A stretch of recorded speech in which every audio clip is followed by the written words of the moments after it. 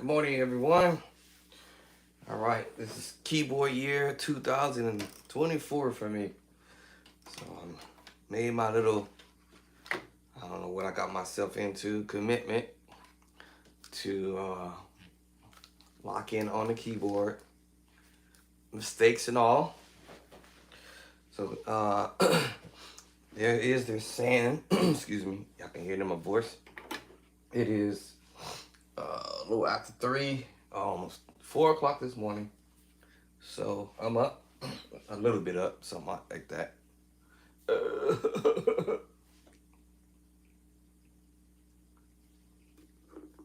Got my little mug. All I do is fill it up with lemon juice. Yeah, simply. And put it in the microwave. Warm it up because it's been cold. And all right, so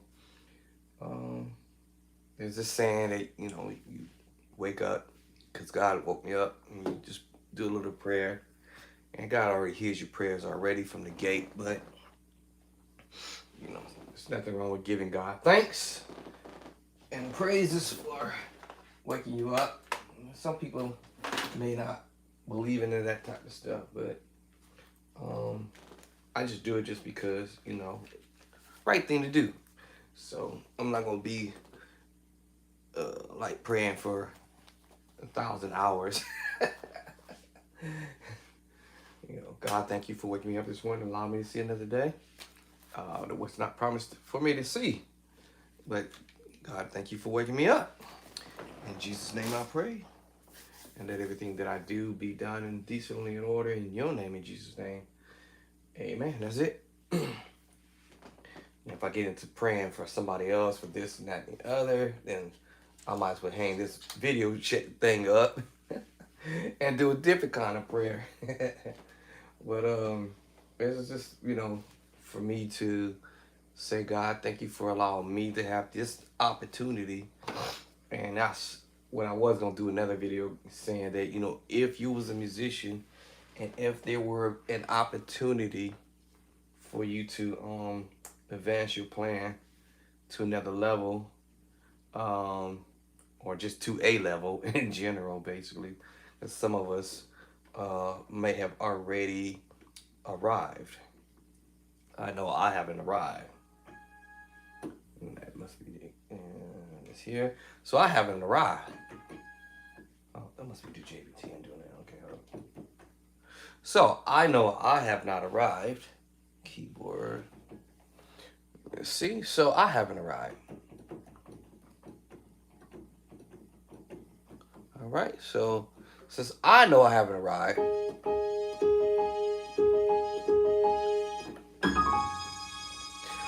then I got work to do.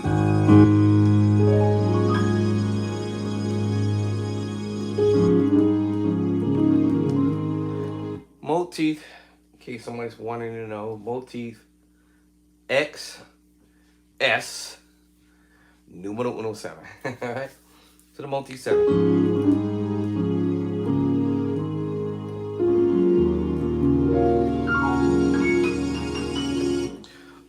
So I see different type of videos out there where you may have musicians out there verbally teaching people how to play stuff.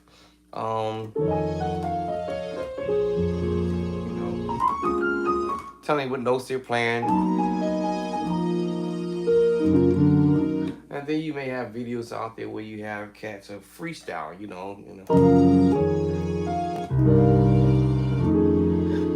I've never been one to be jealous of that. But I was definitely one for saying, man, I really want to get like that. I want to be on that level, right? I want to be on that level. I want to be on that level where I can sit there and freestyle, right? So I realized that for my job that I had a long time ago, I'm still at the same place. I'm just in a different area. And I remember the boss man was saying, the lack of knowledge can either make you or break you.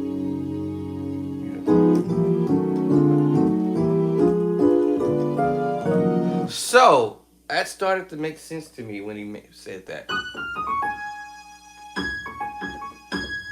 So and it is actually true. The lack of knowledge can make you or break you, right? So the less you know, the unfortunate thing is you kind of don't go anywhere. So I was thinking, what can I actually do? Um, Wanting to be a decent playing musician, what can I do? So the answer is practice, right?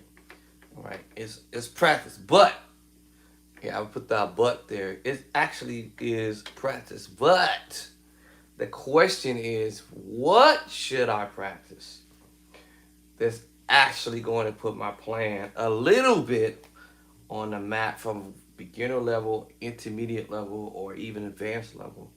All right. So since I know I haven't arrived, right, which is key, that means I need to start. All right, so start. Even if I'm messing stuff up, you know, I see some videos where the cat hasn't practiced and studied, but yet they're trying to teach people stuff.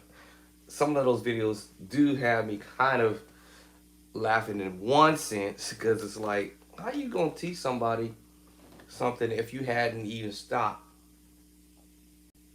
all right, for a minute to even, as my wife would tell me, um, she don't do it no more because I've already gained traction on these videos that I've been doing for years.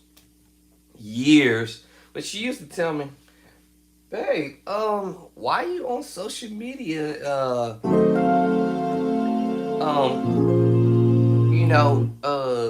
Doing videos when you barely know how to play your own self." And I'm like, "Ooh, ouch, ouch, ouch, oh, that hurt." you know, I should have probably named this video "Your Worst Critics." Who is your worst critic? Right? So I didn't stop doing what I'm doing, y'all. I'm still doing what I'm still doing. So I explained to her, I'm like, hey, I can remember when I had no help. Now, yet somebody did come through, or I actually ran into somebody else over years' time and said, hey, I'm stuck with not knowing what to do. Remember, I said the lack of knowledge can either make you or break you. And I'm like, the less I knew, the most horrible it made me feel. Now, I don't feel horrible because I did what is called my homework, but it had to take somebody else to say, hey, these musicians are telling you maybe they don't have time to show you what they're doing. So bring your recorder, whatever devices that you can get your hands on, right? And you can come and visit my church or the church that I attend or wherever gigs that I go out and do performances at, and you can come and record me. And I used to do that. I had got all this stuff for all these recorders and yeah, videos and stuff. So until I ran into this guy and he's at a Guitar Center some years back, I would never forget it. So one day he decided to call me and he said, hey man, let's talk for a minute. And I told him this story that I'm telling y'all. And he said, you know what? They are telling you to practice, right? But they are telling you, hey, we ain't got no problem with you coming to visit us. Can I move this up some more? I'm trying to get to my sustain pedal because it keeps sliding. Actually, I got it strapped to the floor, but somehow I feel like I need to move it this way, actually. Can I move it over? Better leave it alone. All right, I'll do it later. So he basically pretty much told me that, hey, they told you what to do. They just may not have the time, or they don't want to give you physically the time of the day to show you notes, chords, to the songs, but you can come and record us and visit us and do what you do, right? And then he said, "Well, you got me, all right, all right. I heard you, and I heard you." So one day he said, "Hey man, you know what? We gonna hook up, and I'm gonna show you." Um, First of all, he asked me what it is that I needed, and I just pretty much told him, "Hey, I just need somebody to show me how to play chords." I didn't ask about no theory. I didn't ask about no theory. I didn't ask about no theory. I didn't ask about no theory. I didn't ask about no theory. Just show me how to play some stuff. And give me some ideas on what these musicians are doing. And that's what I asked for. You know, there's somewhere in the Bible, and the scripture says, you better watch for what you ask for, or watch for what you pray for. And so that's all I did, y'all. I was like, hey, you know what? I really want to know how to play this and that and the other. So he was like, okay, I'm going to get you on the map. But I'm going to put some work in, but you going to have to do the rest. It's on you. I'm going to show you the ropes in so many words. All right, I'm going to show you some detours, some corners, some avenues. Show you how to climb the rope, get off the rope. I'm going to show you how to jump over here, and you do this. If you do this, your plan would go from, and y'all, some people out there might say, oh man, that sounds really great. To me, it might sound like trash. You know what I'm saying? Yeah, to me, I feel like I sound like trash. To someone else, they might say, bro, that sounds good, man, compared to where maybe I might be at, I might feel like that. I felt like that for years, right? And so he basically ran it down to me and was like, yo, I'm going to show you the growth. But at the end of the day, it's entirely going to be up to you, The other half of this portion that I have reference to is, it was this thing where, I want to sound like the pros. It was this thing where I want to sound like the heavyweight musician. It was this thing that I want to sound like that guy, this guy, or that girl, whatever, right? It's still going to be that, right? Because, again, who wants to still sound, like this forever, right? And there's nothing wrong with being simple. Right? There's nothing wrong with that. There's nothing wrong with that, all right? But here's this thing, y'all. Musicians out there, young man, young lady, old man, old lady, old man, mid-age, young lady, mid-age, young men out there. There's this thing that I begin to recognize is the fact that I came to the conclusion I don't want to be them, because I can't be them. I can only be one of me, and it can only be one of them. But I came to the recognize that I wanted to have a specific type of sound, and all I was asking was for chords. Let that sit there for a minute. Just chords.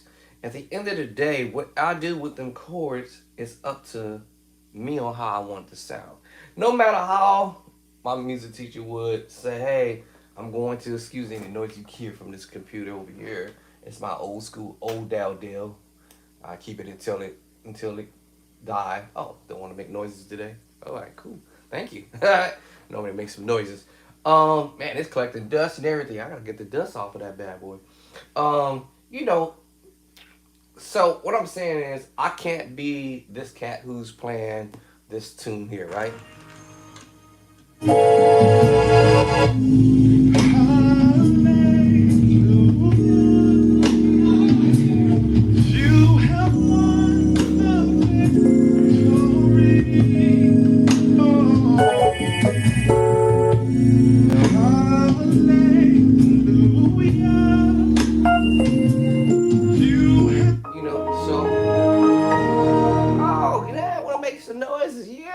Okay, I probably forgot to turn the volume down on the laptop.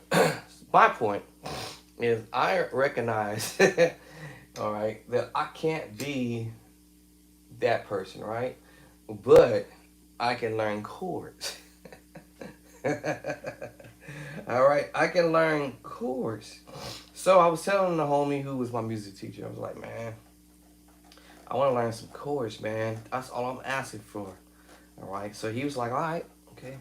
Listen, you remember what I said earlier? You gotta watch what you ask for.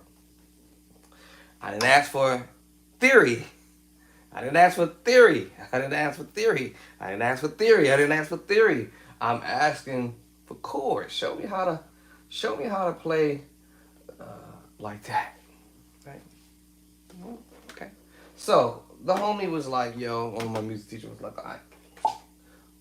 I can give you the ideas on what cats are doing, and I can put in the works for you, right? Get you at the same time. You know, he's getting his works in too, right? All right. You know, music teacher ain't go just they ain't. You know, if you got one that really out there that really trying to step up his game too, he's not or she's not going to just step up their game, help you step your game up without helping themselves to step up the game. So I did my homework. I recorded people, all right, and for many years I started doing it back in 2004 to be close to the exact. And then I started, yes, transcribing, writing my own stuff. I got a whole bunch of these things. That's why it's all tore up. I got a whole bunch of these, maybe like, I don't know, 20 books, 21 books. They get along in time. I started learning about digital stuff, iPads and notepads and laptops and all this type of stuff, right? I'm trying to find a spot for it right here. Get something right here. So, electrical devices and all this type of stuff. Anyway, so what am I getting at for beginning musician? Do your homework. Now, I'm gonna say don't do what I did. I gathered so much information over time that you can become overwhelmed to the point that what's that MIDI doing? Hold on. Why is that MIDI right there? I don't even know why that MIDI is right there. Let me dump that in the trash. I'm gonna put this one. There's a MIDI on my thing. I don't even know why it's even there. All right, so I dumped that in the trash. All right, so I've gathered information from, when YouTube first came out. Actually, it wasn't even YouTube at the time. It was a long time ago.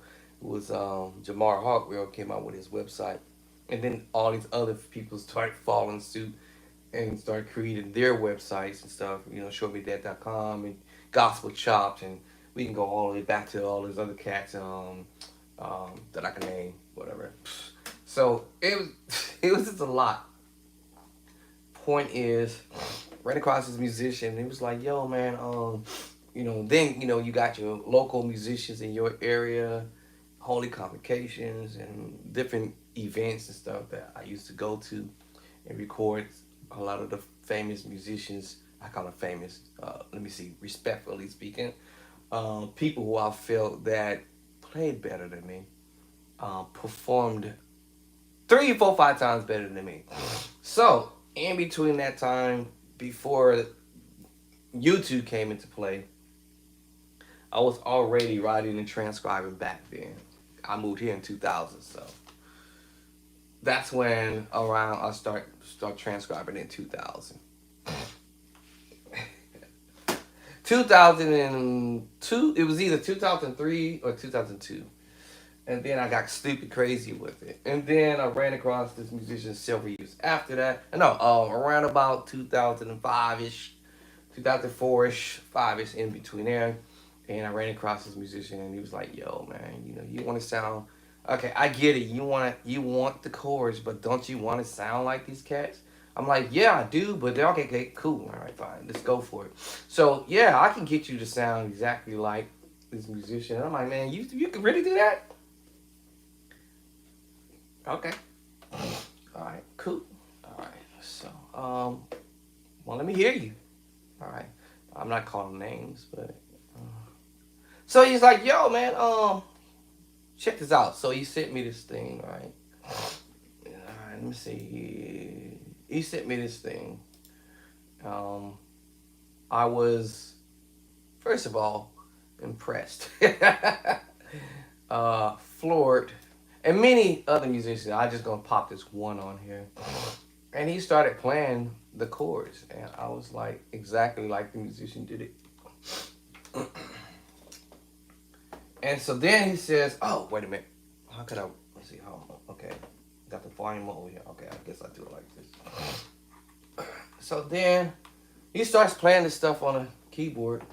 He plays organ too. He can do whatever. If it's organ, he got you locked. If you on the keyboard, this dude got you locked. Okay, let me see, where's my volume kit at? Let's see, do I need to bring the volume down? Let me drop this just in case. It might be a little too loud. Let me go over here. And he started playing this song. Oh, hold on. All right, so it's actually playing right now. Do I got a MIDI port open? Got a MIDI port open. All right. So he starts playing this song, and I was like, "What?" But now I have an interpretation too. My interpretation can get close, or I might be slightly off, just a little bit. Slight, not whole that much. Okay, let me stop the recording. Should I record this over here? Hold on, let me see. Would it let me? Let me see if it let me do it. So let me see. Fast forward this. Let me see if it let me do it. Sometimes I have to already be in the play mode. All right, let me see. So far, it hasn't kicked me out. Okay, all right. Guess it kicked me out. For some reason, let me do it. I don't know why. Let me see. So anyway, what's my point? Sometimes you might run across somebody who's a really good music teacher that can actually get you where you want to be. I guess let me change the channel. I go here. Let me see. MKS.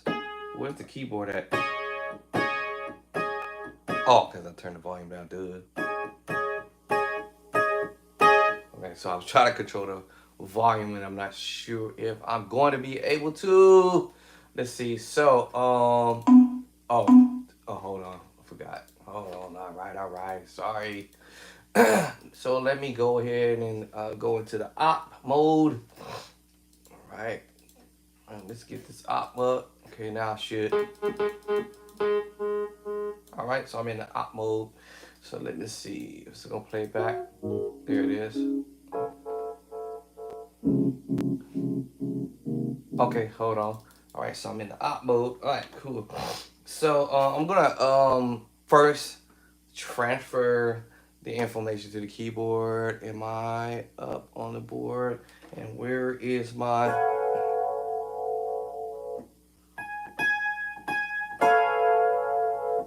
Let's see here. There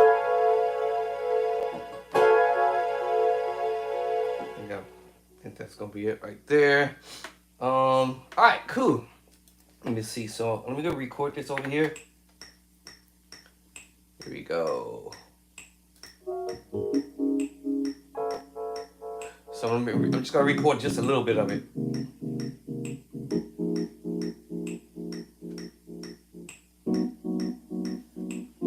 The MKS is up. Okay. So.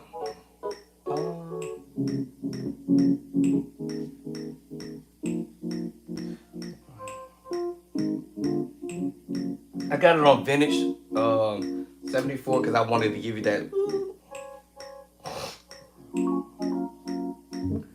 So my point is, I was like, man, you recorded this? That's crazy. Sound exactly like him.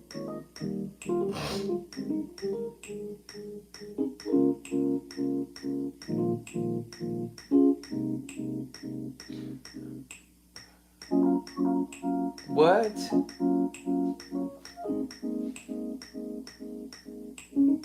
We're at the end.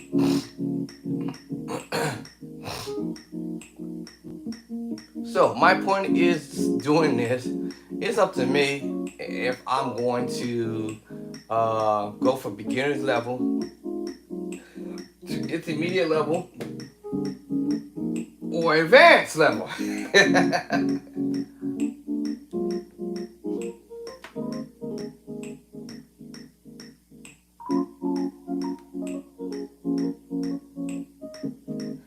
Like, he did the whole thing.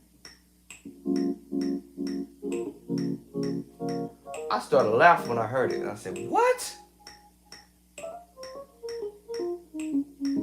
All right, we're at the end now. All right, about to play mode. All right, ending at 55. Bam. All right, so I was listening to it. I'm like, is he serious? All right, so let's listen to Mike Burrell, right? Remember, it's what you practice. It's the type of material you listen to, right? All right, so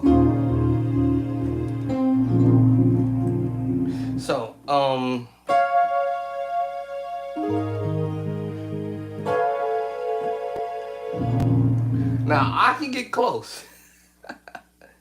Well, I couldn't hear. I don't know what. Okay, couldn't even hear myself. So I can get someone close. I might have my own little idea for what I might think I'm hearing, because I know he's. These chords I play already. Oh yeah. Now I might come from this ain't. You have.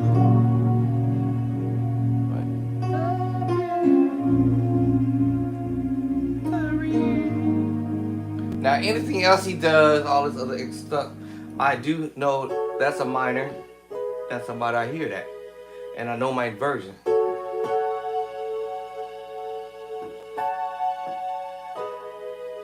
But I would have never thought of this idea. And I knew that this was going to be a major chord. Sharp 5 is augmented, because I talk about doing that type of stuff when you should learn how to practice your major chord, minor chord, right? Go back to your major chord again. Sharp to 5, you have an augmented chord. Yeah, I know y'all see my videos. I tell y'all that, right? Add 7. And then I said, all your chords are built off of the major chord. By the way, my name is Andre Clark, that new cat on the line. I forgot to introduce myself. So I'm thinking like, man, I'm trying to mess with my laptop again.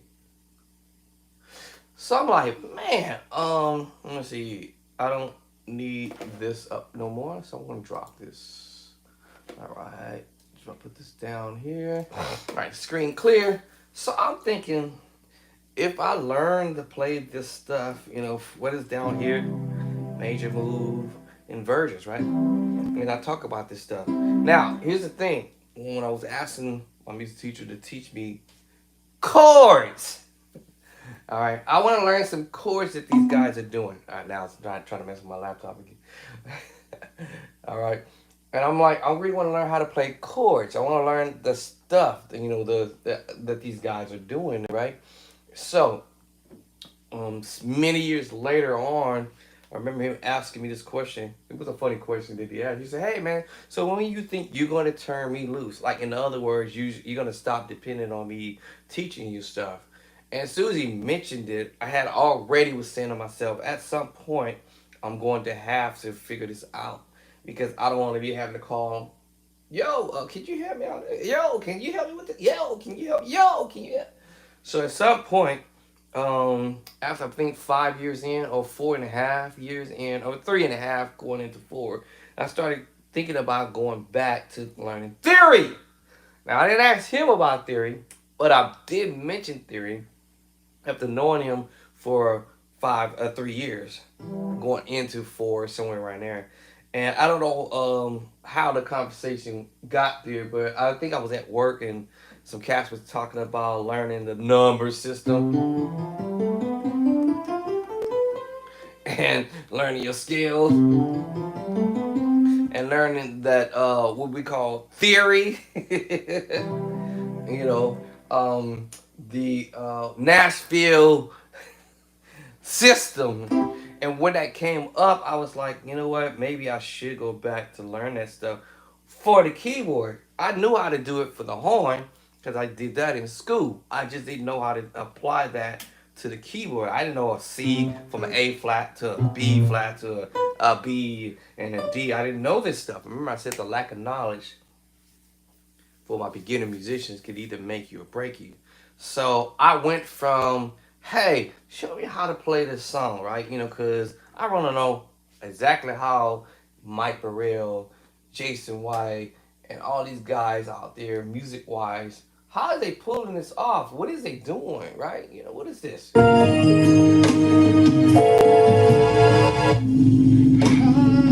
What is that?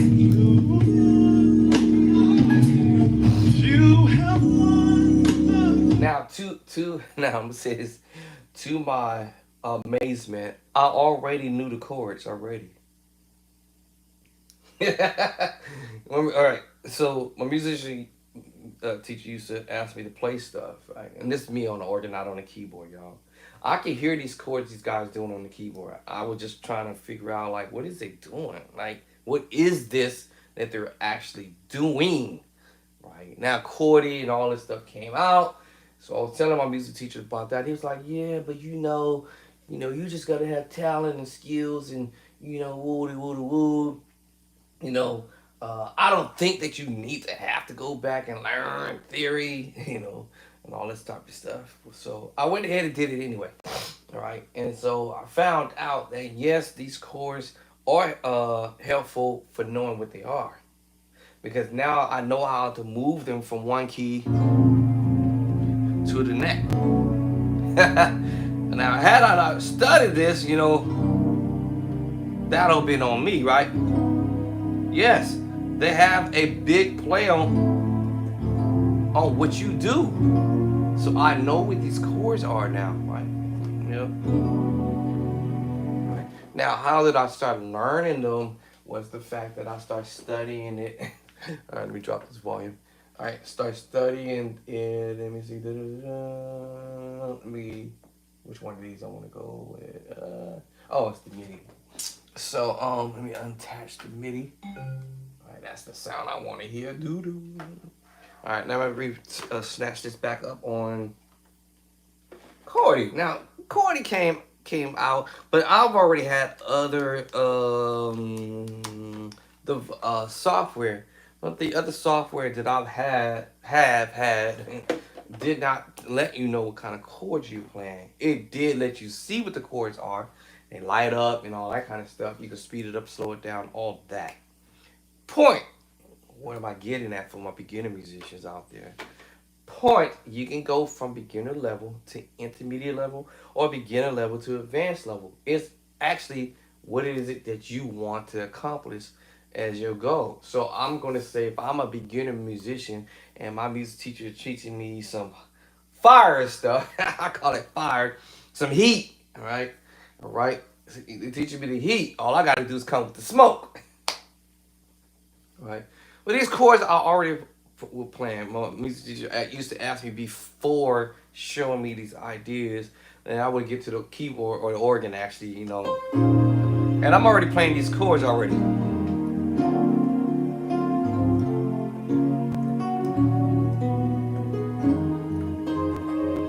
I'm already playing these chords, but I just didn't know what they were. B flat minor 9/11. I didn't know that. Who knows that?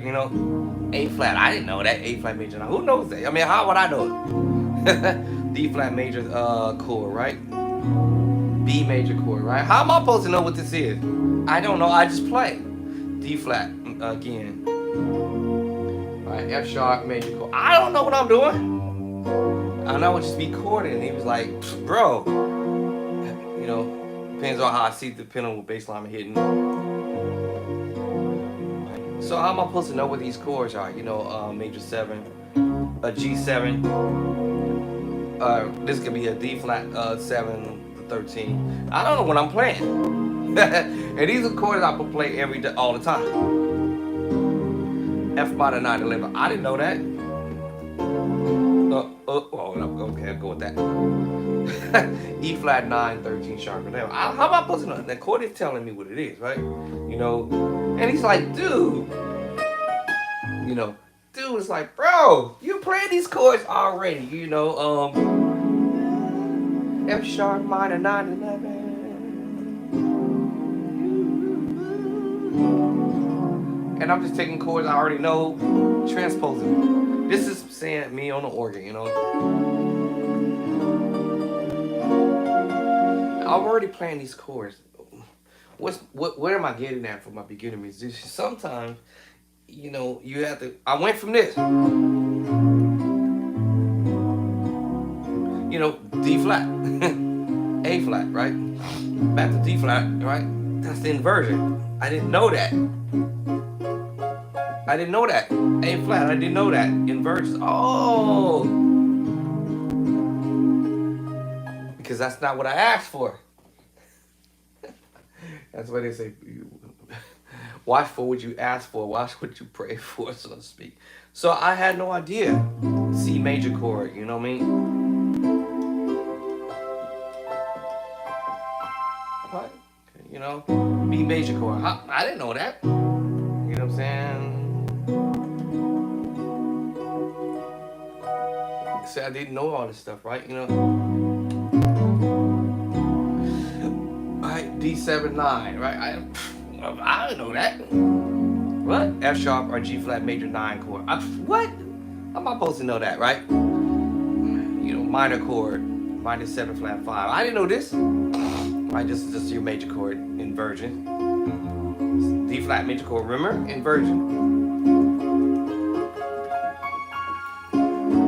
As a bass line moving up, I'm going to a minor 6 chord. And matter of fact, that F sharp minor chord I told y'all about, and just add the 6 there. I didn't know that. I mean, you know, and back to D flat, you know, inversion.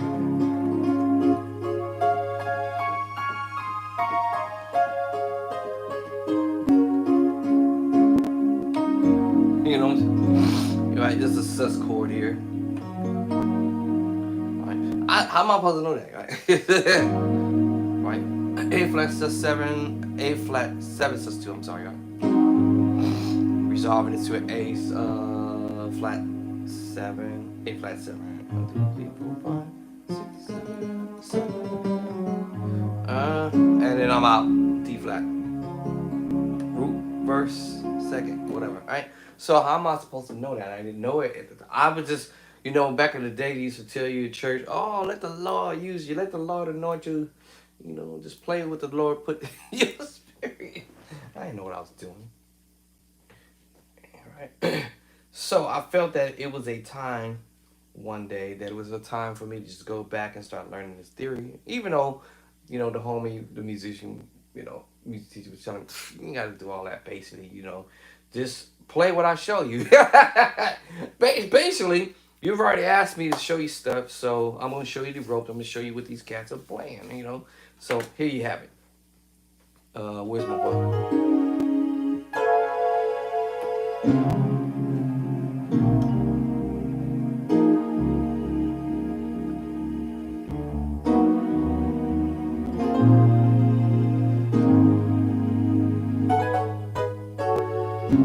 You know what I'm saying? My bad. Yeah. I'm just playing what I hear as far as bass line. Yeah. My bad. Let me see, what was that?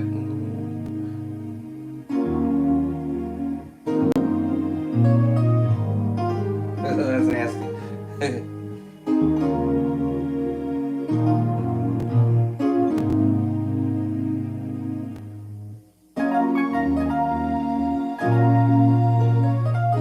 I'm playing the bass line, messing with it.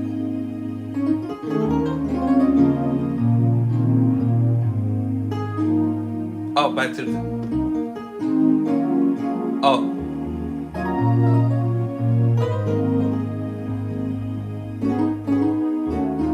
That's nasty. Ooh, that's nasty. So what am I getting at, y'all? Some of the music teachers was like, yo, bro, I can show you this stuff. I mean, you know, he sound exactly chord for chord, note for note, and say, hey man, I can teach you this stuff, right? But it's up to you, up to me, on if I decide or desire to really want to sound exactly like his cats. But at the end of the day, where I was at too was, yes, I wanted to get the idea of what they're doing, but also I want to take what I hear and flip it a little bit. He used to get upset with me when I used to be like, okay, you know what I'm saying? And I don't know why I do it. I just do it. It may have not been what the original moderator did, but I start thinking like, well, shoot, I'm gonna throw my own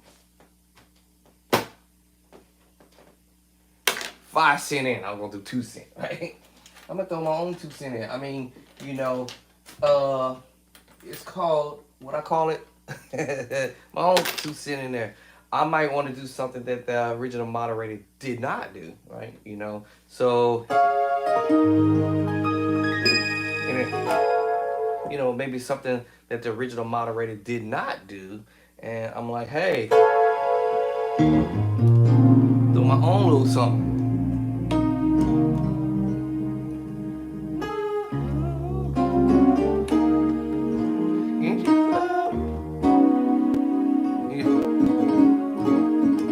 I might want to throw my own little, riff in it.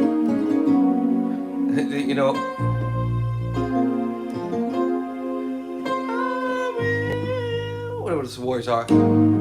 If I was a keyboard player, right? That's what I would be trying to do.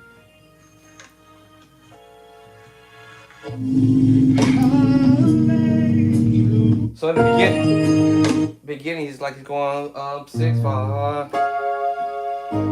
Alright, so I'm like, I'm hearing that, okay. Alright, something like that. Let me see you say it. Hey, listen, y'all. I said this earlier. If you learn your major chord, I have to teach myself this stuff, right? Major move, minor move, half step back to third. Go back to your major move. 1 3 5, C, E, and G, right? 1 2 3. Know your number system on the chords or your scale. C is 1, E 2. The theory behind the madness is gonna be your best friend. Not that you have to use the theory, but it will be nice to know it, and that was where I was at with it. All right, I think my honey should be. Okay, I think she should be where she should be. All right, cool. So so know that your C is a 1 in the scale, D is a 2, E 3, F 4, G 5, A is number 6, and B is number 7. Sometimes you might hear it down here. Right. And the reason why I brought it this way because majority of the time musicians like to play in the middle of the keyboard. And where's the center of the keyboard? This is the middle C. I'm literally, and not on purpose. I just came here, sat down, and literally middle C. You usually line up with your nose. Boom. Right there, middle C. Right? So, what I found out is, over time, I couldn't figure out where musicians are voicing chords at at first. I just know that they playing pretty chords. Yeah, that's a pretty chord. So this chord here, right, that's B flat minor 9 11 chord. Well, you can play the B flat minor 9 11 chord here too. It's just somebody's got to carry that bass line. Oh yes, that B flat minor 9 you can carry here. I'm just bringing it down low. Now I'm going to bring it up here. I can bring it up here because I'm doing inversions. I can do inversions. You know what I'm saying? And on and on and on. If you know your inversions, you can move this stuff around. So many different ways you can do the minor 9 chord, right? Now that I've learned that on my own, all right, my homie didn't show me that, right? Yeah. So that's why I say you gotta watch for what you ask for.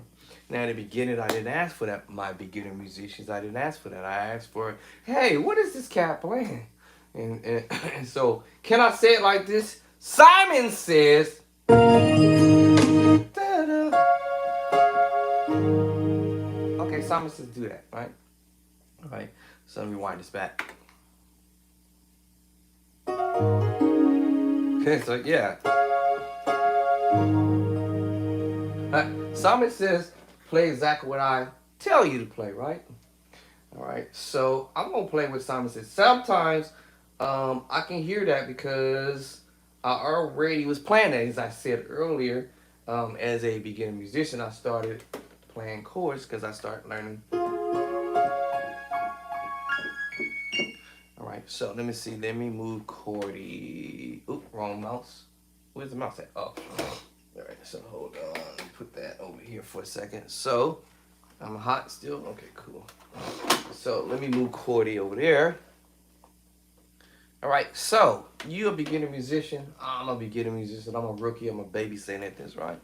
I want to go from, uh, yeah, rookie level to advanced level. Is it possible? Yes. Right. You know, I just got to dedicate time and practice and do a little bit at the time as I go. So, you know.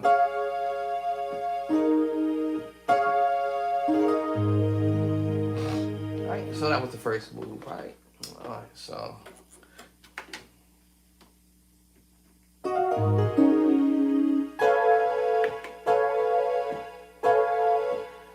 Not only that I can see the chord, but also I hear the chord, right? I got good selective. I said good selective here. I got pretty decent hearing. Problem is can I find it right away? And not everybody's able to do that. That's why I go into this process of, yes, this process. Let me raise this up just a hair. That's why I go through this process. And, you know, it might seem like a long process, but at the end of the day, once you start learning your major chords and learning your inversion and learning your inversions and bring up the right hand and you getting your ears familiar with that's your chords, even if it's down here, you're getting your hopes up high, right? Because I promise you, musicians is going to be playing down there too, as well as up high. The more you do it, the better you get at it. You might have a question, how can you strengthen your left hand? Exactly how I'm telling you. Start practicing your left hand with chords and do that same thing with your minor moves. So you take that third, 3, half step it back. Now, remember, you have to do this in all 12 keys, but what I'm about to give to y'all is a formula. Now, I didn't learn this other formula until 2019, around about October, November-ish, somewhere in there. I know it was right before the pandemic, literally before Christmas. And pandemic happened around 2000, right? The first month of 2000, around in there, January, February. Right? Anyway, so I found out I had to start working on my theory. I was working on this before all this happened, y'all. Literally before we was in the pandemic. Listen, the pandemic, and I'm not saying it sounds funny to say, but it was like a blessing to me because it allowed me more time on the keyboard or the organ because we're at home. President Trump put us on lockdown. So since we was on lockdown, what else could I do? So I had no other choice but I had already started this before 2020, y'all. Right? Before actually I started working on it in 2018 going into 2019. That was the funniest thing about this whole thing. And I started thinking like, man, I better start learning my theory. You know, the C, D, E, F, G, A, and B, you know, C, D, E, F, G, A, B, C, D, E, F, G, A, B, and the number system behind it, 1, 2, 3, 4, 5, 6, 7, right? 1, 2, 3, 4, 5, 6, 7, 1, 2, 3, 4, 5, 6, 7, 1, 2, 3, 4, 5, 6, 7, right? I better start learning my theory behind it, the number system and the scales at the same time, and now what chords go with it. Now, I didn't start learning the chords as far as the Nashville system until 2019. And that was with this, the 1 and C, you know, we on a 1. Then we go to the 2 D minor. Of course, I already knew my chords already, right? My inversions. The 3 is E minor. The 2 was D minor, now we want E minor. The 4 is F major, right? I didn't know this at the time. Right, the 5 is G. Now, this is just helpful, right? All right. This might solve a few of your, what I say, problems, right? All right. So now we're on the 6 is A minor. Of course, I told you I would learn my inversions, right? I would do my inversion. And last but not least, but my B diminished 7. And then I found out about what family this B diminished falls in. The D diminished family. D, F, A flat, or G sharp, B natural, or C flat. Oh, and there was 3 diminished group. Now I heard that from Sean Wilson, and I think maybe one other musician that I was listening to on social media. Hey man, this 3 diminished group of family. Once you get this down, it's over. Oh, you have the D diminished group. It has the F, the A flat, or the G sharp, and the B natural, C flat. Oh, really? Okay, that's 4 keys. 1, 2, 3, 4. You have your 4 keys knocked out. And remember, there's 12 keys. 7, 8, 9, 10, 11, 12. 12 keys. Oh, I never thought about it like that. Half step back, you have your D flat or C sharp diminished 7. So, D flat, that key, the key of E, the key of G, okay. And the key of either B flat or A sharp. Oh, wow, I didn't know that. Then someone else from a jazz musician on social media was talking about, hey, do you know which way your sharp goes and which way your flat goes? And he started teaching that, hey, this is the A. Half step up to the right is A what? Sharp. But I'm like, but that's B flat. Yes, you're right. But how do you get there to make it B flat? Okay, well, remember the C scale, right? C, D, E, F, G, A, B. I'm just doing as a demonstration. All you have to do is show me one time and it was over, right? So what you have B right here. What makes it now you're going left, half step back, makes you play a what? A B what? B flat. Okay. It was game on at this point. So now that I got that concept, right? I got my concept about the number system, the scale. Also, the continuation of the number system after 7 comes what? 8. But the note is going to repeat. Oh, all you had to do is say that one time, and then the rest was history. Oh, 8 is gonna be 1. Oh, you know what? 2 is gonna be 9. Oh, 3 is gonna be 10. Oh, 4 is gonna be 11. Oh, 5 is gonna be 12. Oh, 6 is gonna be 13. They didn't have to say no more. Just say one time, it was over. He said, basically, you get it now? The rest is history. So I started studying this on my own. Because of the concept behind the madness, I'm like, oh, get it. Hey, check this out. This is a major chord. Now step back your 3rd, which is E flat. E flat. You have your 1, 2, it starts 10, your number system. You have your C is the 1, E3, right? Your 5 is G, right? You're going to take your 1 to the top. You're going to do an inversion. Where's your 1 going? To the top. What's on the bottom? Oh, the 3. Oh, then you do an inversion. Move your 3 to the top. Oh, now you have the 5, 1, 3. Oh, then you move your 5 back. You just do an octave higher on the keyboard, right? You back to what? Your 1, 3, 5. Oh, that's all you had to say. And it was a wrap. Right? Then the rest of this, you can do it in the next key and repeat the same process. All right, because everything repeats itself. So now I've learned the theory behind the madness. Not that I actually really wanted to do that in the beginning. And believe me, when I was doing this, it was boring and annoying. All right, so we had that diminished group. I called it our family. And we already established this right there. That's the next 4 keys. D, F, A flat, or G sharp. And B flat or C flat. Alright? So we got those 4 keys knocked down. We got the C sharp or D flat, E, G, and B flat or A sharp. So that's our next set of 4 keys. That's 8 keys. What's the next? There it is. C diminished. Oh.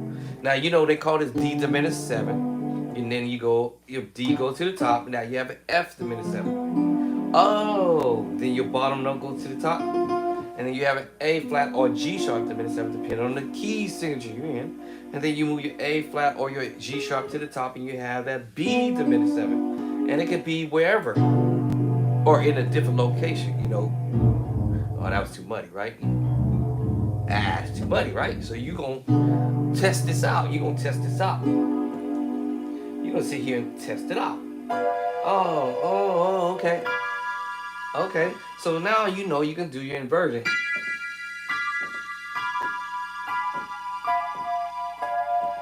step by step. And you doing inversions. You know, you can say this is your root. You can say this is your first inversion. You can say this is your second inversion. And your third inversion. Remember I said root. First inversion. Second inversion. Third inversion. Guess what? You back to root again. Switch hands. Root. First. Second. Third. Back to root. Right? Oh, once you learn the concept behind the matter, you go to the next one and do the same thing. You have your root in the left hand. Root, right? Right? Your first inversion, second inversion, third inversion. Guess what? It's going to repeat again, right? Yeah. Back to the root. First, switch hand, right? Root first, second, third inversion, back to what? Root. And on and on and on.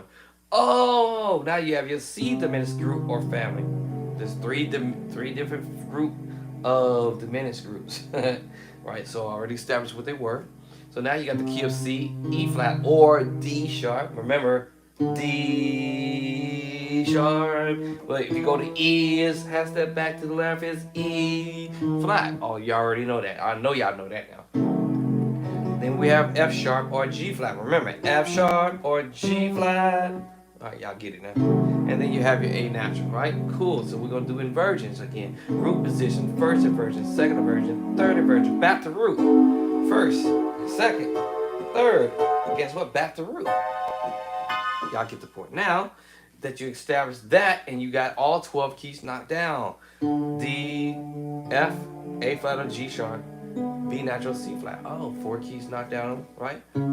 D flat or C sharp, E, G, A flat or A sharp, right? And then C, key of C, E flat or D sharp, F sharp or G flat, and the key of A. Oh, that's all 12 keys, literally already done. All right, so now that you know that, now you can play your diminished groups in whatever direction you want to do them. You know you're playing, this is your C diminished group. It just happens to be here in the middle.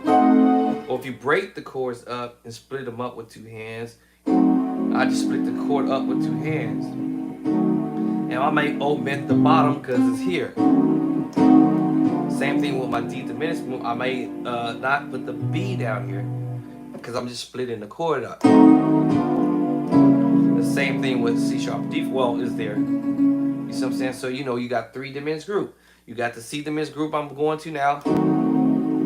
The D flat or C sharp diminished group. D diminished group, I'm sorry y'all. And then I'm going to the C sharp diminished group. And I know you heard people doing it. And now I guess I'm switched the spot. And I'm going to here now and go to the C diminished group this time. I started on the C diminished group from this angle here. Down to the D diminished group. And down to the D flat and C sharp diminished group. Now that I'm here, I'm going to start on the what? D flat diminished group down to the C diminished group. And then down to that, technically the D diminished group here. And then I can play whatever chord I want to play here. Or this one. You know what I'm saying? And hit you with that minor 9 chord, B minor 9, 11 chord. What? Yeah. All right, so that's why I say there are chords that I already knew how to do, but I just didn't know how to place them, right?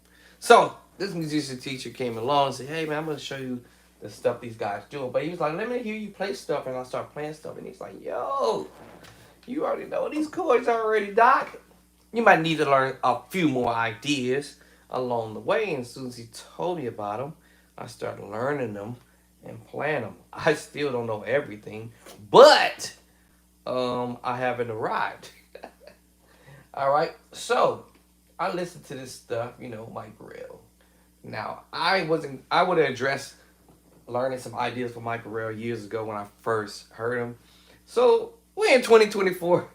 Why not try to mess with a little bit of Mike Burrell stuff, right? You know, hey.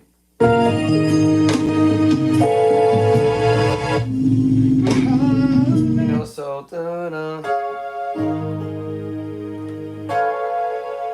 okay, you know, chords I'm already familiar with. Yes. Music teachers like, yo, okay, I got something for you. I'm gonna burn this for you, Doc. Did I turn it off? Hold on. Wait. I thought I turned it. Let me see. Hey, did I turn it off? Hold on. Did I turn this off? I probably did. Know what I mean? All right. So let me see. Hold on, cause sometimes this thing would change. Oh, duh. No wonder. The speed. How did I do that? I didn't even touch this part. Anyway. Let me see. Put it on 100. I don't remember what the speed was.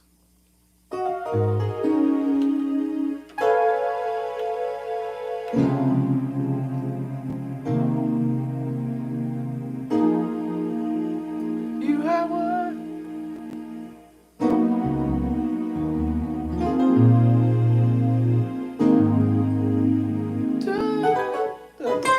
Okay, so in the beginning was really. I mean, when I say this, it's not that I needed to hear that beginning, but sometimes you like it kind of give you like but then I take it from here, you know.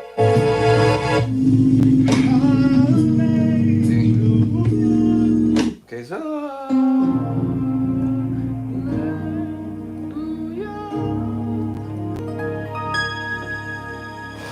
All right. Yeah. I'm actually surprised. Is the MIDI hooked up? I'm actually surprised it's not even playing back through. Why is that? Let me think. Why is it not playing back to Cordy? Cordy is supposed to play this back. Let me see. Oh, there it is. Okay. Major 7. A major chord. Minor 7. B major 7. Minor 7 again. A flat. All that was minor move. All that was, you have an F sharp minor. Remember I told you in the version. Alright, that's the F sharp minor move. And then you have the A flat minor move inversion. So I'm hearing this loop. And now I'm breaking up the chord because I understood it's the minor move first inversion of the F sharp minor. And then the A flat minor move. And then we go back to what is called the root position of the A minor chord. A flat minor, I'm sorry. To the F sharp minor. So when he did it, he used two hands to kind of. Well, you know what I'm saying? So I'm like, oh. So the break is up in my mind. Now I go.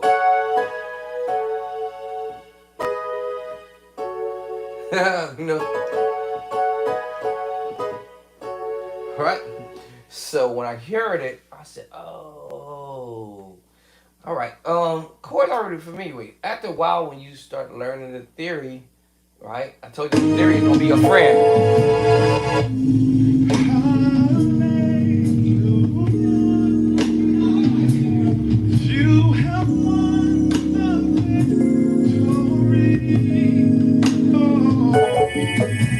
Yeah, so it's gonna be your friend.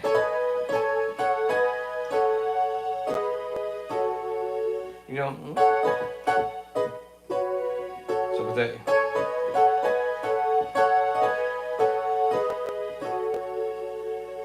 You know. So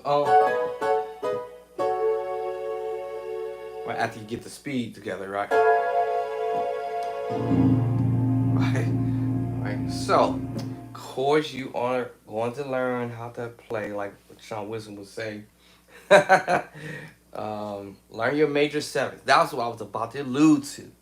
When you get to start learning your major move, learn your minor move, learn your augmented move. Add 7. Diminish. I said all this already.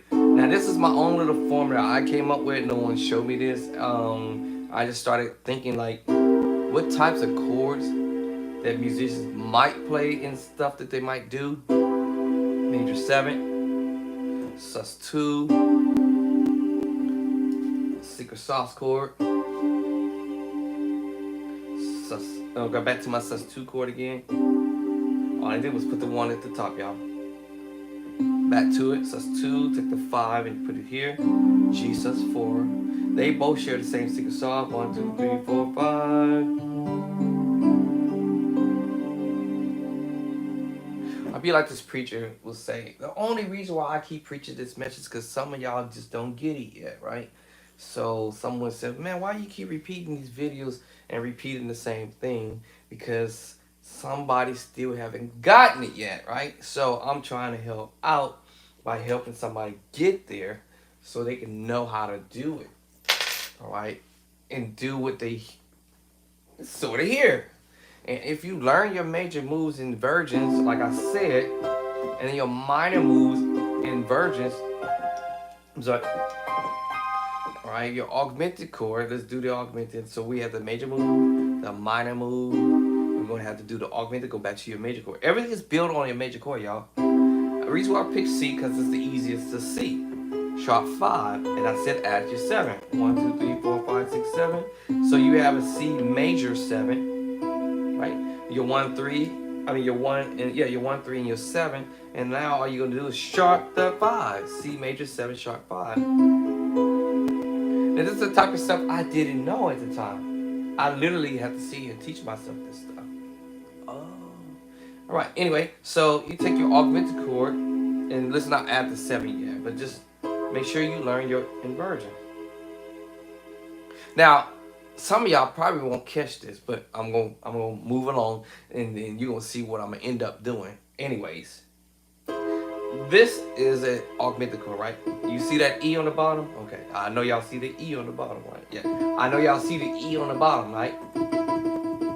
Okay. I know y'all see that E on the bottom, right? I do it again. I'm trying to give y'all a hint.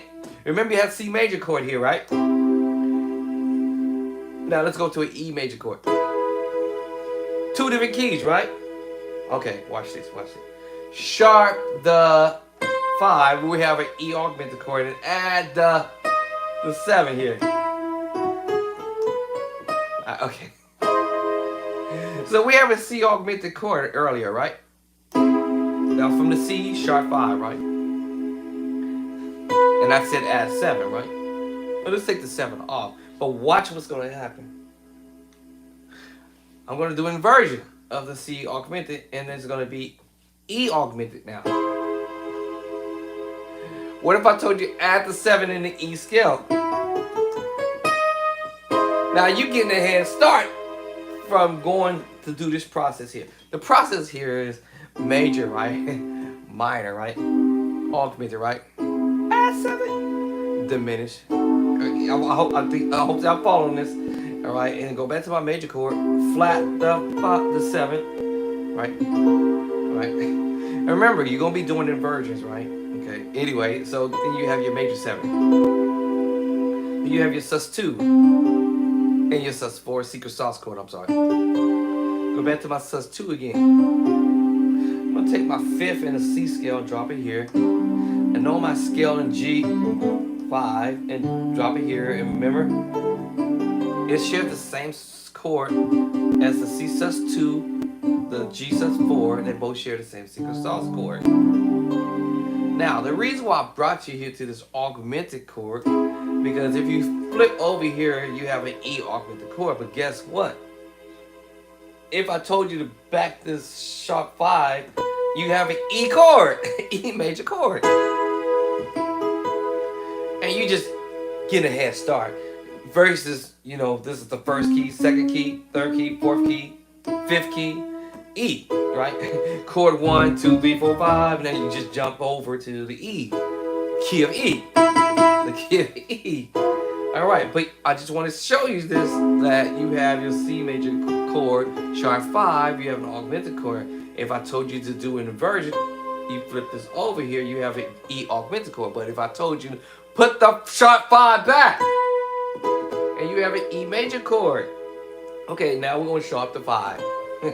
And if you already know your scale, or you don't know your scale in E natural, 2, 3, 4, 5, 6, 7. Now you have an E major 7, sharp 5. E major 7, all right, sharp 5. It's the same thing you just played here. See here. Oh. So it's like you knocking out two, what we gonna call it, 2 birds, 1 stone, basically. I wonder how that would work. Knock out 2 birds with 1 stone. I guess them 2 birds got to be pretty close together, right? Okay, anyway, some of y'all catch that later, right? So yes, if I were to take this note here, right, and switch it here, it's gonna give me a C augmented chord. Inversion, we're gonna have a what? I'm gonna switch the hand and move the C here. Now all I did was sharp the 5, and then add my what? 7 here. So I had a C major 7 sharp 5. C major 7 sharp 5. And because I did the inversion, I'm gonna move the C over. However, right, I realized I'm on an E chord. So what would I do? Move that C to what I said I was gonna move to. And then do my scale, 1, 2, 3, 4, 5, 6, 7. So I have an E major 7 sharp 5. E major 7 sharp. Guess what, y'all? Okay. Same scenario. If I move the E to the top, right? What's it taking me to? A flat, right? A flat. If I move that over, it's gonna give me what? A. All right, right? A augmented. A major 7 sharp 5. Now, what y'all may not understand or realize, you actually already doing inversions of your augmented chord from C augmented to E augmented to A flat augmented already. Did y'all see what I'm saying? And you just add the 7. If I was playing A flat, right? Sharp to 5, add 7. There it is. What? Yes. Yes. Right? You get it like what I call ahead of the game, so to speak, right? So that means, like I said, everything is built off your major chord. A flat, right? Sharp 5, add the 7. Oh. Now let's go to just do A flat, right? Like I said, and now I'm just gonna do my inversion. I'm not gonna even add the 7. I'm just gonna move the A flat here. Right? Right? Just move it to the top. What do you have, y'all? A C augmented chord. I'm gonna move my C here. I have a what? An E augmented chord. And right back to A flat augmented chord. That's without putting the 7 there. Oh, yes. Now, that was a discovery, right? Okay, that was a discovery.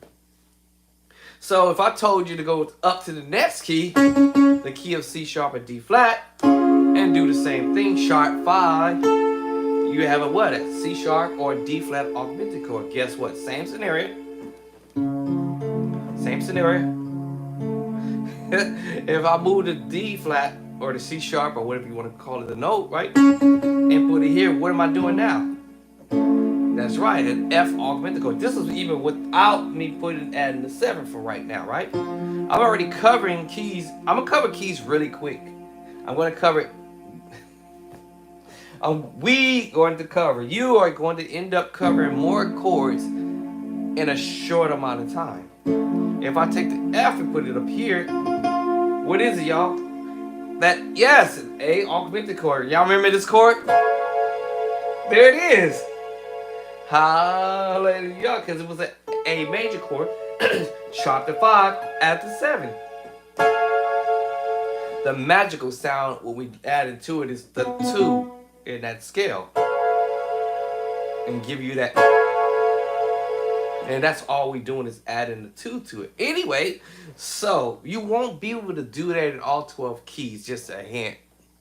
Because of the key shape will not allow you to do so. So I could very well have said, you know, And as long as I play the A flat major 7. But my thumb wants to hit 2 notes. It's just a bonus. But I realize I won't be able to do it in other keys because of the key shape is not going to allow me to do that. That means I'm going to have to use 2 hands to pull this off. All right. It was... Okay. Anyway. So if I would go to D flat or C sharp and do the same thing, do my sharp 5, right? I'm not going to even add the 7, yeah? I have a D flat or C sharp augmented chord. Guess what? I'm going to do an inversion. That's going to make me play a what? An F. This F major. Sharp to 5. F major chord, sharp 5. Right? And F augmented chord. That's not what me adding the 7 yet, right? Now I'm going to move the F up here. Now they're going to give me a what? An A augmented chord. Remember? A major. Sharp 5. I'm already there. And guess what? I'm going to move my A back. I'm just back where I left off at, just octave higher. Oh. Now, if you add your 7 to it, you're going to see what the chord is going to sound like in all 12 keys. It's a no-brainer. You'll be able to cover this in a short amount of time. Real quick. All right, if I told you to go to D now. All right, same thing, sharp to 5.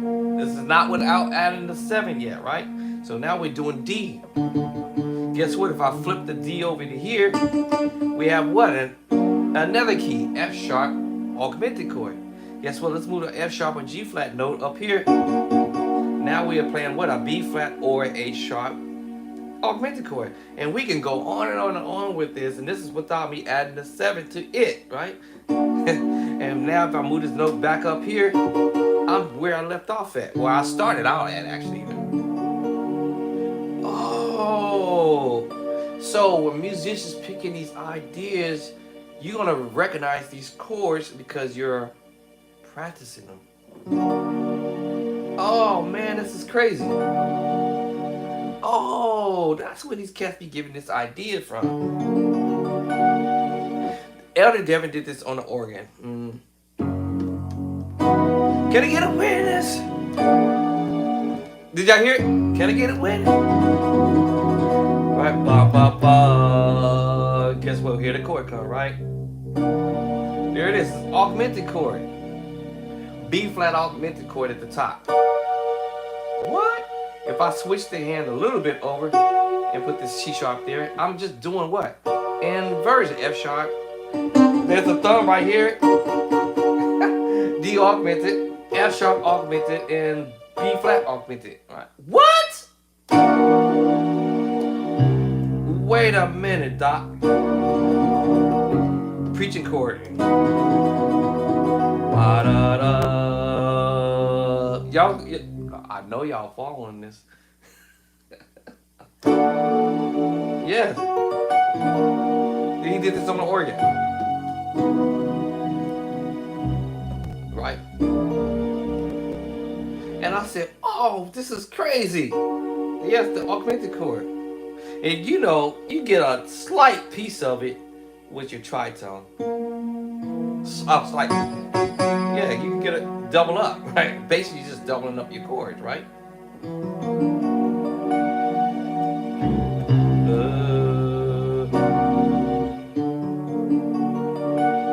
That's crazy. I'm sorry about that. Yes. So when Elder Devin did that, I was like, oh man, if I hadn't practiced that, I probably wouldn't find it, right? Can I get it with it? Thank God. Right? That move, right? Thank God. It's good. Let me see, you going to a minor move. Remember the minor move? The chord that Mike Burrell played. The minor move. The minor move. What? Yeah, the minor move, y'all. God said, let it be light. Ba-da-da. And it was light. Say yeah. It's the minor move. F sharp. It depends on where you want to go with it. Inversion. Oh man, for real? Yes.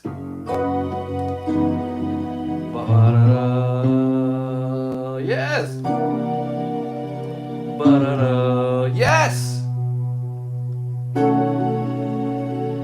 Oh my God.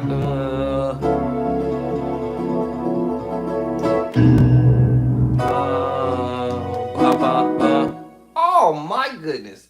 Really? Even this chord I played is in the mix. I literally just played it. Y'all, I know y'all heard me playing it.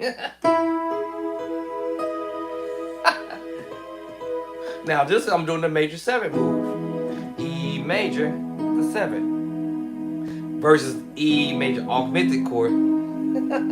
Because I did it up here. Oh man, that's crazy. Yes. This is the B major chord. I'm just spreading out the B major chord. And also is in the right hand. In the left hand, I'm sorry. B major. Spread out. What? Using the E major chord. So it's basically you're playing E major and B major at the same time in short. Gotta get a witness. And then I would spread the hand. Spread the hand. Spread the hand, right? Because I'm doing inversions, right? Okay, anyway, so let's get back to what I was doing, right? So I said, once you learn your major move, your minor move, if you're going to throw a minor chord movement in there, right? You know, we dealt with the augmented chord. That's why I say you learn this in all 12 keys. Diminished, if it's going to be a diminished movement along the way somewhere, which it will.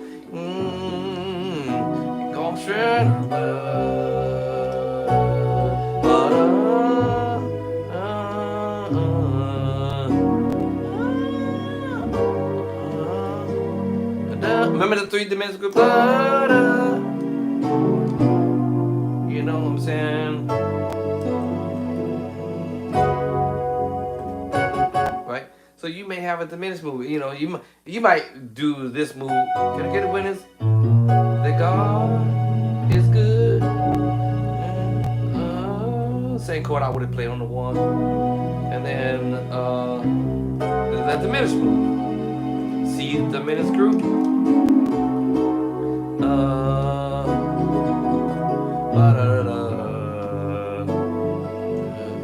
Back to the 1. It's all the basic chords, y'all. Literally, you playing your basic chord. B major chord, taking you to the augmented move, taking you to the minor move, right? You know what I'm saying? The tritone. Remember, I just played it, y'all. Literally, C major sharp 5 at 7. What? Yes. I just told you that's how these chords are gonna work for you. If you don't study them in all 12 keys, of course you're gonna be lost, right? Right? And I use the secret sauce to come out with the tritone, right?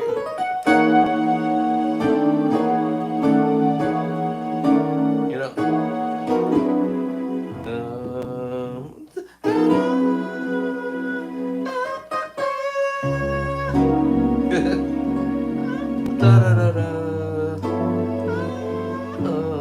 Let's see what I'm gonna go. Whatever. Yes. So yes, that's why they say study the chords, because that's all the musicians, the pro musicians do. Pros, heavyweight musicians, our favorite cats out there doing, and figure a route. Right. So yes, if you were to go to what was I? D, just go to E flat, do the same thing. We have an E flat chord, sharp to 5. That's it, right? You know, E flat, sharp to 5. Right. Same scenario. Do your inversion. Now you be playing the technically G chord, right? And then you just move the E flat here. But remember, it's gonna be from an E flat to a G major chord. You're gonna cover all 12 keys. Trust me. You might start it out in C, sharp 5. And then you're going to end up in E. because this is an E augmented. If you put the E back, it's an E major sharp 5 F7. You may start out in C augmented chord add 7, right? If you rotate the finger over, now you know you was gonna move your C there, right? But before you do it, you had an E chord. What? You had a C major chord. Now you're going to the E major chord. I just want to show you that little trick to it. So you have the C here, and you move it here, it becomes a what? An E augmented chord. But if I told you to unsharp your 5 and put it back, it's an E major chord. Oh, all right. And then if you move the E to the top, if I told you to unsharp your 5, it's A flat. And then you put the A flat back at the top, right? I'm sorry, your A flat at the top, where you back to? Exactly. Back to that C augmented chord. If you change the key and go to D flat or C sharp, you do the augmented again. Then you do the same kind of scenario, right? You have an F major, you sharp the 5. Oh, wow. You covering 2 birds in one stone with one stone. Oh, I never would have thought about it like that. All right, and then move my F up here. This A major chord. You're knocking down 2 stones all at one time, right? You know, 2 birds, knocking out 2 birds at one time with 1 stone. Oh, you're back to where you were at. It's a major chord to the augmented move. Okay, I'm feeling this. I'm seeing what's up. Now we're on E flat, sharp 5. I'm not gonna add the 7, right? See where you're gonna end up at. What key? Well, you know, you're gonna move your E flat here technically, right? But if you half step back, you're on the G. E flat to what? G. Oh, E flat to G. Now I'm gonna show y'all something. This is a song that Josh Nash did, and peeped the game to this. So, E flat, right? Sharp 5, right? Okay, we're gonna do it in inversion, right? Let's check this out. That's that G, right? So he did this move, went like this. What did y'all just hear? What? Y'all, I know y'all heard the move to the G move. Cause why? E flat. It was the augmented move, right? But it turned into major move, right? But we understand that this is the E flat major chord, sharpen your 5, you have your E augmented chord, right? I said move the E flat to the top, but just watch this. It's a G major chord. Okay, now go ahead and sharpen your 5. G major sharp 5. What? I know y'all hear the move. I know y'all hear this move. I know y'all hear the move.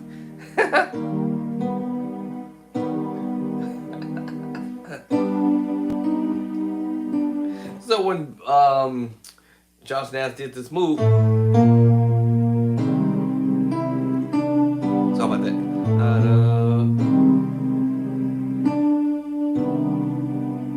I was like, what? Look at the chord. It's an augmented chord mixed with what? The minor chord. C minor. I told you. C minor chord. I told y'all it was right here. C minor, and then you have E flat. C minor, then you have E flat. C augmented, I'm sorry, sharp 5, right? Remember that? Then you have your E flat.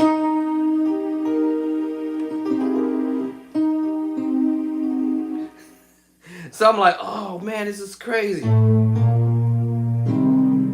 So you have a combination of, watch this, y'all. Your C minor, right? You're gonna have a combination of the E flat, also the G major, which we're gonna go E flat augmented first, and then we have the G, C minor, right? E flat, also A flat major 7, which I was about to allude to that. A flat, right? A flat. A flat, right? A flat, right? And remember the augmented move? And then we have the G major. I was like, what? So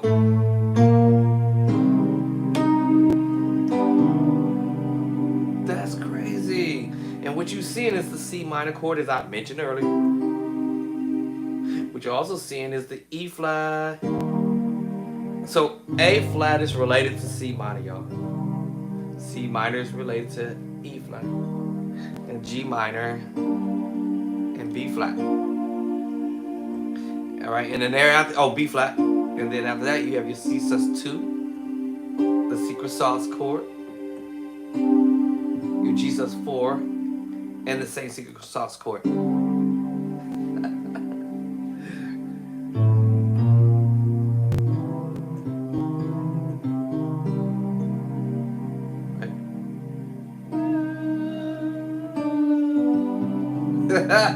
All right, y'all. That's funny to me because I'm like, wow, man. How musicians create chords. They may not don't even know what chords they're playing. Like I didn't know what the word I'm doing. I'm just sitting here playing around with chords. I don't know what I'm doing until I start looking at chording and start saying, wait a minute, what kind of craziness is I'm doing? What I say? A flat major 7. C minor, major 7. Because remember, this is major.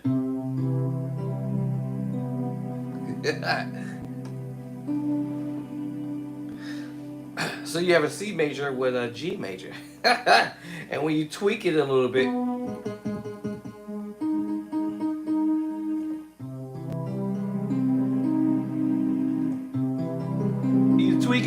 right? It's still an A flat major 7 chord, sharp 5, right? And then, well, I have an E flat at the top. I'm gonna take it off and put it here.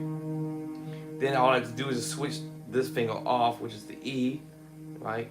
And still A flat major 7. No matter what I do, if I even drop it down to the G, then it's now a C minor major 9. And remember the scale, 1, 2. The 9 is here at the top. And I'm still playing the C major chord, right? That's the 7, right? And that's the 9. Oh. Right. Anyway, so that's why I say when you start practicing your major move, minor move, practice your augmented move, your diminished move, C dominant chord, that's C flat 5. Do your inversions there. Because you never know what you're going to come up on, right? And then I'm doing my inversions again. I'm doing my inversions again.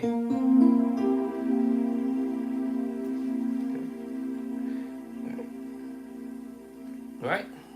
So you had a B flat chord, right? Oh, okay. All right. I'm going to leave that alone. I'm going to leave it alone for me because y'all going to have to catch up, right? And start working on the other stuff for the beginners level, right? Major, minor, augmented, S7. Give you these chords for free. Diminish the dominant chord, and then you have your major 7, your sus2, and just get this. You know, your chords could be broken up. You can have a broken up chord, you know, and then your tritone, y'all.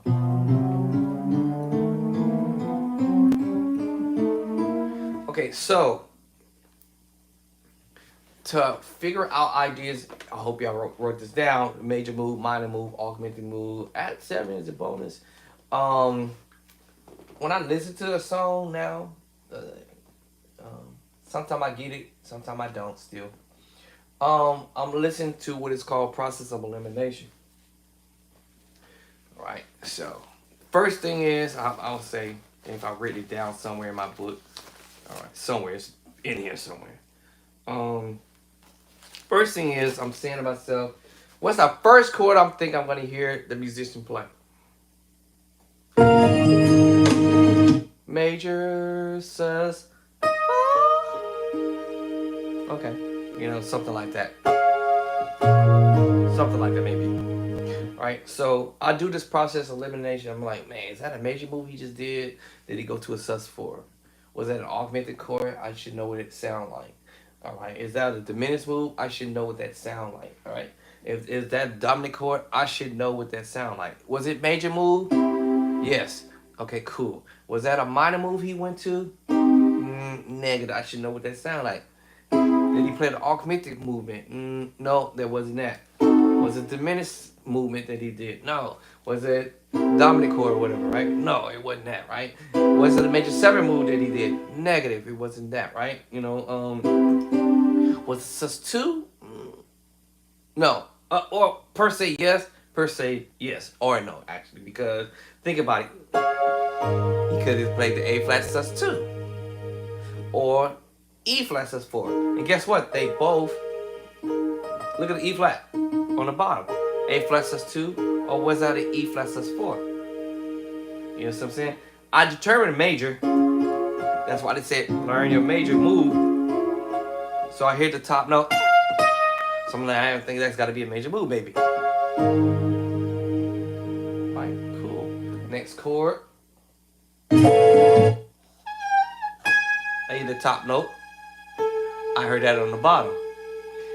3 fingers. Something's got to come from out of these 3 fingers, and hopefully I'll come to the right conclusion. Maybe that, and maybe one finger ain't gonna be doing nothing. Nope. I'm close. Okay, that sounds like it. All right. So it happens to be a major sharp 5 at 7. I just told y'all when it was gonna come up. This is gonna come up. As I was about to get to the next key, E, right? E major sharp 5, right? Watch this. Do it in the versions, right? I have an E augmented chord. I'm gonna put the E at the top. What is that? A flat. It would have been what? A flat. Right? A flat at the top. It brought me back to the C augmented chord. Okay, cool. Let's go to F and do this. Sharp to 5. Let's move this around to the F to the top. So that would have been A major chord, sharp 5. That was where I got this. Oh. Right? Doing inversions. If I move the A back, it's just going to bring me back to where I need to be at, right? If I'm doing inversion.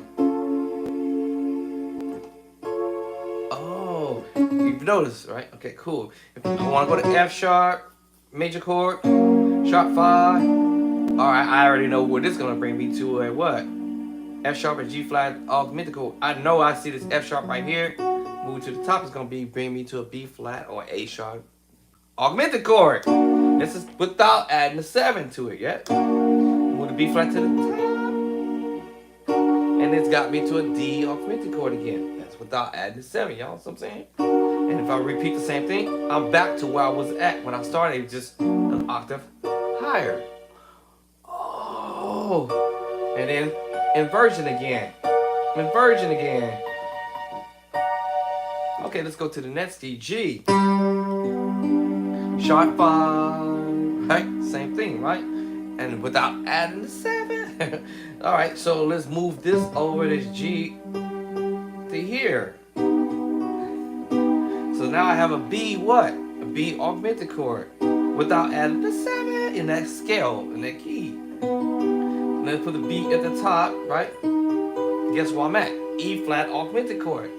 Oh, guess what? Business back here. I'm back where I started out at without adding the 7. Right? This is going to help me cover all 12 keys in a short amount of time, right? Let's go to A flat and do it now. Sharp 5. And bring me back to C augmented again. Bring me to E augmented again. And so forth and so on. Right? It's just duplicating over again, all right? Let's go to A, sharp 5. Right? Move this over, I'm back to D flat or C sharp augmented, right? I'm up to F. It's going to help me cover all 12 keys. Alright, so where am I at now? B flat, right? B flat sharp 5. Guess what? It's going to bring me back to, right back to it. Oh, B natural sharp 5, right? Y'all already see where it's going to bring me to. E flat again, right? You know, and to G augmented. Y'all get the point now. Oh, and guess what? I'm back to where I started out at. Oh, okay. All right, so once I cover that in all 12 keys, it's similar to the diminished move. There's only so many movements that you're gonna get as far as in doing inversions. All right, if I could, you know what? Back that up. Yes, it's sort of like the diminished move when you only have a group, a specific group, the D diminished group, F diminished group, A flat or G sharp diminished group. Your augmented is built the same way in a sense. So if you sit here, take a look at it. You're repeating some of the augmented chords. If you write it down, you're gonna recognize. Okay, hold on. D diminished group consists of F, A flat, and B natural, C flat. Right? Check it. Okay. Your D flat, C sharp diminished group or family is designed with the D flat, E, G, and A flat or A sharp. Right? So you cover those three diminished groups. All right. So think about it. Right? Oh, y'all, I know somebody catching this. I know you catching that. Somebody may not catch this. But if you do your augmented chord, we can start on A flat. It doesn't matter, right? At the end of the day, we have A flat sharp 5. Write it down. We have A flat augmented chord. Cool, right? Guess what? Now you have a C augmented chord. Got it? Cool. I know y'all got it. Cool. Now you're gonna have an E augmented group. Fam, and it's gonna fall into, let's say we have this A flat augmented group, if you will. What's gonna fall in this group? Or category, if you will, group. I like to use the word group or family. Well, C and E. All right? All right. Y'all see? What's going to fall in the A flat augmented group? Well, we got the C and we have the E. Sorry about that. And guess what? We back to it again. We back to it. Oh. All right, now what's in the A key of A is what's gonna fall in its group, if you will, right? A augmented. That's right. A augmented, right? What else? C sharp or D flat. What else? F. And guess what? You're back to A again. Oh, let's go to B flat and see what happened, right? So we have the B augmented chord, right? B major chord. We want to sharp the 5. Sharp the 5. What's gonna fall in its group? That's right, the D. And what else? F sharp or G flat. Guess what? You back to what? B flat. Oh, okay, I see what you're saying. Let's go to B now. B natural sharp 5. What's gonna be in its group? E flat. And what else? G. All right. We already know what's gonna fall in the C because remember A flat? I already know what's gonna fall in. Oh, so when you write this down, you're gonna find out, hey, that wasn't that many keys that I had to go to, right? You know what I'm saying? C sharp or D flat, right? D flat, it fell in what? F. And F fell into what? A. I had already did it. So that's not gonna be that many. It's gonna cover the 12 keys basically, pretty much. Just like the diminished move. All right, if you do the C major, flat 5, if you will, kind of the same kind of scenario in a sense, right? It's gonna have that same little idea, so to speak, right? But in this case, this is 4 notes, right? You know, so you kind of get an idea, and then when you start transposing, you're gonna start saying, wait a minute, I've already played this chord in another key already. Hold up. Right? You're gonna start looking at this and start saying, wait a minute, okay, that was C. All right, is that gonna fall in E this time? Is that gonna fall in G this time or B flat? See there, that's C again, right? I think y'all get it. Somebody catch it. You gotta do a little bit of homework, right? And play with it, and you're gonna realize, wait a minute, I'm duplicating this a couple of times.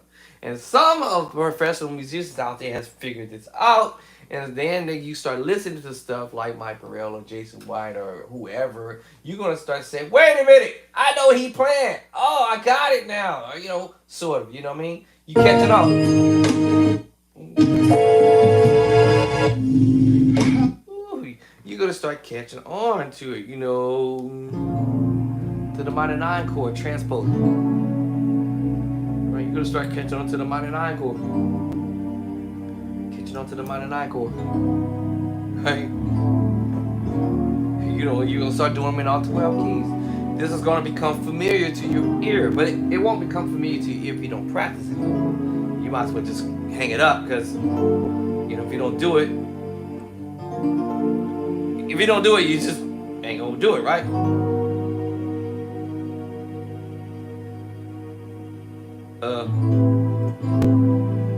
Right? If you don't do it, you just don't do it, right? Guess what? I'm back to where I was at. I'm just an octave higher on the voicing.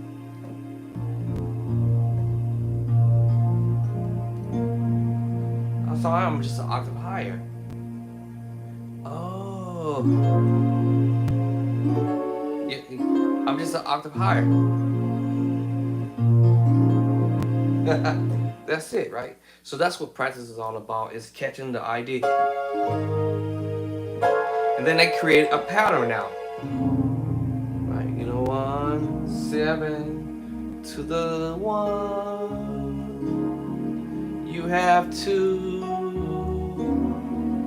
to the 6. I'm at minor 9 chord again. To the 5. And that's when he hits you with. And then I think he starts over again.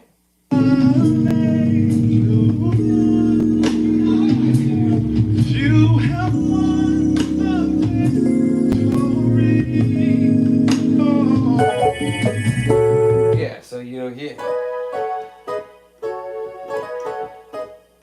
Because I understand he's doing a minor move. And because of the inversions, I'm like, oh, root position, right? First inversion of the A flat minor chord. And then he did the inversion of the A flat minor chord. I'm sorry, the F sharp minor inversion in the A flat minor. I'm like, oh, but he had to use 2 hands to give you that little. And broke up the major chord with both hands. The first inversion, he breaks it up. And then the root, he breaks it up. Right? Now I think we go back to the top. Go back to the top. No. Now because the bass player pick it at the bottom, still B flat minor 9, right? A flat. Hallelujah. 6/9 chord. Oh, okay. Let me see. Hold on. And then I hear notes. I don't have to have perfect pitch to hear that. The other thing too is, I told you guys, musicians usually play in the middle of the keyboard, and occasionally they go outside. I'm calling this mid-range. Remember middle C? Mid-range. This is the high range. And the highest range. 7 keys, 12 keys. I'm sorry. So mid-range, high range, 7 keys. 12 keys, I'm sorry. And the highest range. And then I have low range and the low range. Now what I'm doing is I'm listening to where he's gonna range at. So if the beginning of the song he's using the mid-range and the high range with 2 notes. And 1 note, I'm assuming, from the mid-range, and the left hand's gonna use the low range, 1 note I think, and a low range, and potentially I'm assuming the low range with 2 notes like this. The bass line was going, so I'm like, right? So I can tell where he's ranging at potentially from what I can sort of hear. And then when you go to the next chord, 3 notes from the high range and 2 notes from the low range, from my mid-range, mid-range. So that gave me an idea where he at, when he's ranging the voicing. And then I could sort of tell that he's heading to one note in my mid range, and the other 3 notes in the left hand on the low range. And now we're in the low. Okay, well, this is gonna be my low range, and this down here is gonna be the low range because he's down there on the low key. I'm gonna call this the low key range. That's way down there. So he's using one of the notes down there, right? So he's using, I would say, 2 notes in the low range, low range. I'm sorry, yeah. So yeah. So the low key range is the one on the bottom, way down there, and maybe 2 of the notes in the low range, and then the low range, and then the mid range. And I did say most of the majority of the time musicians are playing in the middle of the board.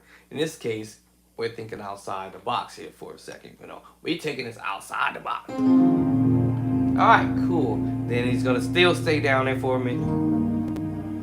So now we have 2 notes in the low range, and 3 notes in the low range, and I'm using 1 note in the mid range. I have to figure out if that's where he's ranging at. Right?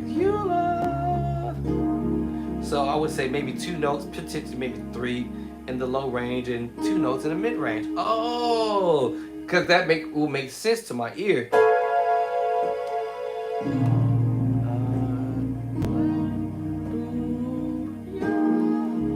That's the bass, right? You have the next chord. I would say, you have. Now he did this possibly, from what I've seen on the video, with 1 hand because he was trying to fix something or do something. So if I were on the keyboard and it's a bass guitar player, I would probably play 2 hands with the major chord. Not that I have to, but he goes to the B major 7 chord.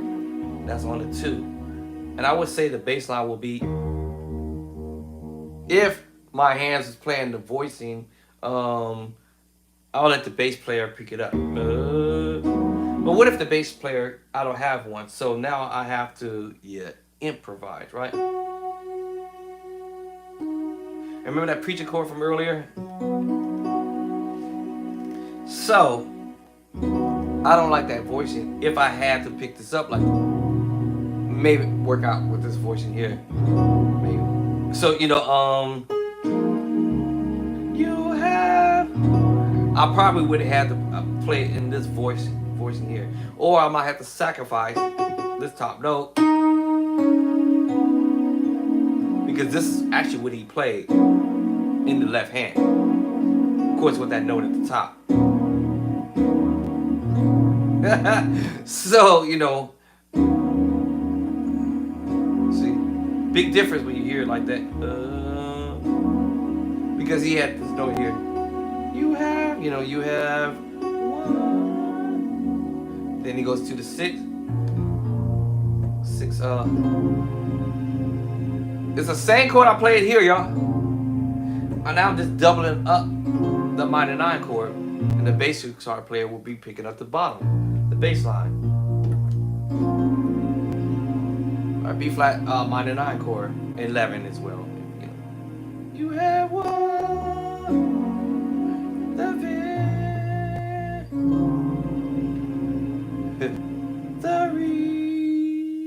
what was that chord? Oh yeah, that's when he does a little special move.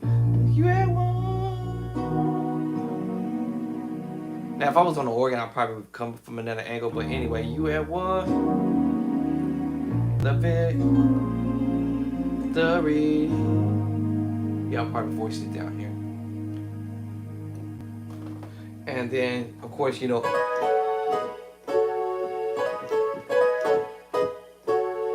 and then back to it. Back to the same thing. And I think that's what he do it.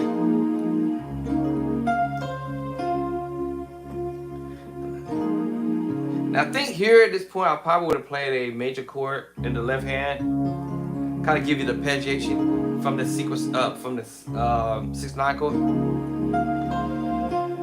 Like when he came back and said,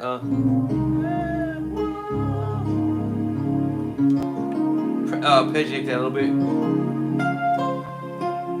Because I think that's why I'm hearing him doing that.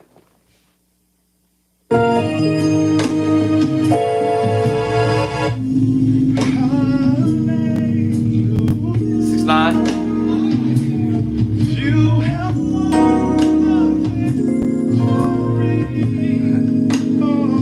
Yep. Back to it.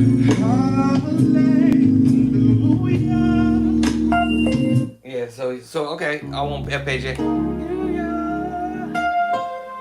I think that's what he's about to do. And then he's going you. Now that's the I would say minor move. That's the diminished move I told y'all earlier. No,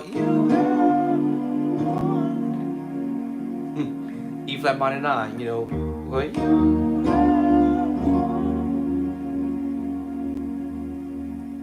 So yeah. Now my ears here. Still minor 9, minor 7, 11 chord, but let me see. My ears be playing with me sometimes.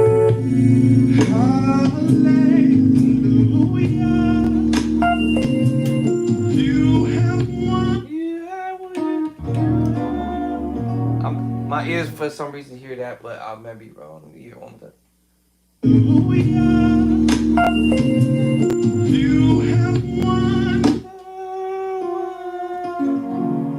You could play both of them actually.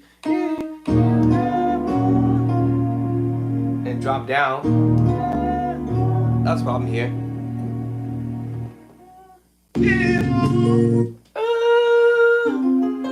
No. What was the version? Oh, this one. So basically, nope. I'm not for it. See? There it is. So you have one. Basically doing this. But I think he rolled into it. Yeah.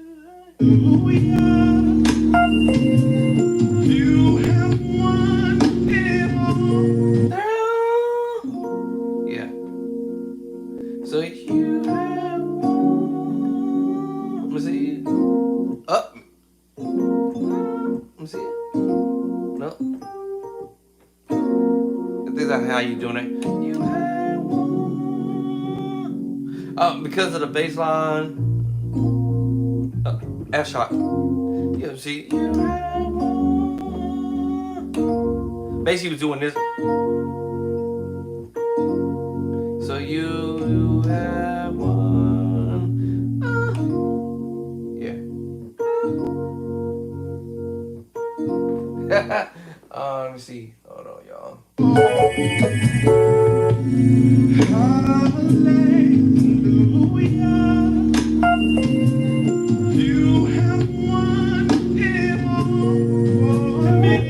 Okay, so yeah, that's what I thought. So yeah, you had one. Now let me see how my bottom would have played that. No, yeah, I was right. Yeah, this is really just he just rolled in the F sharp or G flat, depending on key. What key is it? D flat, C sharp, either way. And what key is accordion? Where's that thing at? Oh, okay, hold on. Let me put this over here. Slide over. Give me some room, buddy. Give me some room, buddy. Okay, where's C? Let's say we're in D flat. It's still gonna give me the same chord, but it should say G flat. Major 7, flat 5. Yep. Yeah. So either way, I could have went like I said. It's a minor 7 chord, minor 7 chord, 11. You D diminished 7, and I went back and played that same chord almost. Actually, the same chord. Y'all probably wouldn't notice it. I just spread out the note. E flat minor 7, 11. D diminished 7. I can still drop down to the minor 9 too. I'll be silent with it, but you know.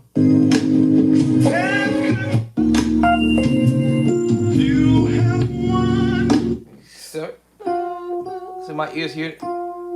Yeah, so you have one. I hear that.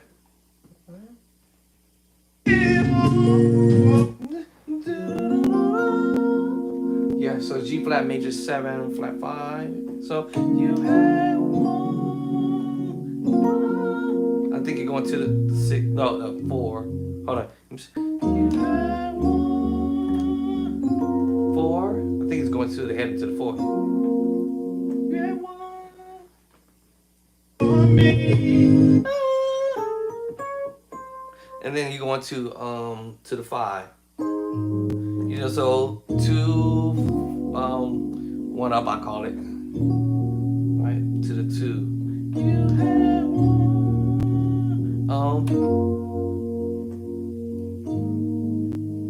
Let me see if that high voice noise at the top of my ear was it low. You have one for me.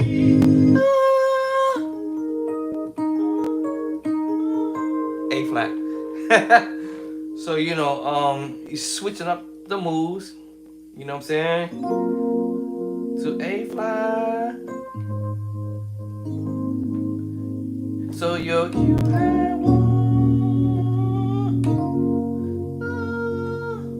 A flat. So you have one. So basically, I say E flat major minor 7 with 11, I think. E diminished 7, because I'm just picking up the bottom. So this is a G flat major chord I'm playing with the 6. G flat major chord with the 6. But also the minor is mixed with the minor. But I could play like this, the minor move. That's the root and the first version. And because the bass line is picking it up.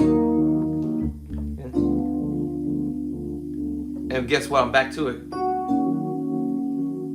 And this time it's still a minor chord. Root position, right? Now you have a major chord in the middle. And it's that minor move. So it makes me play still the minor move. You know what I'm saying? Now, I like to add that C sharp or D flat on the bottom because it gives you a little bit more of a... So that makes me play still a minor move. Alright? Minor 7, 11. D diminished 7. Like as if I went right back to the same chord, which I did, right? 4.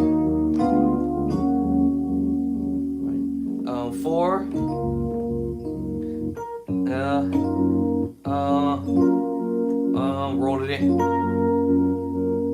And then he go into A flat. Now I gotta figure out what he's doing with the left hand. Hold on.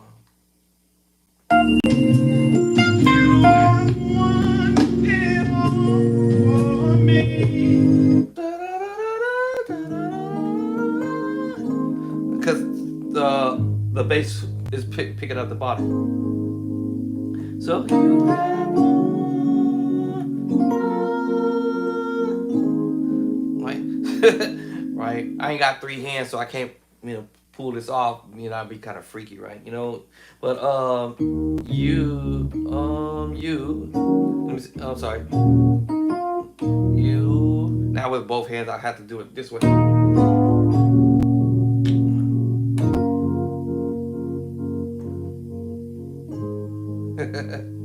know what I'm saying?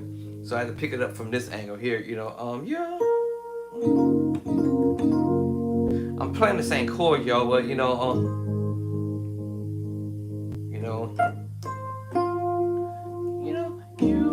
one. Oh, I'm sorry, I keep doing this twanging. You kind of rolls it in. You have one.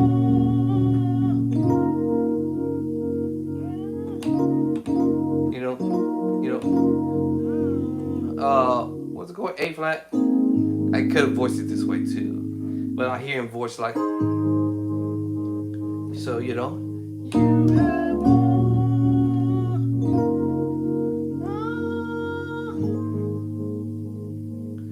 Where is he going next? then he go major sevenths. So I'm able to find it because I hear where he's ranging. That's the word range. You can hear a chord range. Where is he ranging at? The low range. This is 12 keys. That's the low. I'm sorry. This is my mid range. I'm sorry, my head. And this is the high range. And this will be the highest range. And well, I ain't got nothing else to hit from there. All right. This is the low range. And of course, down here's my low. Right. The dirty's dirty down there, right? So I'm like, wait a minute, he's not here. He's up here. See what I'm saying? So I'll be able to find you.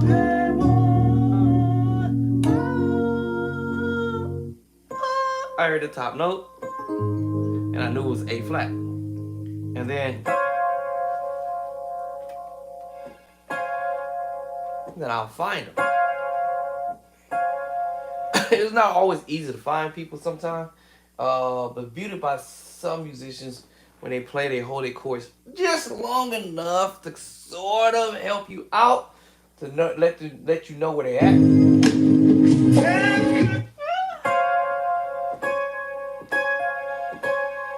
Because he could just play the in D flat as C sharp, the 7, 1, and the 5.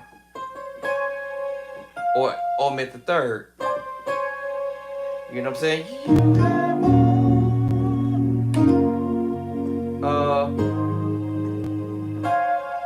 Or however you wanted to do that. It just depends on the interpretation. As long as you know it's a major 7 chord.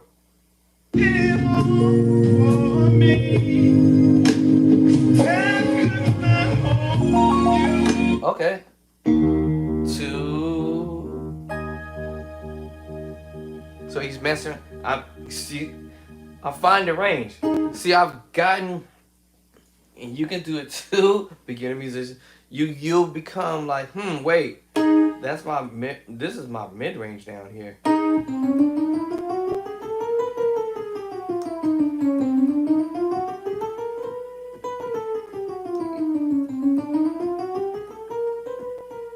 This is your mid range.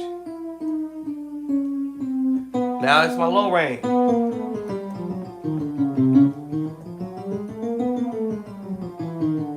I'm just messing with it, going fast with it, but and then this is your high range.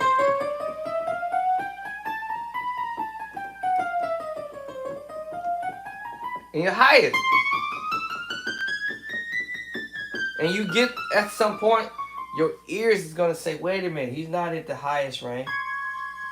And your ears is gonna say, well, he's not at the low range, right? Oh, okay, maybe he's voicing in the high range. Right? You're gonna know he's hitting some notes in the high range, and you're gonna know he's gonna hit some notes in the low range or mid range or the low range. I forgot what I was doing. Where we at? Fooling around with this stuff. Let me see. What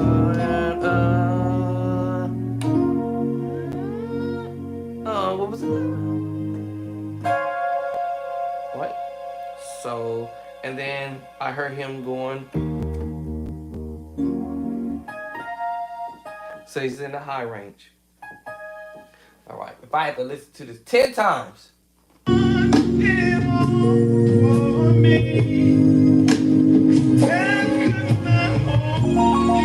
I hit the left hand. That major 7. I had already played it, right? Remember, I played the chord already. Remember I said, you have 1. Or the other one, you have 1. And if I want to slide that down, I still can get the point across. Remember, this is the in root position, y'all. The first inversion of the D flat major 7. Right. Root, first, second, and third inversion. He just put it up here. Oh, in the high range. And then he took that major 7 chord that I mentioned before. You have 1. Or this one and down. And he did it with the left hand. To the 2. He's in the left hand. Because how in the world I'm going to do it like this and then pull this little up here off. So he had to use the left hand to do it. Bass guitar player playing the bottom. The bass line. Okay. Alright, Mike Burrell. Alright. That's an E flat minor 911 chord. Alright, okay. Alright. I see it. So that's why I say I go back and learn theory, even if I don't have perfect pitch. You have won it for me. Okay, I got you there. Nope. Now, just in my ears hear this top note and the top man.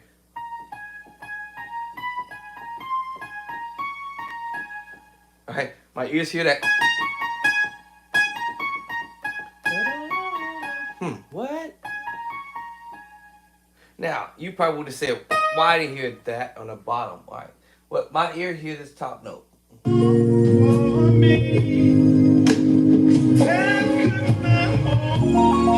Yeah, okay, now I hear it this time.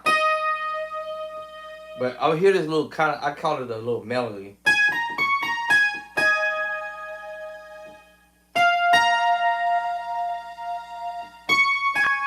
Ah, now it's starting to make sense. Why he's on the 2. Oh. Now the thing is, y'all, said theory, what is it he's actually doing, right?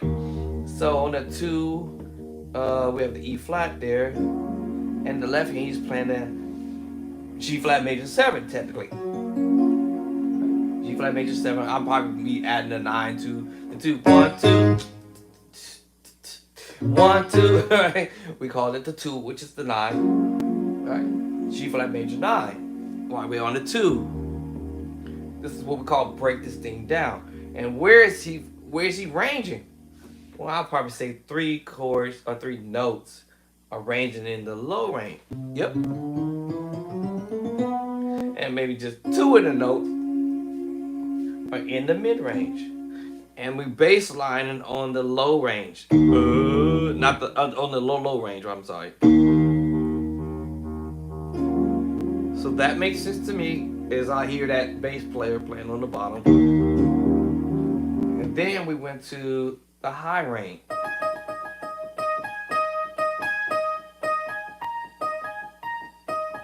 What?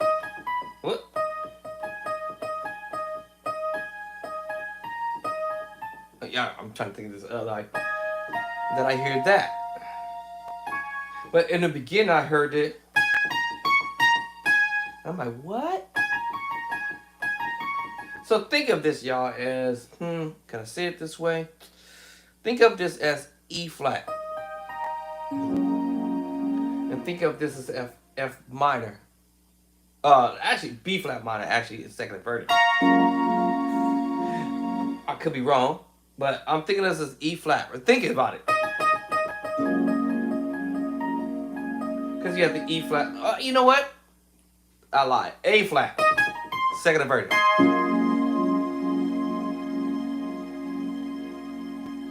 Or the secret sauce to D flat sus2. Remember, I told you the secret sauce. But right? I can think of that. See how it matched? Then I tried the E flat. Sounds kind of funny to me. Anyway, well, you know, we come up with some ideas, right? So, I'm thinking A flat. Alright, so the next move was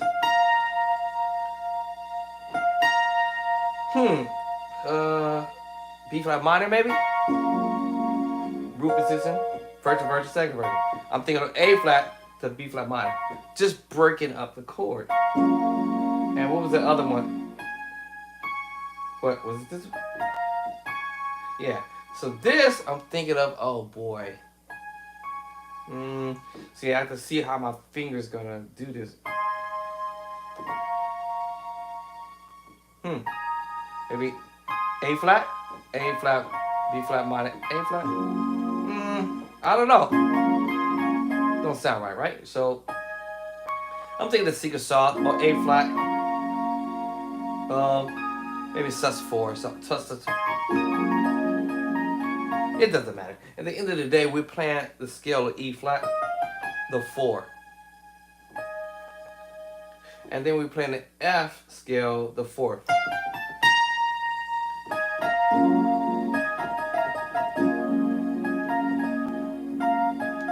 I have to figure out the fingering now. And then the other one is, so it's like, oh, okay.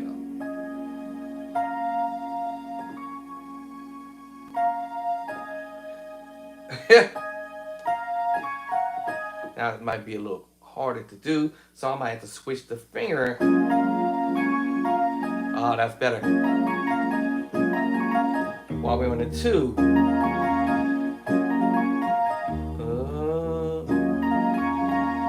Okay, so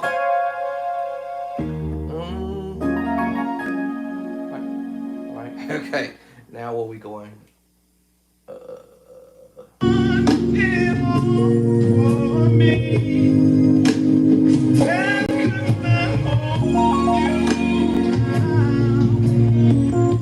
What?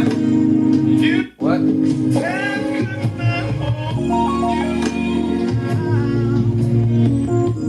Oh. What?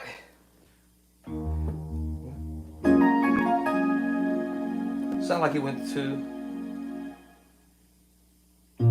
back to the 6. Oh, hold on. 4. Say, hold on. I think he went to the 4 and to the 5. Something like that. I could be wrong. I could be wrong, but anyway, I hear that. All right, 2. I think we went to. I think he did go to the 4. I could be wrong, but you know, I told you I ain't gonna be right on everything.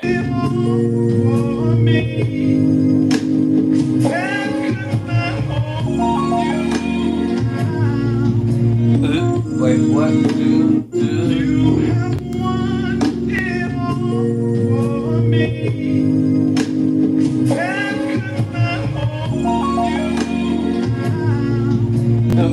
Trying to catch that bass line.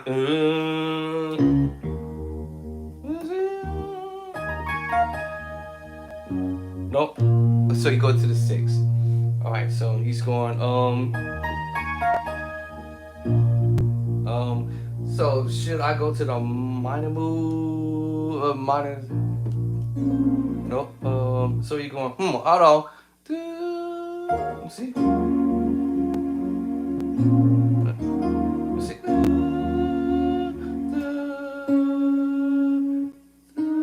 Let's see. I'm trying to hear that chord in my head. Minor move. Let me see that.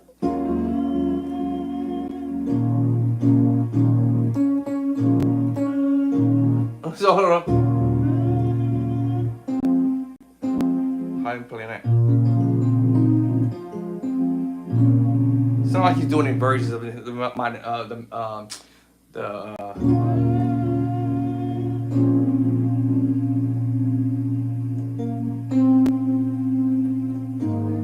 Let's see.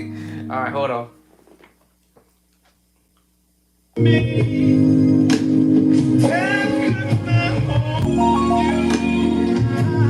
That one.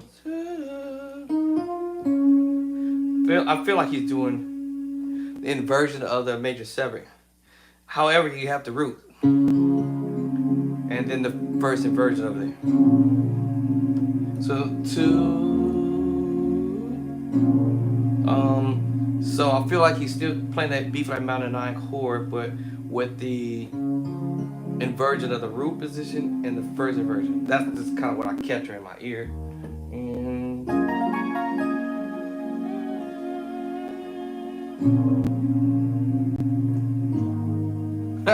I can be wrong. Let me see. Hold on. Let me play that. I'm just curious.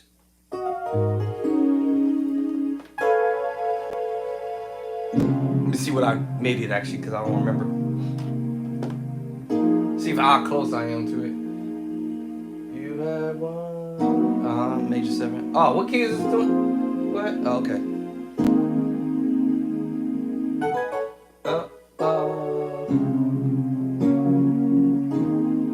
Kind of fast on that one. You heard that? Okay.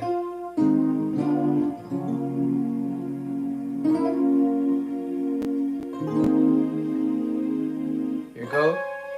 That's what I thought. Oh, okay. Hold on. All right.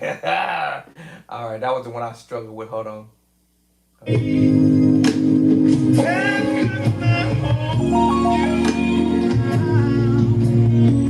Oh yeah, okay, so I was right. All right, so he's doing this and then right here, and then he did this little hold on, okay.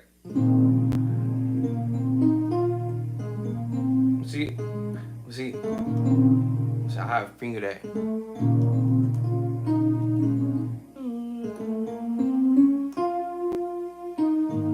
Let me see how I pull that off. I forgot. Let me see. Let me see. Hold on, y'all. This is what I was tripping off the other day. And then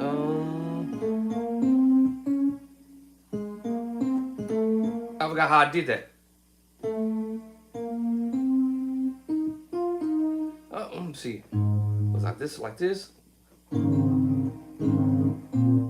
that put me on a 6. I think it's right here. I'm just trying to figure out how I fingered that.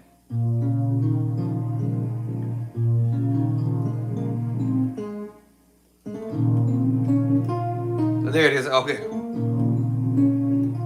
I was trying to remember how I did that. Now I forgot it just 2 seconds ago. Let me see. Hold on.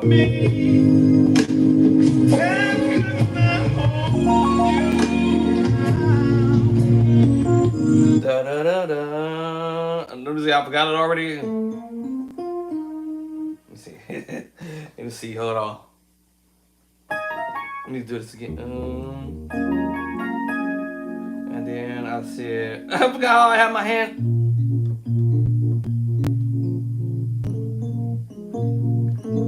See, I forgot how I did it.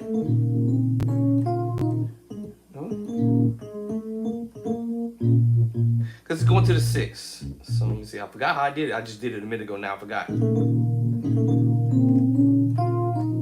See? I think it was like this. I think I did it. Because you're going to the minor 9 chord. So in the motion, you know, when you're doing this, you know, and then, you know, you try to get back over here. You can see. Hold on, y'all. This is.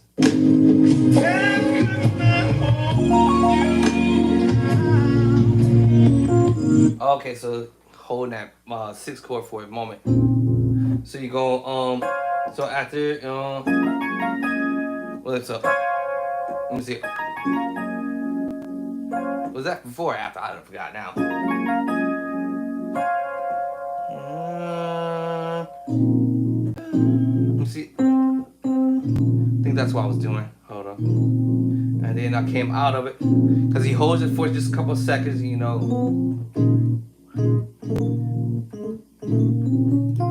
Let me see.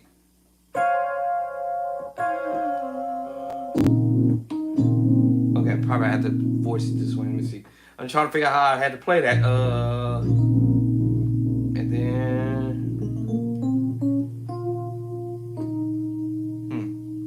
So now I'm gonna try to figure out how I did that. Let me see. Was this before or after? Hold on.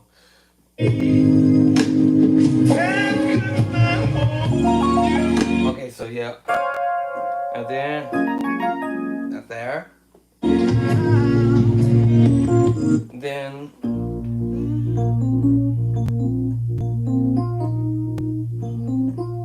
okay, so I gotta get the rhythm in my head. So this is before, and then because he's going back to the 6. And then I gotta remember, I got my hand. I think I'm supposed to be here like that. So let me see. So hold on, what's first? I have to keep forgetting. Okay, so this is first. And then okay. Okay. Okay, that's what it was. Alright, okay, you went back there. Okay. Sometimes my ears hear stuff and I'll be like, wait, huh?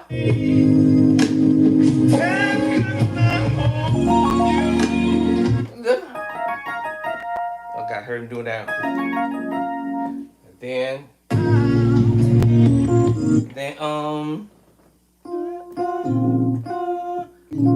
okay.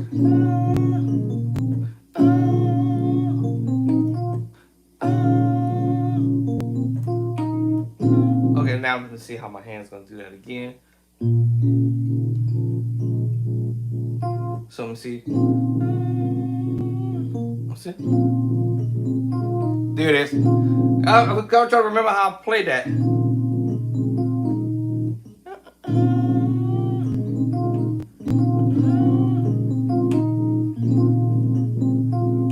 Okay, hold on.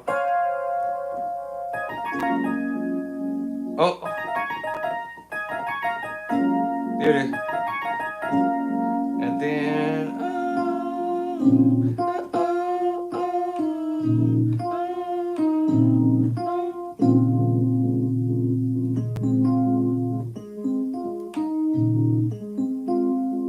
Let me see my hand now. Ah.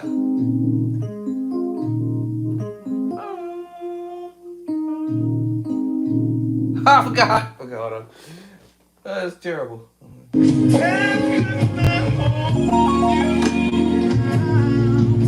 Okay, okay. So actually do it. I feel like I'm missing a chord right before two.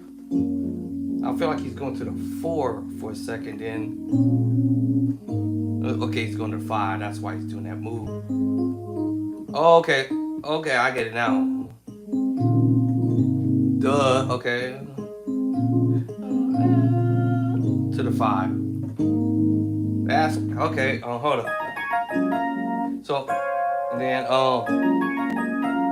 and then he going to the 6, then to the 5. All right. All right. So when it comes down to learning stuff like this from the pros or whatever, it takes time, mistakes and all, right? All right. It ain't gonna be like overnight, right away. You know, you just gotta spend some time.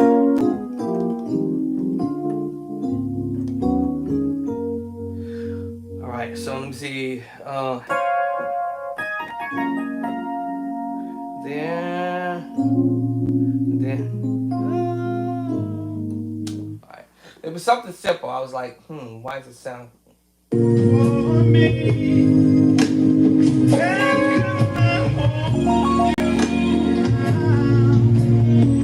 Yes, it do.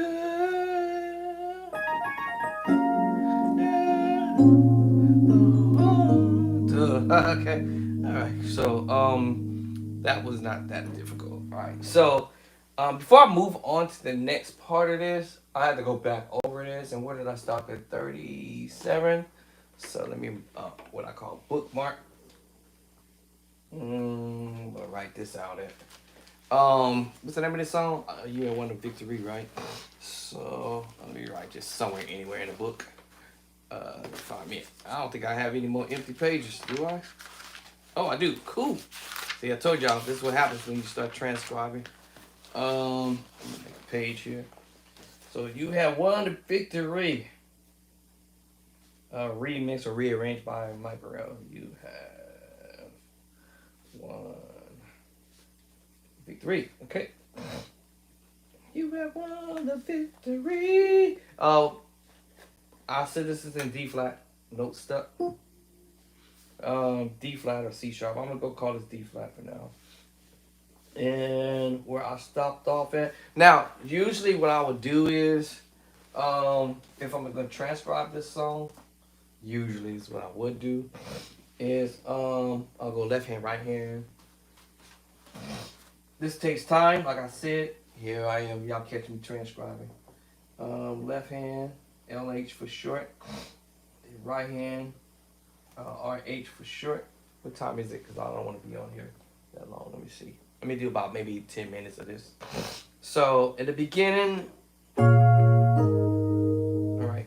So, I'll go what I think I heard in the beginning. Good luck, right?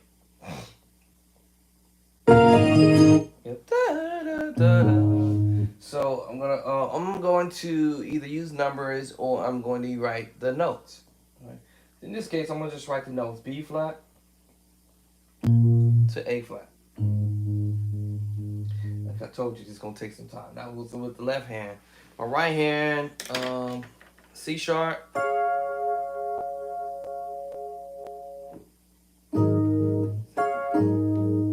Da, da. All right, so that's the idea here. D flat. All right, so I'm gonna write the chord out. A flat, C sharp or D flat, and F. Right, so that's what I got there. Okay, and the other chord is in my left hand. How did I play that? No. So this is what I'm gonna do. I mean, Mike Bird probably didn't play this, but this is how I'm gonna rock it. Right, A flat in the left hand, E flat, and I'm using the F sharp, which I'll call it G flat. In my right hand, I'm playing the E flat. I mean E sus4. E flat sus4. So that's just gonna be E flat, A flat, and B flat, with the E flat on the top. Okay, so that's two chords there. We call this transcribing. Da, da, da. Like I said, he probably did play that, but I just what my interpretation is. All right, second chord, and then right, that's the next move. So if I wanted it to, I could have just said in the beginning, you know, how B flat minor 7 and A flat sus2. I could have written it out like that too. But in this case, I'm just gonna write out a note, literally the notes, right? All right, then I could have written out the chord A flat. I mean A major 9 sharp 5. But in this case, I'm gonna write out the actual chord. All right, so underneath that last chord I played was A major 9. That would be A, B, C sharp, F, because it can't be E, can't be an A major chord all together because we have to sharp the 5. Remember we talked about that? So, and then A flat at the top. There actually technically should be called G sharp, but just for the sake of time, I'm not gonna say G sharp at the top. A flat. Okay, the next move. The next move is right. Now because I know I have a bottom, which is gonna be my bass player, I'm just gonna go ahead and put the chord that should be played as a keyboard. You know, is yeah. Yes, yeah. Now I could write out the bass line for this whole ordeal, and if I wanted to track myself on the track or whatever, make a track, I could play along with the track because now I got the bass line. All right, so left hand is gonna be F and B flat. All right, and then the right hand is gonna be D flat, E flat, coloring it just a little bit. With the F, A flat, and C. Yeah.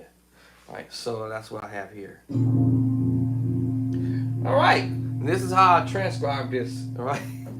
Now, normally I will use the pen only if I know that this is the chords I'm really gonna for real lock in on and stay on it. Here's my pen. Because after a while, you know, the pencil, it starts to fade out your chords. Pen, ink, will take a little bit more time before it fade out on you. So anyway, I'm not gonna be writing numbers at this point because remember, when I'm in the middle playing somewhere, I'm not thinking, oh my god, oh y'all want to do this song? Okay, cool. You know, I'm not thinking, 1 7 6.5 to the 6. Y'all ready to sing? You know, I'm not thinking about all that. Believe me, trust me. I'm not thinking about all that type of stuff, right? You know, my mindset is all right. Y'all ready to sing? Y'all ready? Okay, then I get them, kind of okay. Praise team's up. Leader person got the mic. Praise the Lord, everybody.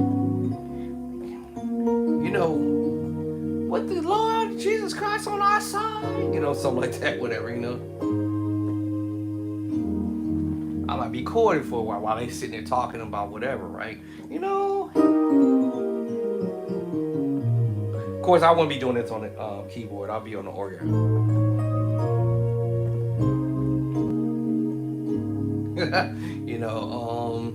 While they still doing whatever,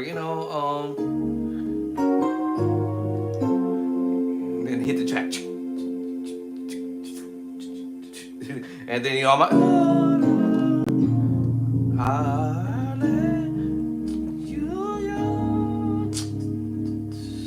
you have won the victory.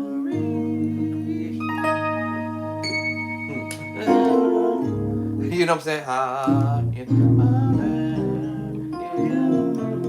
Whatever I'm gonna do on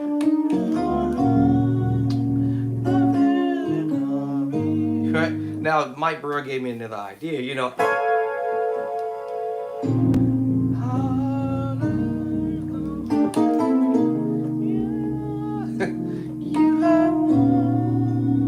Different idea. You know what I'm saying? Give me another route. I'm sorry.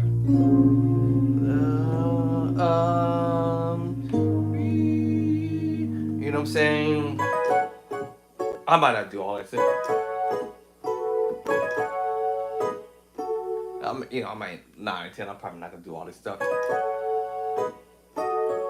You know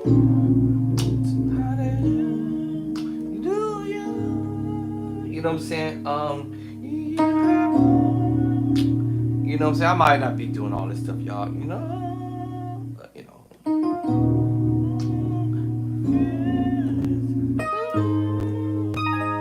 what I'm saying? I might.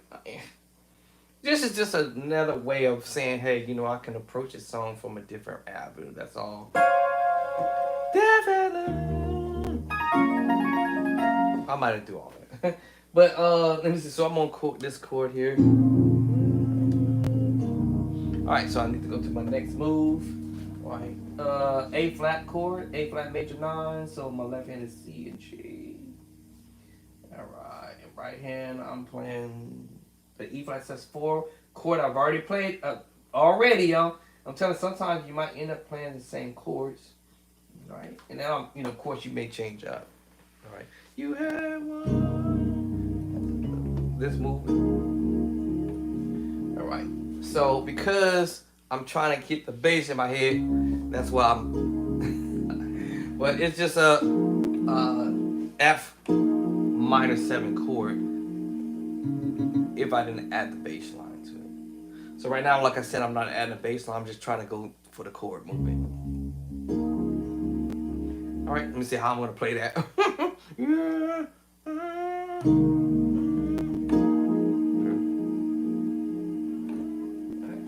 So now my left hand, what I said, my left hand was doing F and A flat. My right hand was trying to be slick with it because I was doing a crossover. All right, but it's gonna be B flat, E flat, and A flat. All right, so later on, what I will do is I'll come back and write down the chord, the actual chord I played. B flat minor 7 is what I'm gonna do next. right? And then the next chord I'll put down is A flat sus4, sus2. I'm sorry, A flat 7 sus2, A flat 7 sus2. My bad. And then I'll come back and hit you with the A major 7 sharp 5, A major 7 sharp 5. Okay. And then I'll come back and hit you with the B flat minor 9 11. And then I'll come back and hit you with this is A flat, add 2, just position it in a different spot. Because of the bass line, I'll be dropping the bass line with it. Alright. Now without the bass line, I'll have to come from another angle like I said. But so yeah, so if I don't do the bass line, but I say I forgot. Yeah. I mean in this case I do the bass line here. So B flat minor 7. What's that chord I said? This one. A flat 7 sus2. And then I hit you with the B flat minor 9. I'm not tripping about the bottom, but it doesn't matter anyway. It's still in my left hand. B flat minor 9, that's the 6. As far as the numbers consistent, I'll come back and do that later. A flat major 9. That means A flat add 2. Or without the bass line, it'll be F minor 7 with the 4. 1, 2, 3, 4, 4. F minor, right? And you know you have to end up changing your 4. I'm sorry, 1, 2, 3, 4, 5, the 5, and moving the 5 to a different spot. Y'all get the point. So basically, this is the F minor chord, partial of it, and then we use the secret sauce chord. But you know, so it's F minor 7. Yeah, F minor 7. That's like, wait, hold on. What is 7 is? 1, 2, 3, 1, 2, 3, 4, 5, 6, 7. And what we did was we flat the 7. So that's why it's called an F minor 7. And then we have the 4, which is the B flat. I'll come back and do all that later, right? You have right. So this is without the bass line. This is a C flat major 9. I might, if I hit the A flat, then I'm playing a A minor 9 11 chord. That's fat 2 on the 2. So yeah, so A flat minor 9. Next move is gonna be the let's see what it look like without the bass line. D flat major chord, D flat major. I guess my pinky or ring finger wants to hit the 9, which is 2. The 9, almost like as if I'm doubling up the major 7 chord, which I could actually, but I'm using a C on the bottom. Why? 2, 3, 4, 5, 6, 7, the 7. So that's why it's called a D flat major 7. D flat major 7, the 9. Any other numbers, notes that I'll play, it just notes. See, it just notes. It's not going to change anything. So basically, I'm doubling up the chord. And if you look at this, it's a D flat mixed with the F minor chord.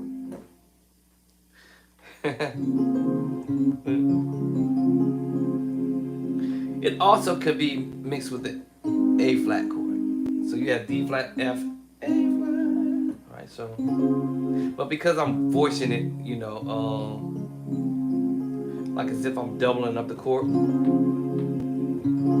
So in this instance, if I was going to this voicing, to me, I feel comfortable doing it like this. You know what I'm saying? Alright, so without the bass line, this is a D flat major 9 chord. The bass line is B flat minor 9 chord. So you know, what's the chord I'm playing? You have one. C flat major 7. If I want to do that at the A flat, it'd be a minor 9 chord. A flat minor 9. B flat minor 9 chord without the bass line. It's just a D flat major 9 chord. The victory. Let me see, what was the chord I played there? I forgot. Let me see. How far did I get anyway? Hold on, let me get this chord down here, y'all, before I even go anywhere, actually. You have one. Let me put this down first. All right. Now, in this instance, the way I'm approaching this, preferably I would want to put the bass line down there, but you know what? I'm gonna approach this as A flat minor 9 chord. All right, so my first 3 notes is in the left hand. I'm gonna just approach it from that angle. All right, so we have F sharp, A flat, and then I'm playing basically my right hand. I'm playing what was I playing? I forgot.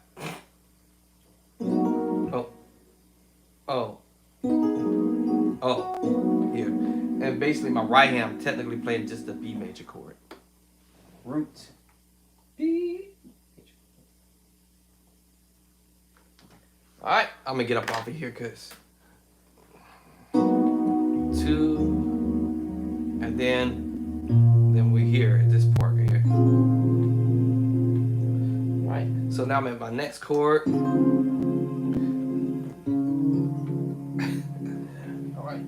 So I'm transcribing, y'all. C sharp. I guess I call it C sharp. Let me call it D flat because I'm in D flat. Because I'm calling this the key of D flat. Hold on, let me rewrite that. D flat. That's why I got the eraser. Pencil with eraser. E flat. F. I'm definitely gonna have to rewrite this. Write over this pencil because it's like real lightweight. And then my right hand playing C with the F minor chord. So I know C, F, A flat, and C.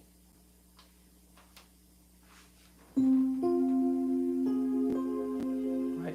Or like I said, I could double up the major 7 chord. Whichever my ears want to hear. So I thought I'd play it like this. Now if I throw the left hand into this, and then I'll voice it this way. It's the same thing. I'm just making my left hand pick up all the notes and leave no fingers undone. All right, so that's as far as I got here.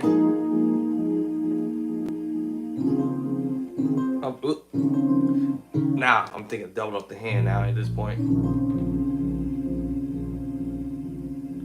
All right, so I'm gonna do that now since I did it now. All right, so I'm gonna double up the chord. I knew that was gonna happen. All right, so let me take that off, and we're gonna double up the chord here. I knew that was gonna happen. All right, so now I double up the chord, playing the same chord, y'all. Just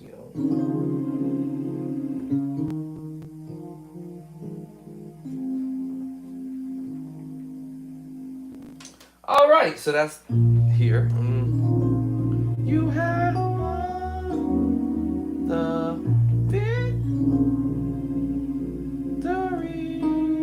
I think, no. What did I hear that voice in that? I think here. The victory, I think. I have to hear it. Let me see. I forgot already. Let me see. I forgot already.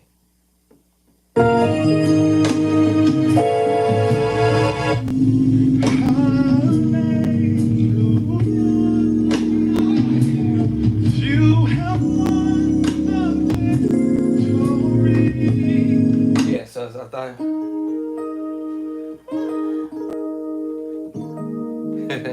the victories. That's on the 5. So the 5. Because I have to remember the bass the bass is picking it up. So it's A flat. You have won the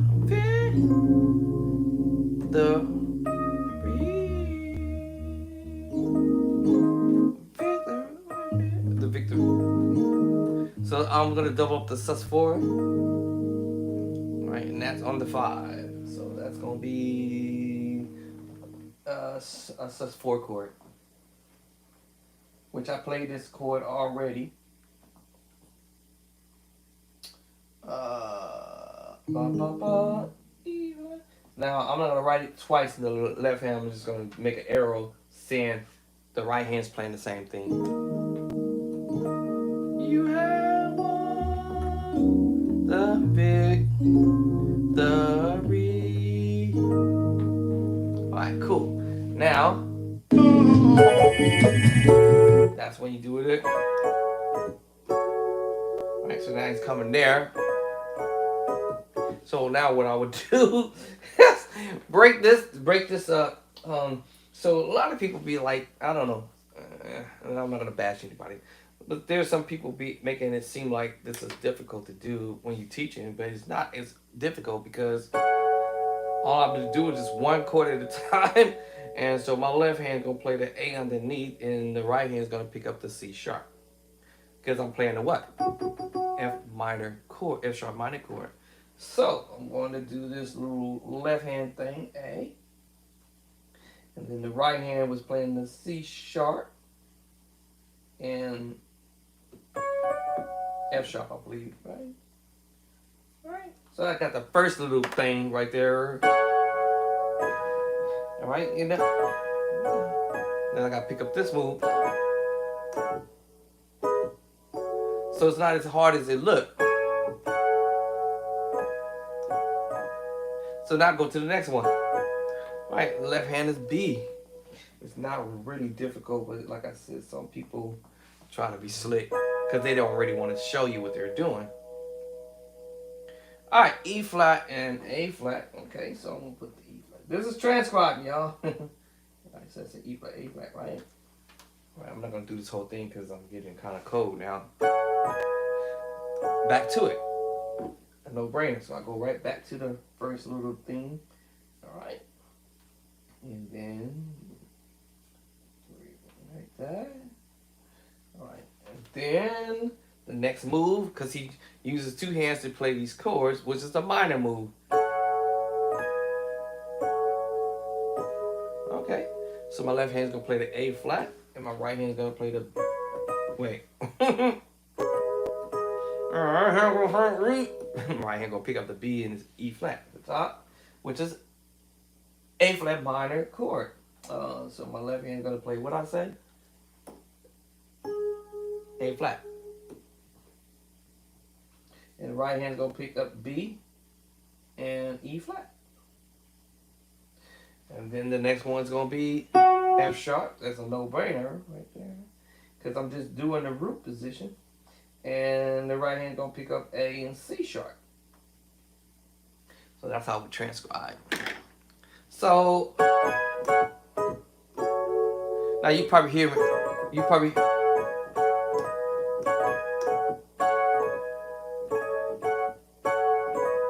I might kind of do this a little. But anyway, he just.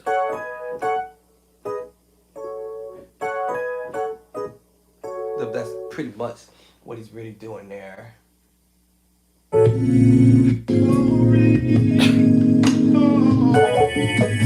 Cause it sounds like he's doing some other stuff, but he's not. It's actually because you hear him twanging. You hear the twanging in the right hand. That's why you hear it. Now, I don't have to write that down because I have the idea that he's kind of twanging it.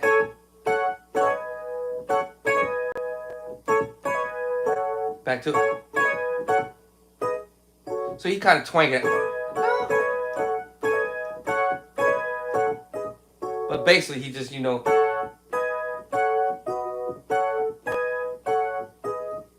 But, you know, you hear that little twang.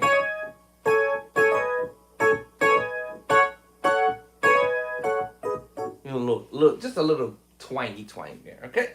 Then after that little twang,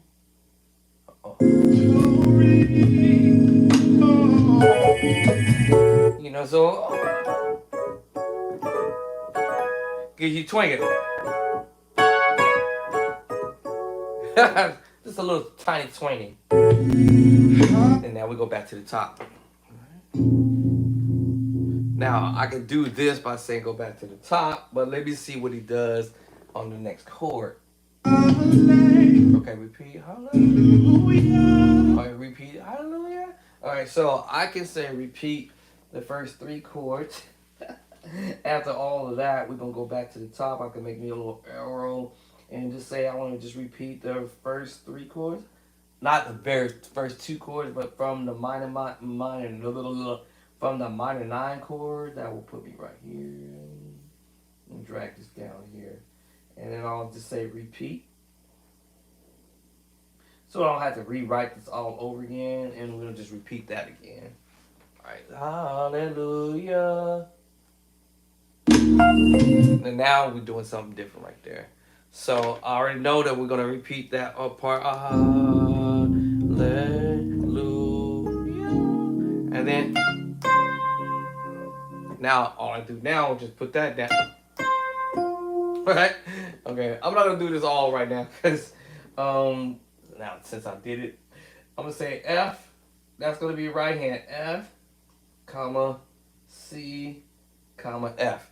Now, I have to know which one this is, so I'm gonna put the a little letter high F. That's gonna let me know high F, and then C in reverse. All right, that's gonna let me know, hey, that's that high F. All right, so anyway, so hallelujah. Right, and that's in the right hand, right? So that way I know, okay. Ooh, alrighty, buddy.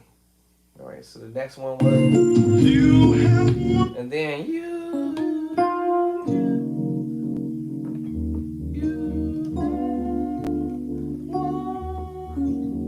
right, you have one. All right, then I'll transcribe that too.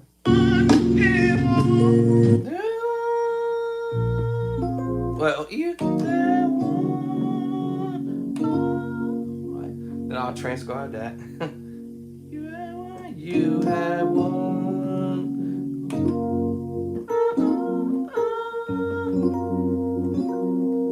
You kind of wrote that in. You have one. It's something I do like this.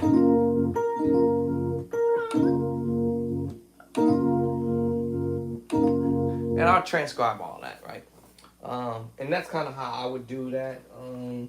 Close the book.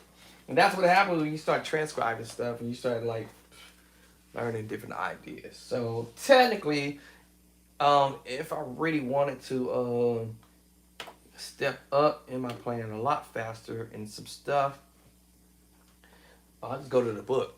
Hey, open up the book and be like, oh, okay. All right, let me see what this is talking about, right? All right. So hope this won't change my channel. Okay. Let's see. All right, so let's say I want to learn how to play like the advanced musicians. All right, so let me turn this to the side out my way, and I want to step my game up. Wrong mouse. Right, same scenario. Learn some ideas from Mike Burrell. You know what I'm saying?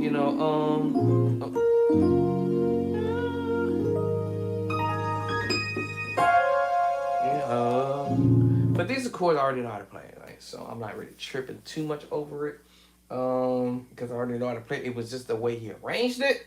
Now, when I get to some more ideas from other musicians, then since this came up on my page first, I'll dive into this. All right, open up that folder. Let me see where my volume at. Let me see. I'm not sure. Let me see. On the video, probably that's the only way I can turn this down, just in case it's too high up. Hopefully not. Okay, drop that folder for a minute. Hopefully, let me see. Today. There we are. Uh-oh. All right, hold on. Which lining am I on? Hold on. What line? Oh, okay, the devil messing with my computer.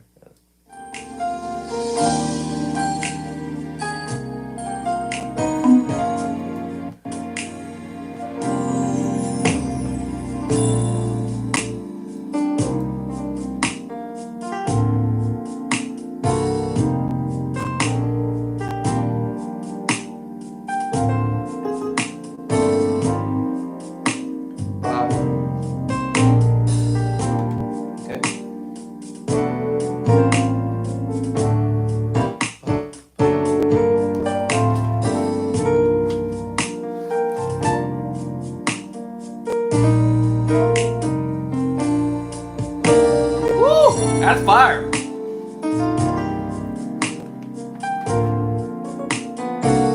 Woo!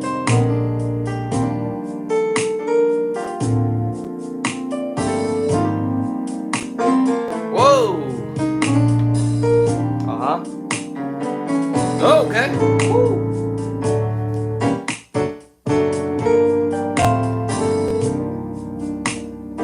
I'm about to go eat my Wheaties. Captain Crunch.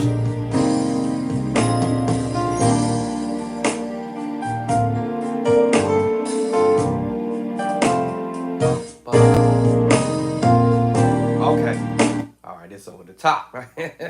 All right, you're going through some over the top stuff, but beginner musician to advanced level. So it's about what material you get and who you gonna learn from, and then go ham on it.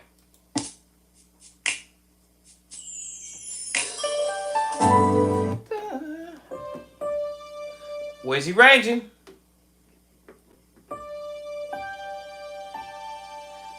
This is G major chord, second inversion. He just added an extra note.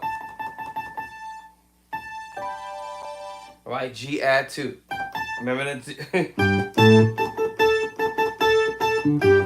So he just added a 2. Oh, so that means the left hand is playing a G major chord. And G major, add 2 at the bottom and at the top. Oh, right. Now that's what chord he's telling me. Yeah, G major add 2. Okay, I'm feeling that.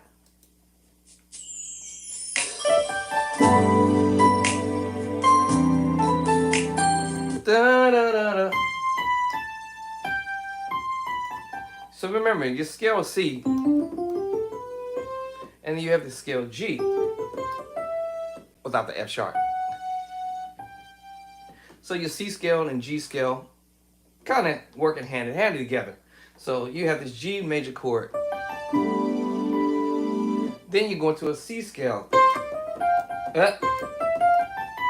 Where's he ranging at, right? Remember I told you it's about where the keyboard ranging. And I'm like, okay, I hear that right hand possibly. And that left hand's got to be down here. That's got to be C major. Oh. Now the bass line might be manipulating a little bit, you know. E, yep, G, C major. If you know your inversions, it's a C. Oh, but okay, what keys is in? It's definitely not in C. It might be in the key of G, you know. Right, so anyway, then we go into the. So if it's in G, just say this was the 1. And G, 1, 2, 3, 4, 5, 6. You go into the 6. 6.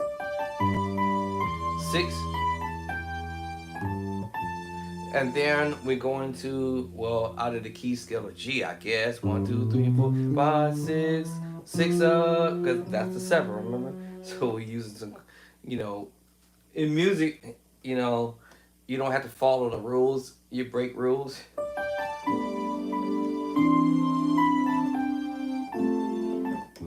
Start breaking rules. Right? So you know G major is the 1, right? You right? The 2 was a minor, A minor chord, y'all. You know your inversions, right? And then your 3 chord is a minor, B flat, B minor. And your 4 is C major. And then your 5 is what? D minor? D major, I'm sorry. And then your 6 is E minor. And then your number 7 is that C diminished group. So G flat, F sharp diminished. Because of we're in the key of G, there's no flat. So, and you're back to the 1. So I'm like, oh.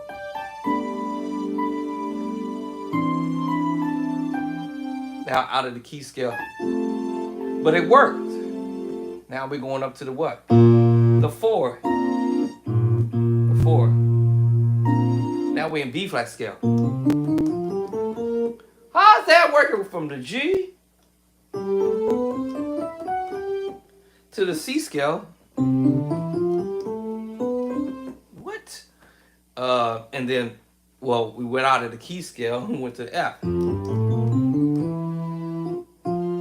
What key is this song in? Is it in F or is it in G? Is this in B flat? You see what I'm saying? Is it in the key of G? Or are we in F? Or are we in C? But I always mess this up. Well, I always do this.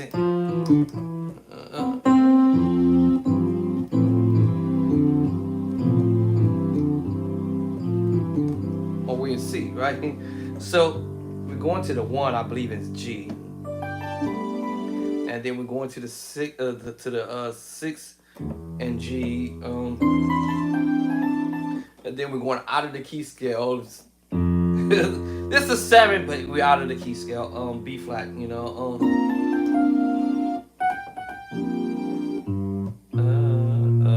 I forgot where we're going now. I had to hear that bass line. But I forgot the bass line.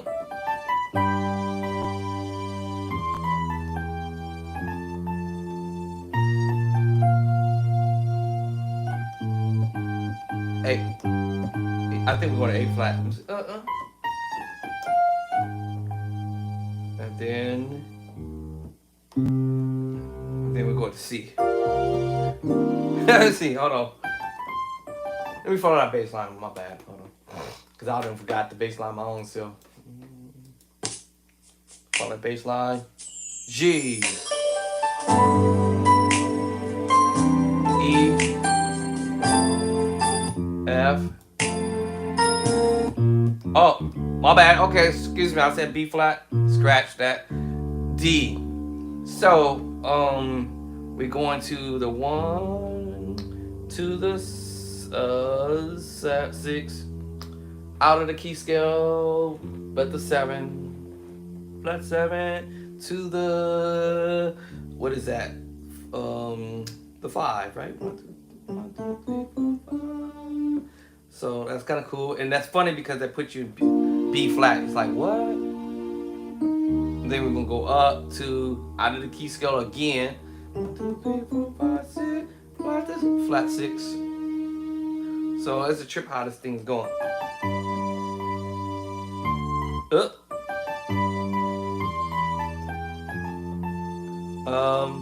D. Out of the key scale again. Let me see. I think we go B flat. Hold on. I think it's F sharp. Hold on, I missed it. I'm doing it without listening to it now. Let me see. It's a quarter to the melody. Is it D? E? Hold on, missed it again. Hold on. I missed it again.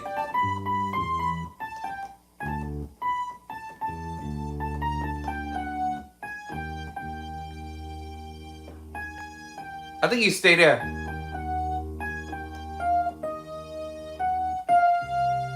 I think you go to B flat. Hold on. Let me listen to that bass again. I'm trying to memorize it. G, E, F, D, E flat, C, C sharp. Okay, so you're going bum, bum, C sharp to F sharp. Now remember, then B flat. So here we go.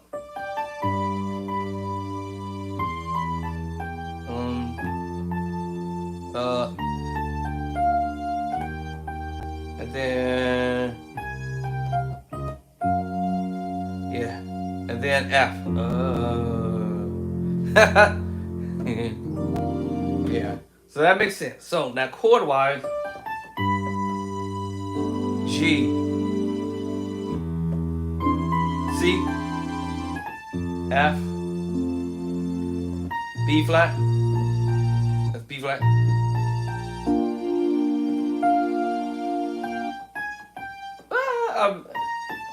Because by the time we in playing B flat, we on the D. All right, now we're going to E flat. C sharp, F sharp to the out of the key scale. So are we in F? Are we in G? Are we in key C?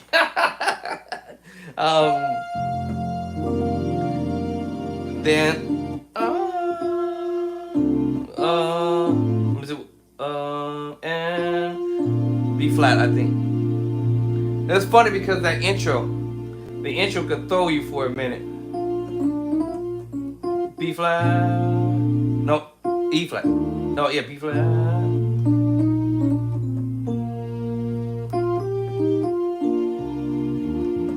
Okay, so hold on. Get my chords right. Okay, so when I seen that, I said, ba, ba, ba. Right, and then B flat to the C. By the time B flat, change to the C now.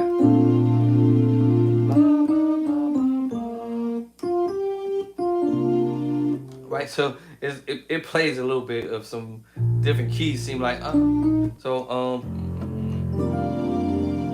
then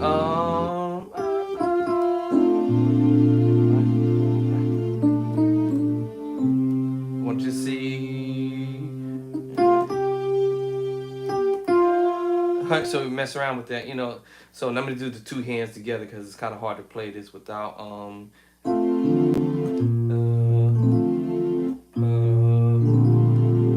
B flat, which is the 4, 1, 2, 3, 4. So we in F, but it seemed like the song was starting in the key of G.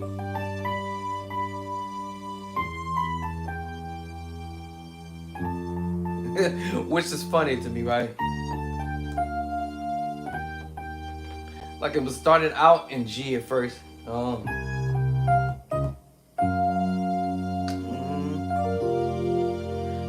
So in F, then B flat, and then okay, that's the bass line. You know. So in B flat,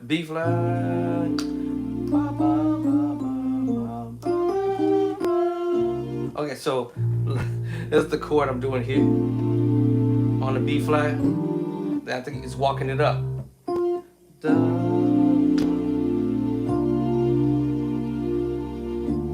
So he's walking up the pedals now. B flat, C, D. Right, so he's walking up the pedals. Right at this point.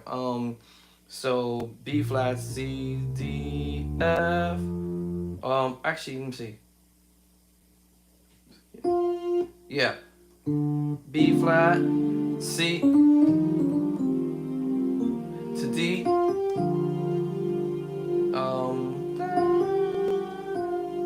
Then that's on the C. That's what I thought. So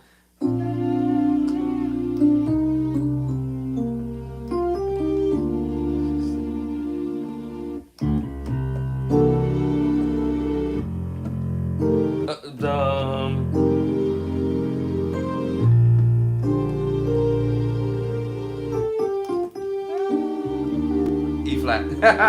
So it's like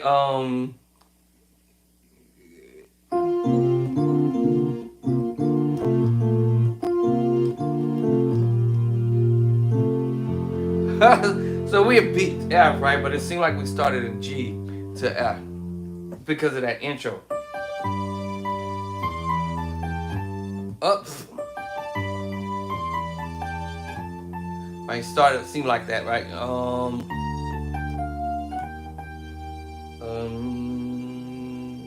Let's see what C. And then can I get away with it? The preacher.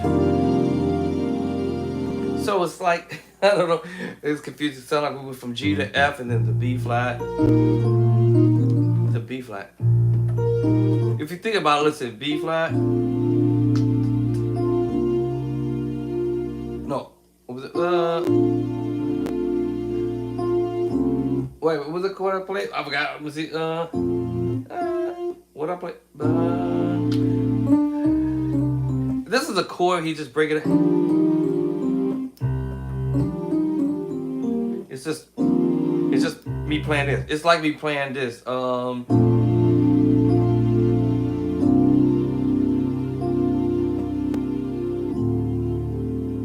You know, basically it's like I'm playing the chord twice in a sense, but by using this forcing in the beginning because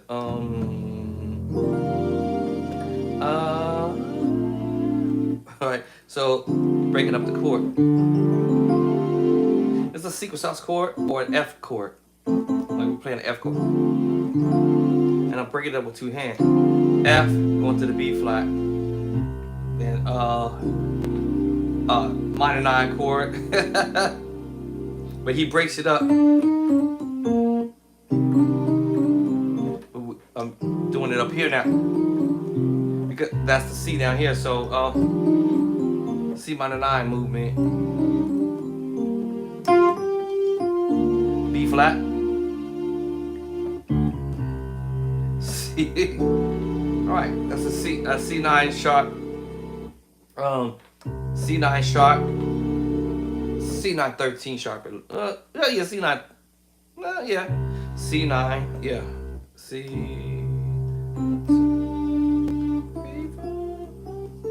Yeah. So this is a C9.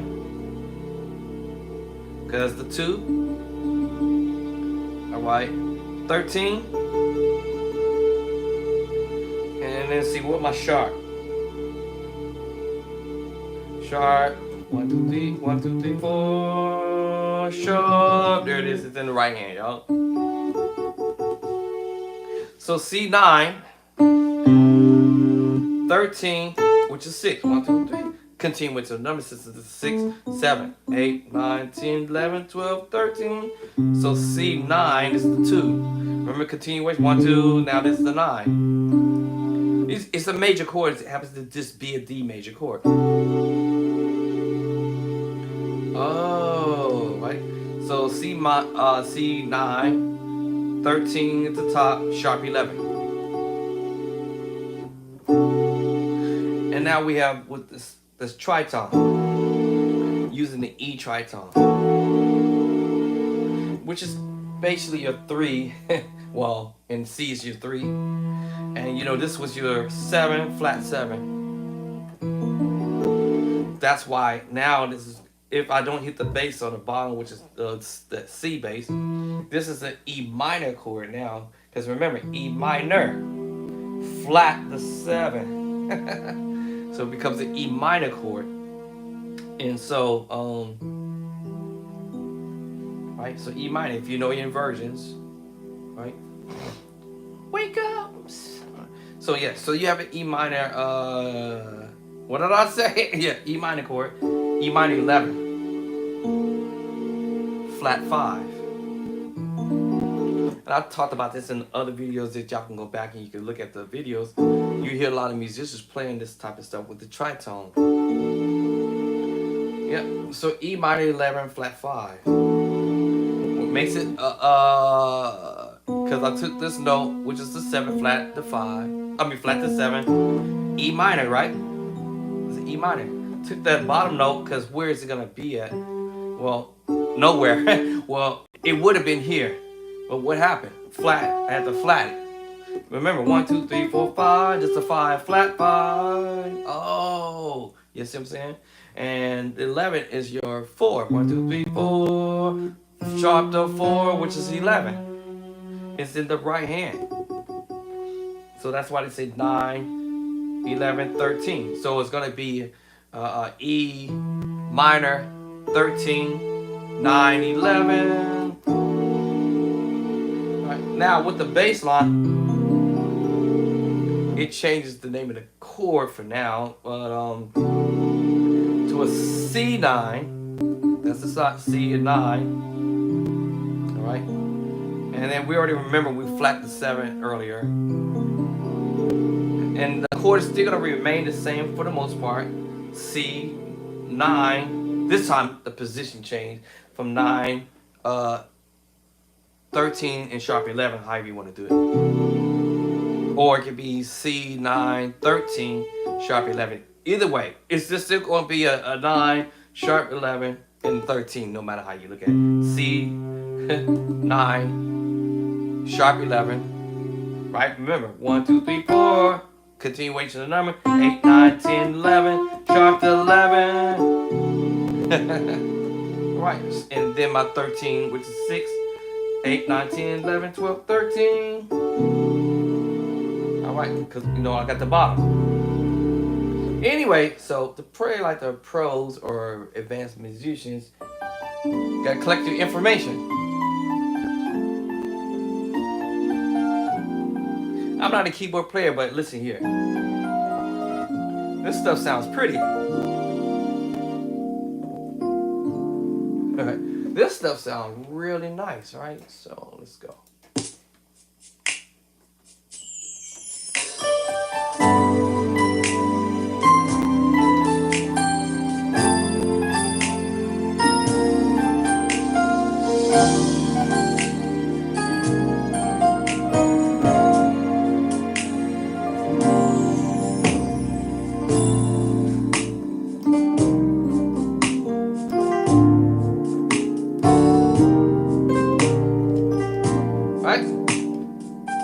Professional chord, right? Alright, without the bass line, E minor 11 flat 5. Alright, we already know what this is. A flat major 9. Alright. B flat 7. Where's my 7?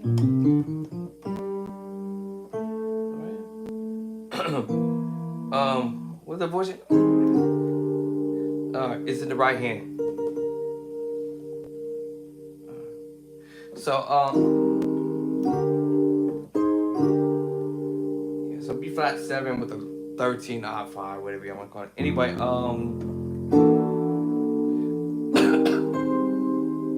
now when I did that, it just put me on the major 7 move, major 9, A flat major 9 to A flat major 7.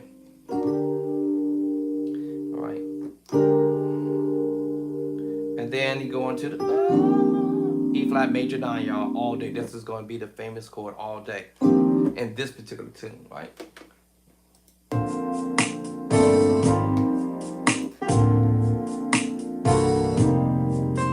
Yeah, so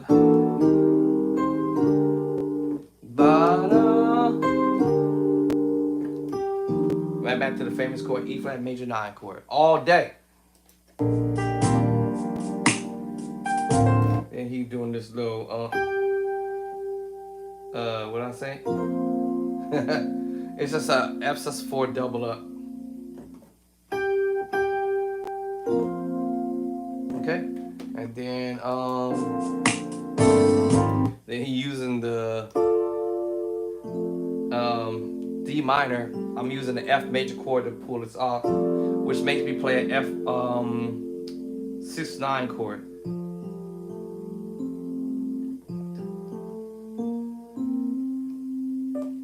The 6 right there. The 9 right there. So it's F major technically, but you know, F 6/9. The 6 is at the top, the 9 is there. Alright, and then this is F sus4. Now I know because using combination, not the word combination, we're using what we call mixed match chords all day. Right? Musicians use a lot of mixed match chords. So when you got to here, This is a mixed match chord, even though it's an E flat major 9 chord, or 13, 11, 13, 9, 13, 11, 9, 13, whatever. It's two different chords I'm playing, a B flat. Oh, well, okay, in between what I call combination of chords. But for right now, we're gonna call this combination. I mean, not combination. I keep saying it. We're gonna call this mix and match chords. E flat major 7 over a B flat, or it could be B flat, G minor. Now that's when I start talking about combination of chords in between. A flat. Remember, I mentioned this earlier. A flat, C minor, E flat, G minor, B flat. I told y'all earlier. And you put this together, you're gonna have your sus2. You're gonna also have a sus4. I told you they're all linked together, and that's what creates this voicing. All right. Okay. So that's where he's at there. All right. Now he's there, and this is a minor D minor movement. Oh, too far. Hold on. Oh. Oh, you know. All right, so that's a D minor 7 with 11. I already told you what this was. The E flat major 9 chord. He just kind of, dancing around with it. So E flat major 9. E flat at 2. Back to it. All right, E flat 6/9 chord. And then this is E flat at 2. So he's dancing around with it. Now that doesn't do anything until I drop down my finger. Now I won't play that until I finish it. Now I'll go to the next move. All right, D minor 7, 11. Ooh, 7, 11. And then that's when he's going to hit you with the bass line. C9, 13, 11. Earlier without the bass line is a minor, E minor 11. Or E minor 7, 11, I'm sorry. E minor flat 5, I'm sorry. E minor flat 5. A flat major 7. And then I took that one note off, and now it's A flat major 7, A flat major 9. And then now, because the 9, the 2, it's the 9. A flat major 9. Now that's the 7. All right. B flat. Just B flat 13. This is a funny way of looking at this, but it's just a D tritone over a G minor chord. I told you they're going to blend in inversion. Now we're going back to the E flat major 9 move. The famous chord. Right back to it. Now that's when you go get it. All right, so this is basically just, doubling up on your sus4. Actually, yeah, doubling it up on your sus4. All right, and then I just told you what this was, F6/9. I told you what your 6 is at. I would have played it here, but it's up here. But it's two different chords, F major with a D minor move. And this is going to be an F sus4 chord. Now we may use the word 9 because remember, the 2 is the 9 and it's underneath. And it's here. So we're using what I call mixed match chords again to make your chord sound pretty. Da, da. Now he went back to this move here. The E minor 11 flat 5. Then we're going to go. Now we're going to use the F minor 9 chord. Now listen, I'm not even playing the bass line, but as far as the chords is concerned, without the bass line, we went back to the E minor 11 flat 5, and then now we're using the F minor 9 11 chord. These chords are famous all day in a lot of gospel music, man. Da da da. What?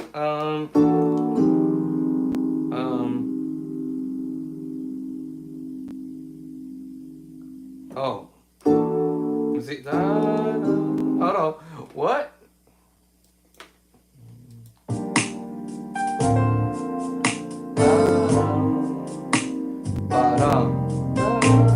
Okay, my bad. So he repeated the same thing that he did earlier, except he went this way. You know,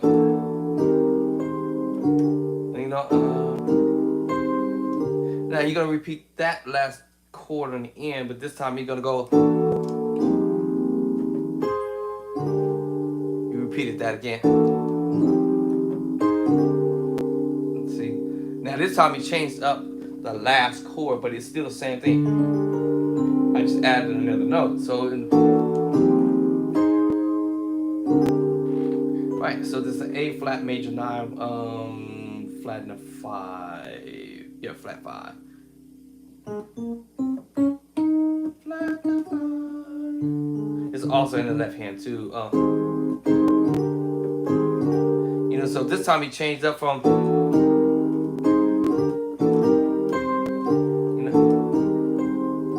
This time you're going to the same thing, but slightly change same chord. But then we're gonna change the chord. All right, F minor 9 chord, then and change up here. All right, so that was cool.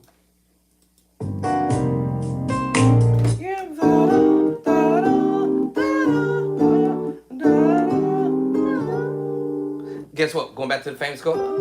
Right back to the famous chord. E flat major 9. Then we're going to the right. This is just a D major 7, right, inversion. Right. Did I say D? G major 7. My bad. G major chord mixed with a D major chord, y'all. With the G major chord. That's what creates the major 7 chord, right? You know, you can play the root position, the first inversion, the second inversion. All right, yeah, so it looks like two different chords, which it is a G mixed with a D major chord, all right? So what am I?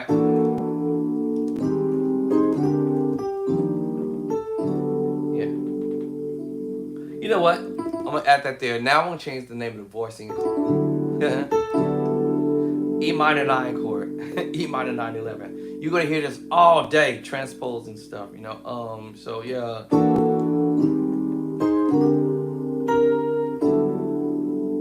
If I don't take the E off, then I have a G major 7 chord. The G major 9 chord, I'm sorry.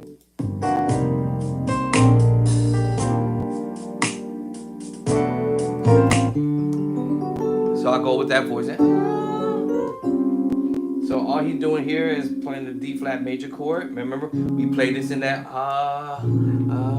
inversions. All right. We did this in the inversion.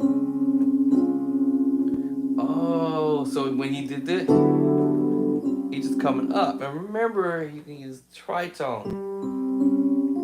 Now in this case, I'm using the tritone, right? Clustering it underneath in the left hand. And then up here, right, makes me play the D flat. 1, 3, 5, 7. Yeah. Oh man. Yes. So you know D flat and F minor, A flat. They are related to each other. Yeah. So this is a D flat major 7 flat 5 with the G on the bottom. All right. So and then professional musicians, or however you want to call it, professional pros, whatever y'all want to call it, right? Y'all can call it whatever you want to call it. I call it for whatever you call it, right? So, you know, if you want to start sounding like the pros, if you the heavyweight, you have to listen to the heavyweights and then start learning what they're doing. And I had to find that a harder way. I would have did this when I was 16. But anyway. All right, so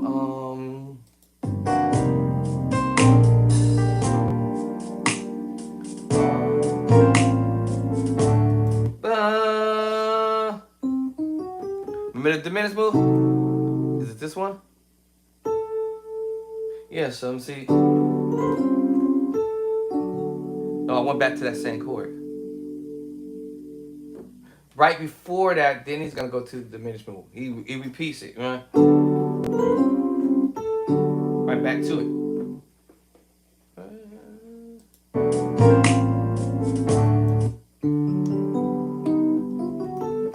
Right back to it. So,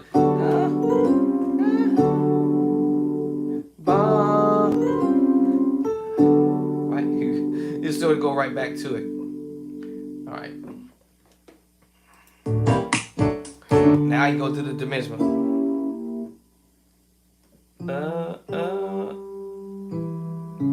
Yeah. So now we do the C sharp diminished move, and he kind of chops at that. So I'm sorry. Don't go back to the same chord. We're going to D major chord. Double up. My bad. Hold on. D major. Double up. So first it was the G major 7, a G major 9 chord, D flat major 7 flat 5, and then we go to D major chord. And then you're gonna go the C sharp diminished, but we started with the E diminished 7. Right? E diminished 7. Remember I told you E diminished 7, G diminished 7. What key we doing this in? I don't know what key we doing. Is it F? I would assume we're in F. Yeah, that would probably make sense. I think we're in the key of F with this tune here. And so basically now we are playing around with the E major, E diminished 7, F diminished 7, and B flat diminished 7, and a piece of C sharp, a D flat diminished 7, right? Breaking the chords up. Now he's gonna take you to the C diminished 7, right? So he kind of do this little thing, D, ba, ba, just one, ba, ba. Now we're going to the C diminished group. But he's gonna start it with the G flat diminished 7, right? And then you have the A diminished 7, and then you to the top, C diminished 7. Ba, ba, ba. So he kind of chops at that.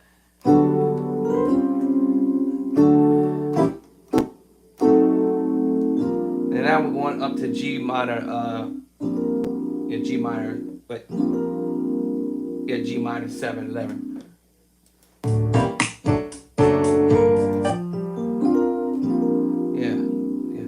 Yeah, so alright,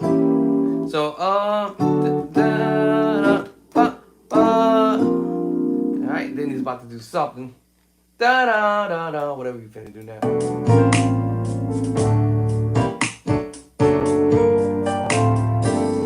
Uh-oh.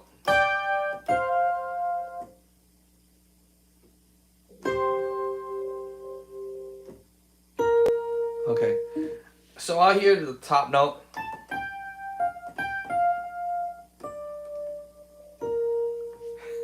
Kind of give you an idea. Okay. Now, listen, y'all. I can sit here and read my transcription. Remember, I opened up the book, but I stopped doing it because I'm like listening to what he's doing. Listen to what he's doing to see if what makes sense. Diminish. All right, and then I hear what? I'll probably miss it. Something like that. All right, so I hear that.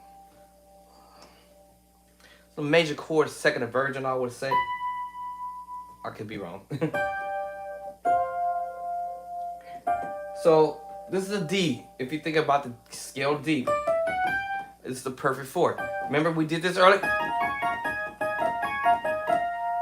Kind of similar to that, right? So we're doing a D scale, perfect 4. Guess what? Then we'll do perfect 4th in C. So I see him just jump into it. Okay, this gets smoky. You see it? Right here. Now let me see. Is this the perfect 5th in A? it's actually not, because it could be a minor move. The D minor move, or perfect fifth, and a perfect fourth in a minor move. Nope. So this goes to a whole nother ball game here. But let me see. I could be. Yeah. So. Yeah. I did say minor. Yeah. And how you read the minor move is kind of funny how you look at this, but you can't call this the fourth. 1, 2, 3. 1, 2, 3, 4, 5. Yeah, perfect fifth. But it's saying perfect fourth. So it says A perfect fourth. So I'm like, wait, how is that? Well, yes, it is A perfect fourth. So you look like you're looking at the move from the D perfect fourth, C perfect fourth, and A perfect fourth. Sound like Chinese music.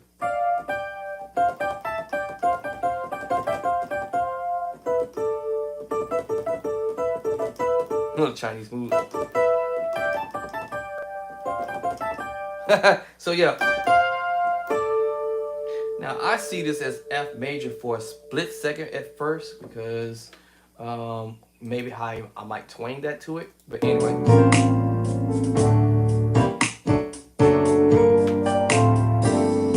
So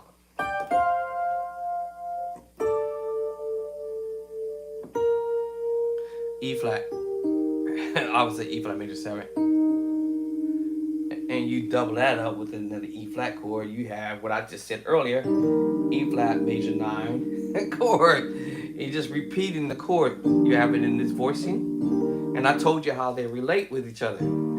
E flat, G minor, B flat. And of course, A flat. Right? How you connect that, or your sus2 secret sauce. You know, sus4 and its secret sauce too. What? Alright, so I think the way he's pulling this off is probably with the F major chord. And then coming up to the B flat major 7 second inverted. That sounds like it.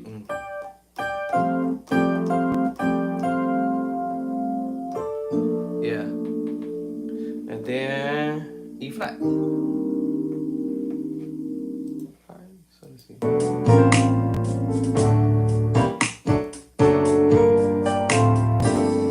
Yeah, so now I said minor move, but I feel like my finger's gonna hit that F major chord. See, so I'm like, yeah. So yeah. 1, 2, 3, 4, 5. Perfect fifth. Actually, G perfect 4. But I feel my finger's gonna come to the F major chord. So you know what I'm saying? Or I'm gonna jump from this to the G perfect 4th chord, which is gonna bring me to the F major chord.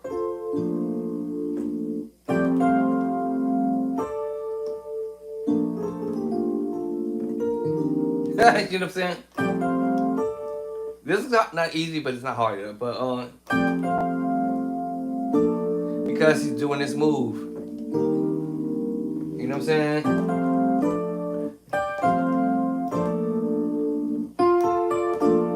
But he's not hitting that note down. He's doing it.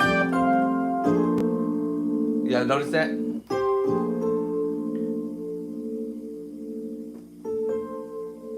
So B flat major 9 chord.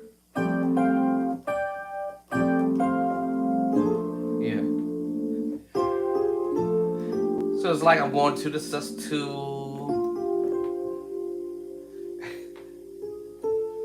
and it's like I'm taking you to the F major chord because I rolled it into it.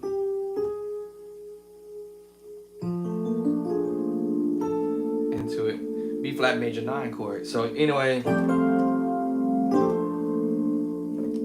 now you notice I left that alone. I left the other perfect fourth alone.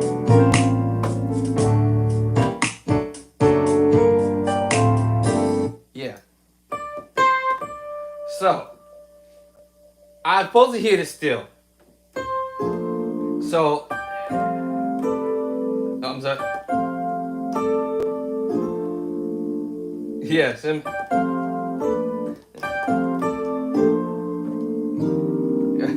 so see what I'm saying? Yeah. So I hear that in my mind. I'm like, what? And then here, you know, that's a lot to remember. Well, Lord, have mercy.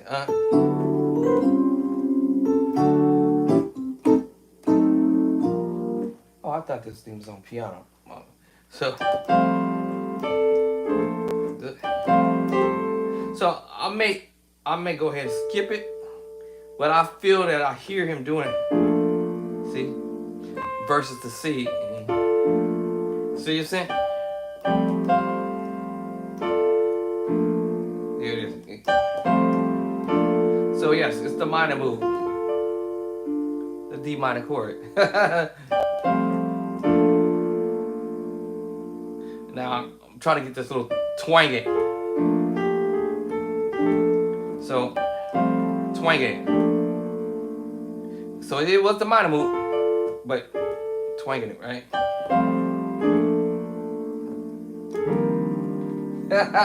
All right, so you know, I hate to use the word use pro or advanced level music. It's not. It's all basic.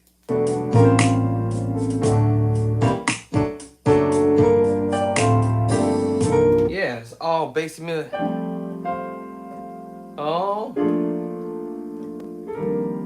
yeah. So, that's what I'm saying. So yes, we just use a perfect fourth. Perfect four. And then you are hitting the minor move by twanging it somehow.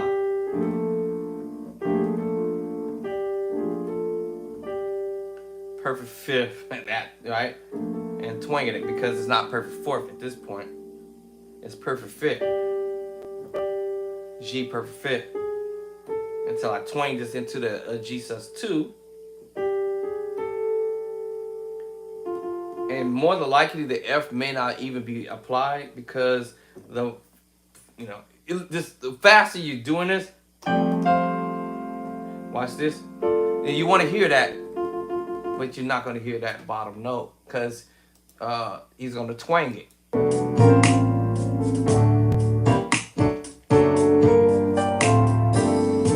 Yeah, see, so you have to twang again.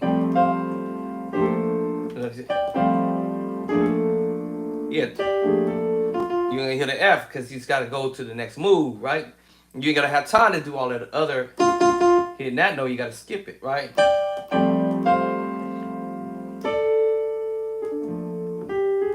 If you got time, perfect fifth, G perfect fifth, and hope you get the right finger in at the right time.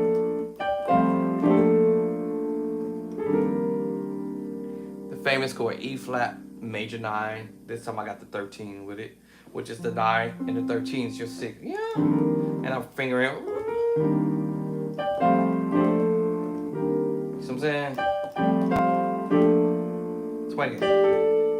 Or this time I'm just twanging it right here, which is the G sus2. I'm just twanging it.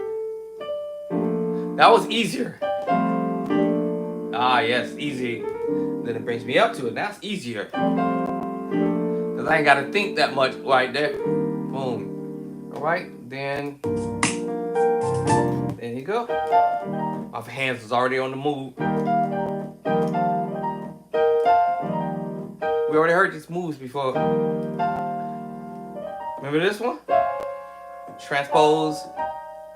We already know that, right? E flat.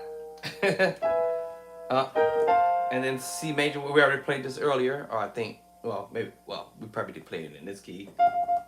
This is the F. Second version. Anyway. Or you might. Or. You know, either way. And then it's about to come up out of this thing, right? All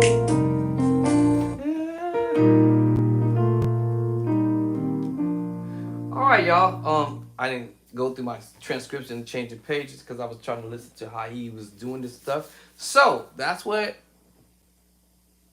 advanced musicians do. All right, they learn ideas from somewhere, or whatever, and keep it pushing. So basically, I'm actually finished the first page, which I can say I already been here, done that one, and I've already been here, done that one because I was ending it. All right, so that means now I need to go to the page 2A. Of course, I'll probably move that up there out the way. And then this will be my next. Of course, I will probably put that on the back page and say, I've been here, done that, right? And I have it memorized, I think. And on the way, well, I know if I have it down.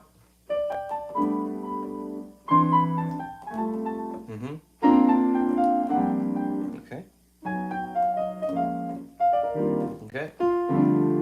And if I'm not 100%, at least I'm close.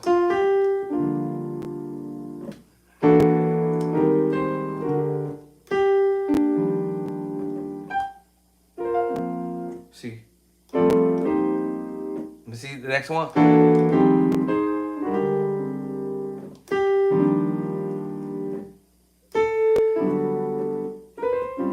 Okay. Here we go. Oh! Almost got him. And then it ended. And ended. All right, so that's how you rock it. All right, that's how you rock this thing. Now, the other part of this is what's your takeaway from it. Okay.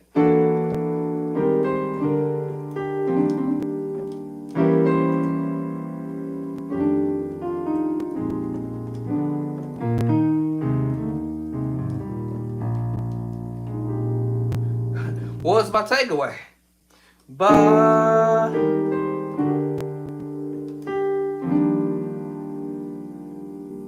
You know,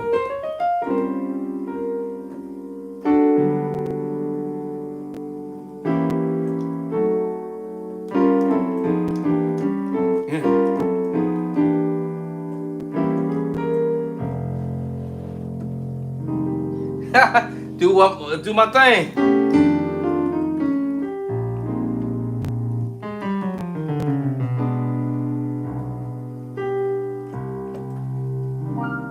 What was my takeaway from it? All right, so you gotta have a takeaway from the whole ordeal. Maybe I don't want to play that whole thing. You know what I'm saying? Maybe I don't want to take everything the way the song went, but it just gave me something to do, right? You know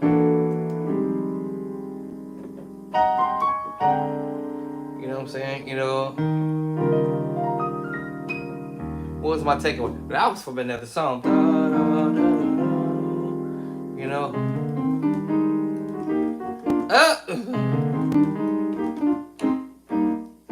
Sorry about that.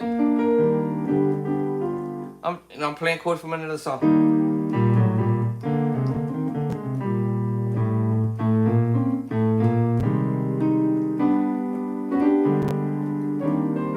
You see what I'm saying? What's the takeaway from the whole ordeal? At the end, he went, You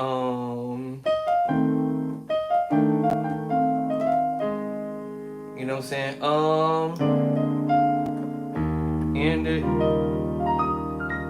What was the takeaway from it?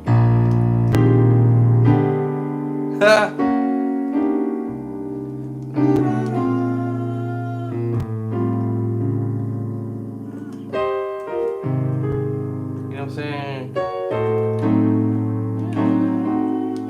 You know what I'm saying? Whatever you want to do.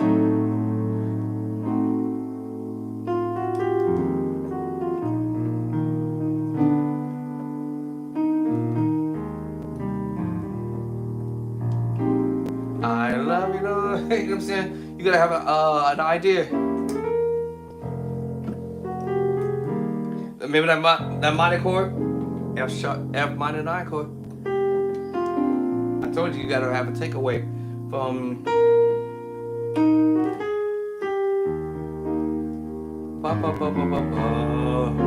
Remember that chord?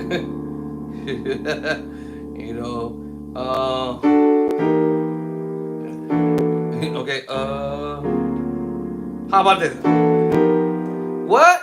I told you it's come 7. And I'm gonna just transpose the move. I'm sorry. I'm just gonna transpose the move, right? Right, transpose that moves. Remember, I can go. I'm headed to the major move. This was my target chord. But all I did was took the chord before that, right? Yeah. What's my target? You know. You know what I'm saying? I could.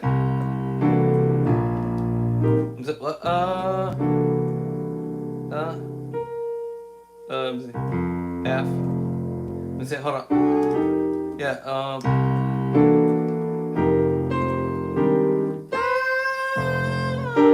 B flat. Let's I remember my bass line. See what I'm saying? What's the takeaway from the move? Can I use it? You know, can I use the idea? You know. Change the bass line.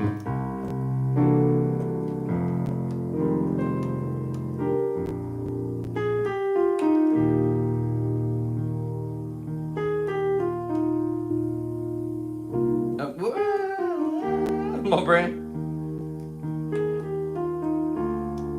I don't know what I'm playing. I don't know what I'm playing.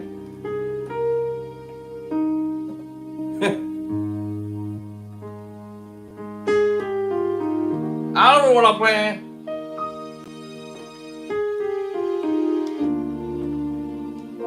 I don't know what I'm doing. I'm just making this up.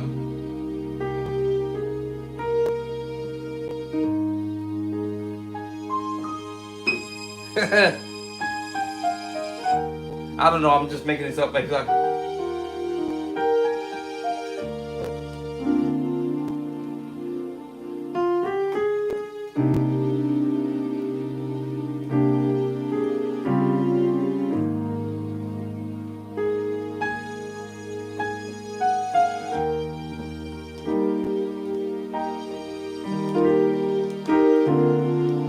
I don't know what I'm.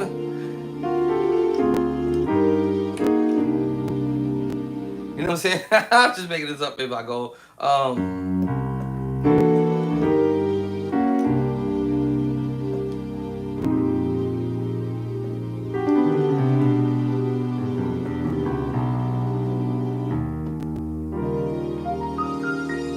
So you know you gotta have some takeaways. That's what I'm saying. So what's my takeaway from this stuff? It's like, oh. Try to see if I can add it into another key from another song.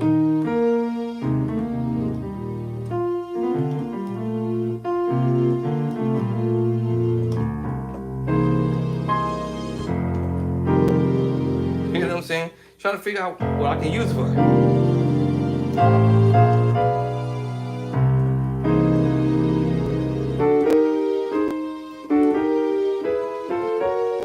I'm making up something. Yeah, so anyway, and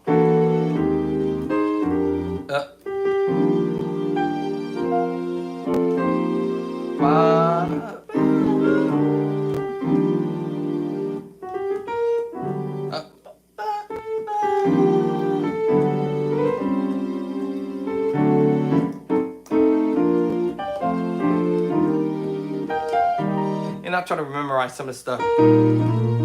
Will this help me out? Can I get a winner?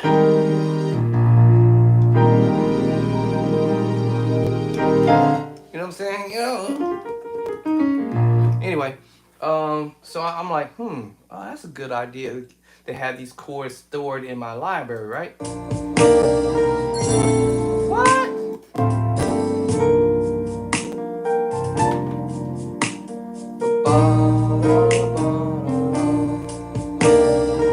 Major 7.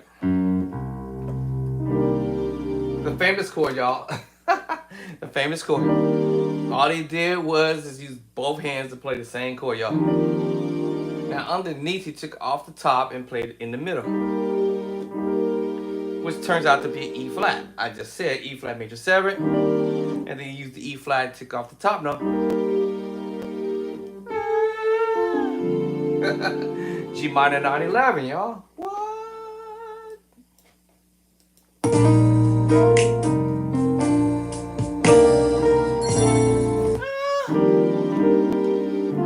Yeah, G minor 9/11.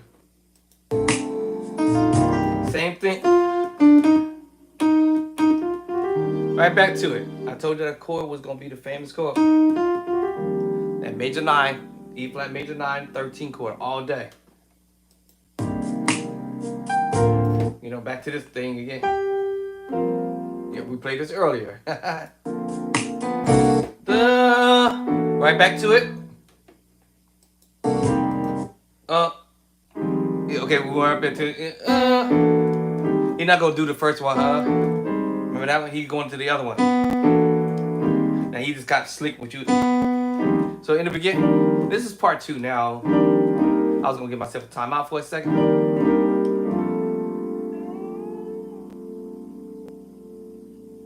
I forgot the other chord. Let me see, what was it? What was it? I forgot just that quick.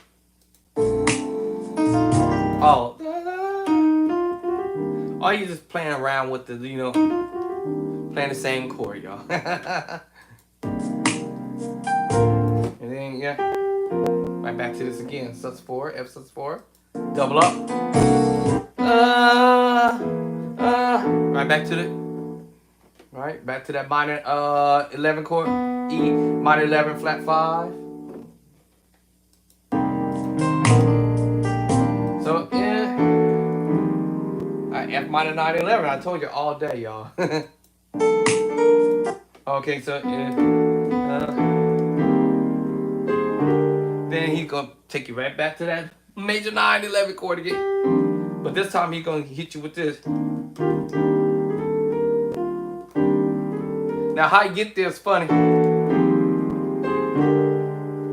I'm already there. I'm already there. And he's just using some little melody notes or whatever you want to call it. Makes you play E flat major 9/13. You see, kind of do.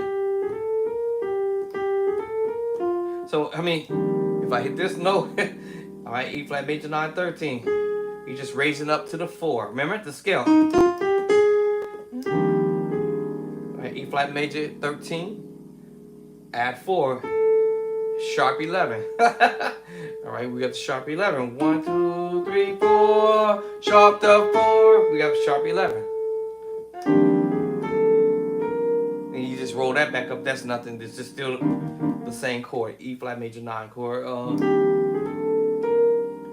Oh, I'm sorry. 9/11. Same thing. Yeah. It's just double it up.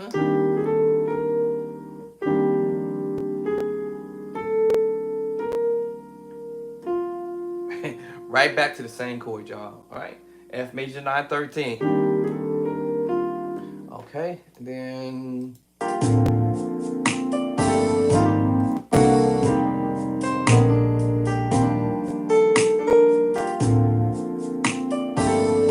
Play that. That was early. F9, F6/9 chord. F sus4 chord. F9 sus4 chord. Same thing from earlier. Alright. And that's when you're going somewhere else. Tritone. Wait. Now you're doing perfect fourths again. Remember all this that Mike Burrell was doing.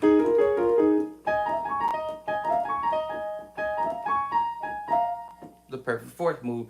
So Elder Devon is doing the same idea. First, it started out with the tritone, and now we move it to the perfect fourth. F perfect fourth, E perfect fourth, and A flat perfect fourth. What you heard me doing up here? I was here. That was just the opposite side of what I was already playing here. I'm sorry. Shut up, Andre.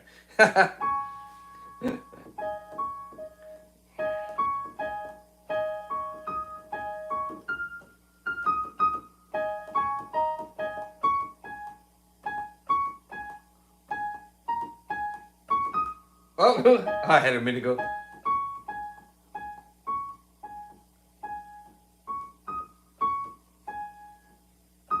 I forgot what. I hear this in my head. Anyway, what we have? Let's see what was here.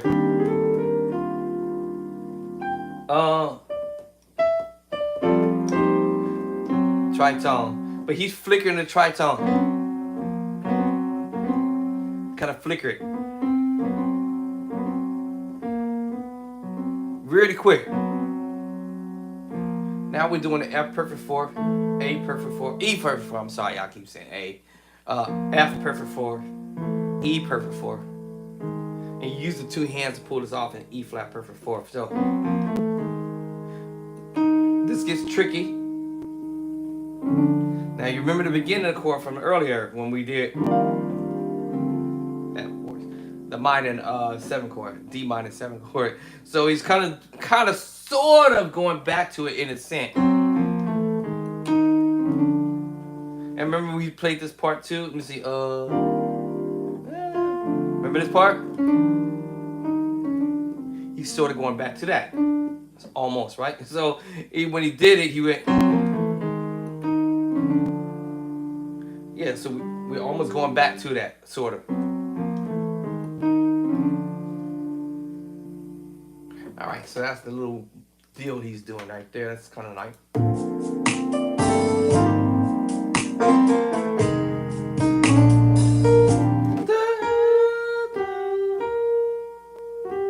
So let me see. Y'all know we're going back to the famous chord. I told you. Back to that E flat major 13, 9, 11 or 13, 9, 9 and 13.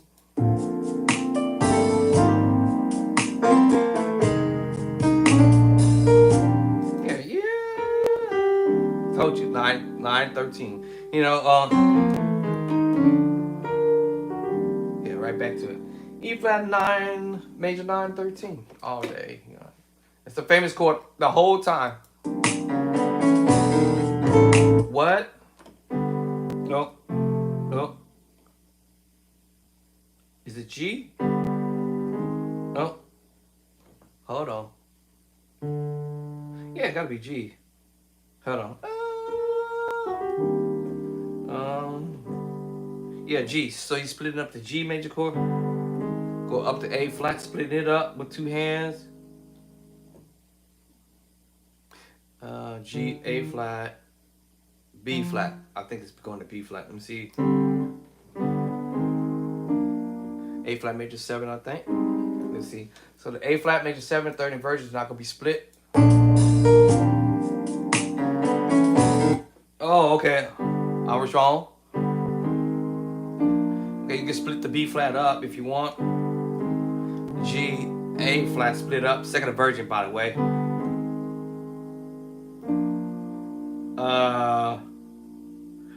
Let me see.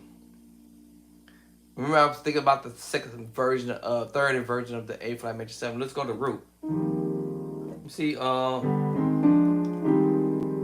think that's what it sounds like. He's going to.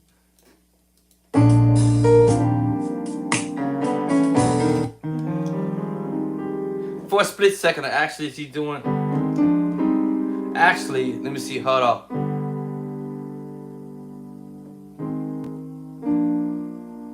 I want to go to the second or third inversion of, because that.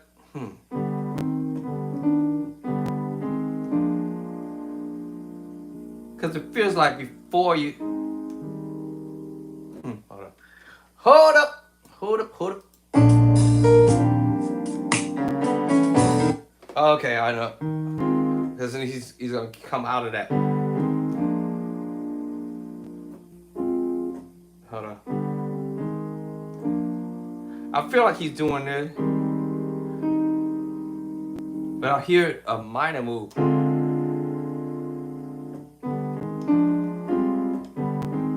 What's the chord he's doing after? I feel like he's doing that. Let me see what my transcription got to say, cause I'm surprised I got this far up. Let me see. Oh, okay. I was definitely wrong. Okay, hold on. A.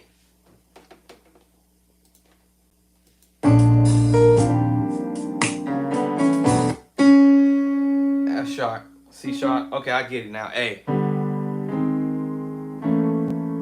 Let's hold up. A flat. A. Yeah. G major 7. Let me see how I'm gonna do this in. No.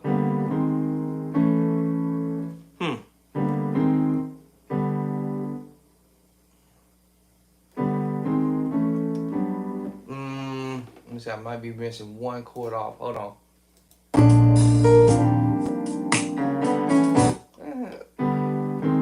Swore I'm hearing this. A major, I think. Let me see my notes set again. I think I'm close to it. Let me see, what did I say?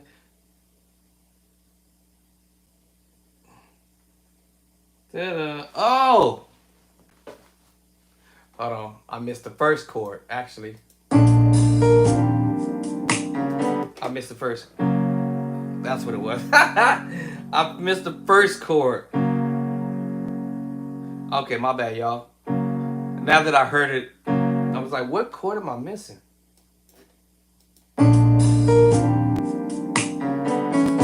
Yeah, F sharp, then G, then A. Now I'm gonna pull this off. Yeah. Now he's just doing this, splitting the chord up now, and I gotta figure out how I'm gonna do that. Let me see. I'm trying to figure out how I'm gonna do this with two hands. See? I'm trying to figure out how I'm gonna split the chord up with the fingering.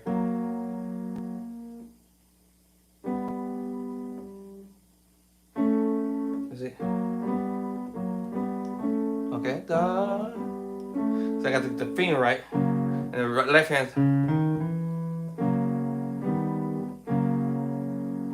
Ah! Oh, I forgot the finger I had. There it is. Nope. I got the right hand. There it is. Alright, got it, y'all. Know what I'm saying?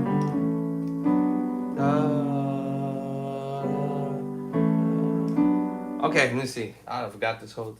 So he went from here. Let's see. Oh, what was it? Nope. What was it?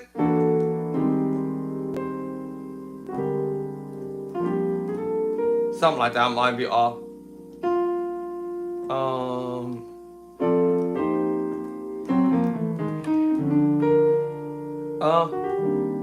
And then see, my other hand wants to slide off, but he's doing it like this.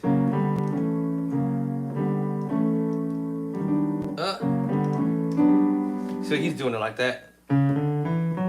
Try that. I'm gonna try this. Let me see. That's not easy. Let me see. That's not easy. This is the first time I'm doing it this way. Because technically I can go. And I'm done with this song. And be done with it, you know. Let me see. Let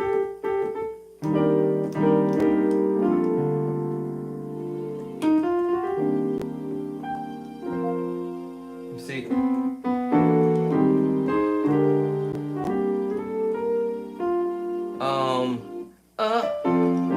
me see. Then see, I could just. I'll be finished with it. But now my brain wanted to break up the chord. How do I do that again? Da da da da. Right hand.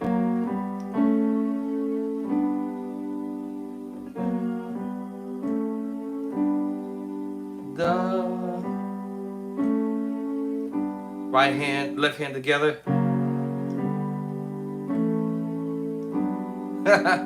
All right, so I got that for y'all. What it is G major, right? Broken up. F sharp, I'm sorry. G flat major broken up. G broken up. A broken up.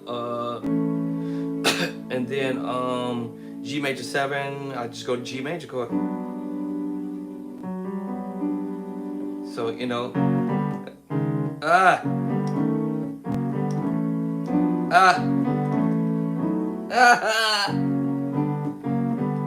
Yeah, remember the finger. Hold right there. So,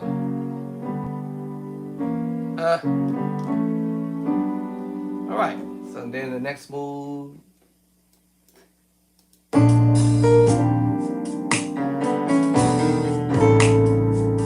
Oh, did I miss it?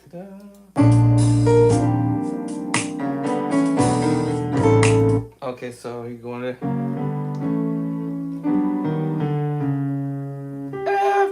No, remember I played it earlier. I told you it was coming. The F chord. I knew it was coming. You know. Okay, that's funny.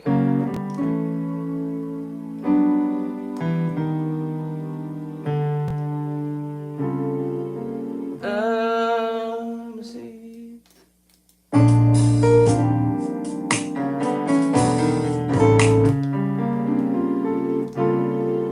So I knew that was coming.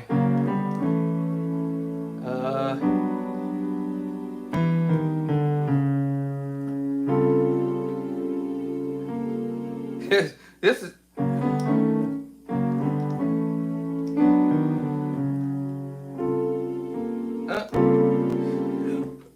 F sharp or G flat, G, A, G major 7,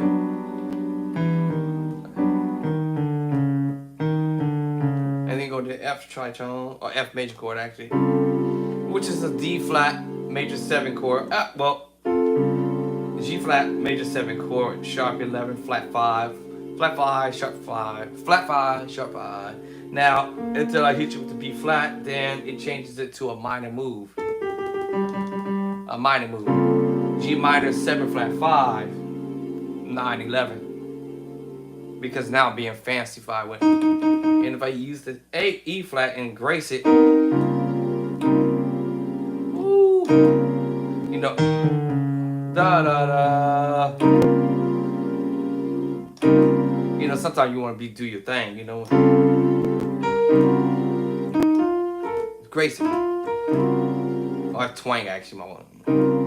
Alright, I'm gonna get off of here because I gotta go do my walk and take this medicine and stuff like that. So keep myself well. That's what I would do. Is work on a little bit of this, a little bit of that, a little of this person stuff. You know, a little idea. Yeah, that keeps you going. You know, that keeps you going. You know what I'm saying?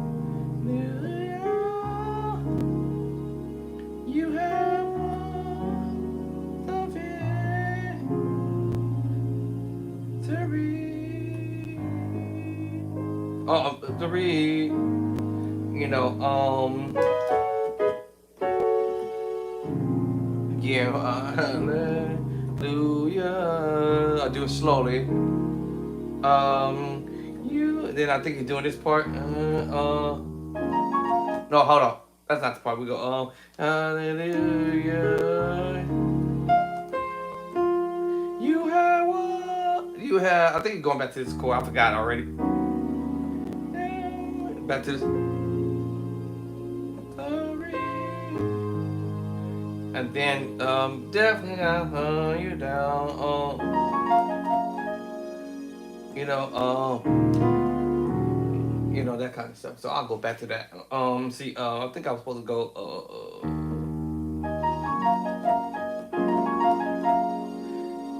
and then, I forgot, what was the other chord?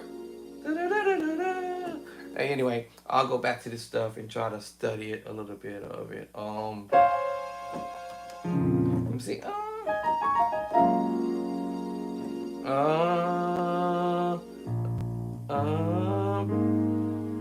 Alright. You have my whatever. I forgot already.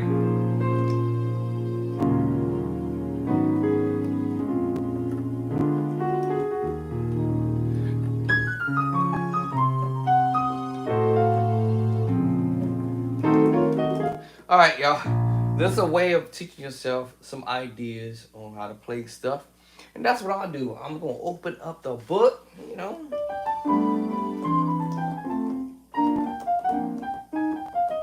All right, when I finish learning this gig, or this joint, when I finish learning this joint, then I'll go to the next. All right, this is going to be a long page here, but anyway, I think this was 6 pages long.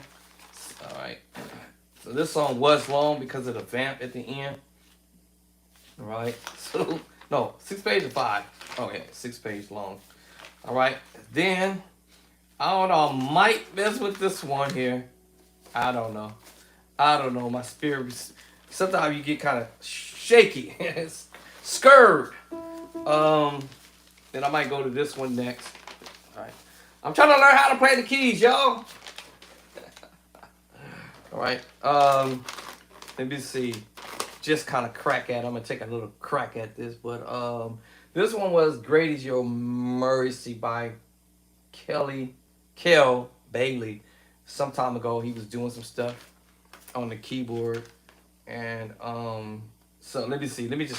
I don't know exactly the rhythm to this yet. I just started messing with it years ago, and I stopped. So C, B flat, A, and G. So it's probably for the first chords.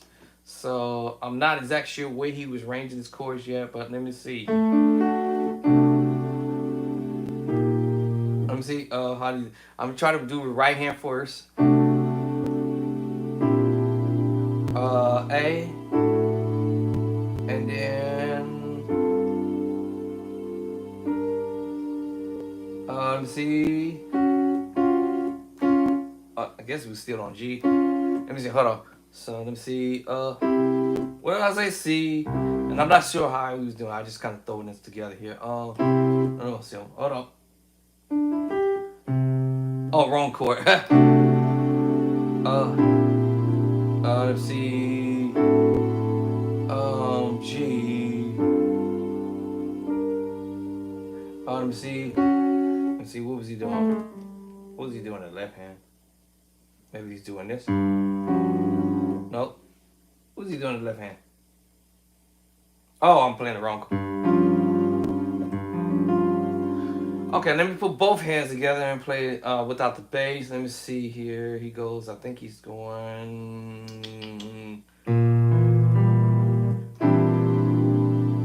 Right, the left hand. This ain't easy. Because of the way he voiced it. So let me see. A, E, F sharp. How did he reach that? I'm not sure how he got there. Hold on.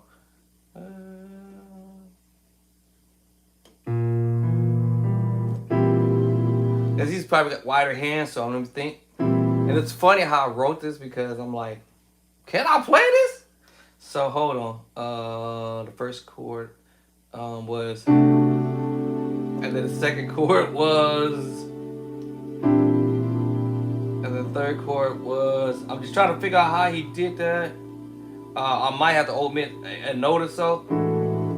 E, F sharp.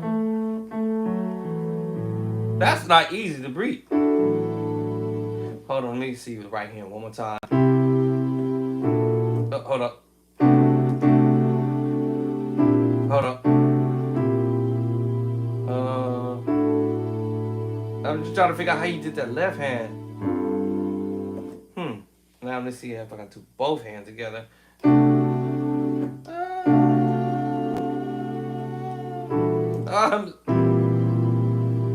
B flat, E, G. And then I'm trying to figure out how you did that. I might have to omit the F sharp then, because I can't reach it. I don't even know how I wrote it actually. And then I can see this chord. So let me see. Chord wise, this is a D major chord with a C on the bottom. I can do that all day. This is a B flat 6/9 sharp 11. Okay, I can reach that. It's just really a diminished move, y'all. Just omitting one of the notes so it sounds so dirty. Alright, so you just omitting the C sharp. And then the next chord, I'm not sure how did I even get that? So, like it's playing. Okay, let me just do an E major chord. See, E, F sharp. See, how did I voice that? Can I just use this idea? I might use that instead of the A. I can't reach it, so I'm gonna say, let me try it this way. All right. The second chord, like I said. Let me try that. Let me see. What I say? All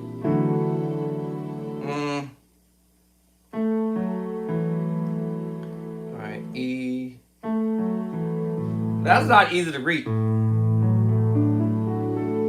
It's an A major chord, but I'm like, it feels funny trying to reach this chord. All right, and then the next chord was a G. Actually, yeah. Play this chord all the time. All right, so let me do this, because I may have written the chord wrong. What track is this one on? I think. Let's see. I don't know. I don't remember what track it's on. Let's see. Nope, not that one. Is it this one? Uh-oh. Okay, let's rewind that back. Hold on. I might have even been probably playing the wrong chord, actually. Matter of fact,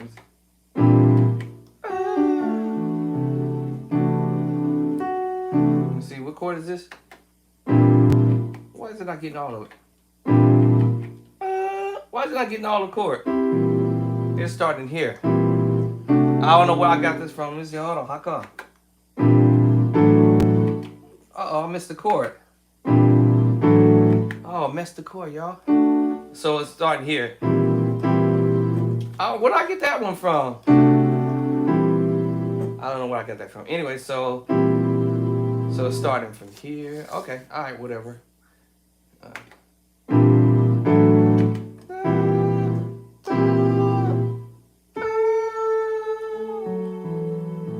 See, I can't reach it. I'm gonna try. Stretch them in. I'm trying it. See, this is not easy.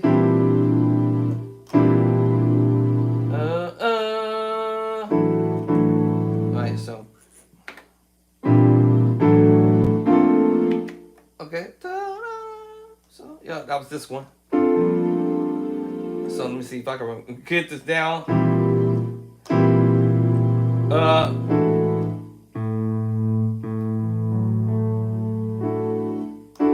This is how easy playing this, y'all. This Kelly Bailey was playing this song called Great Is Your Mercy. So let me try to see if I can get this down. Let me see. But moving my hand is like, what? This will change your left hand, by the way, while I'm at it. So do it again.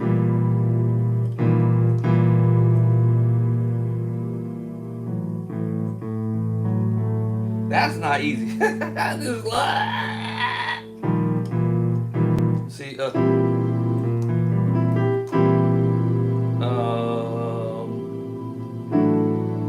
right. So let me see. I might have to do some shortcuts because I can't seem to.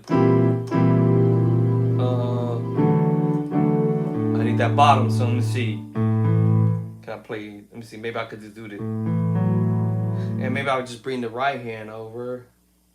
And let me see. Maybe I'll do like. Feels funny. Let me see.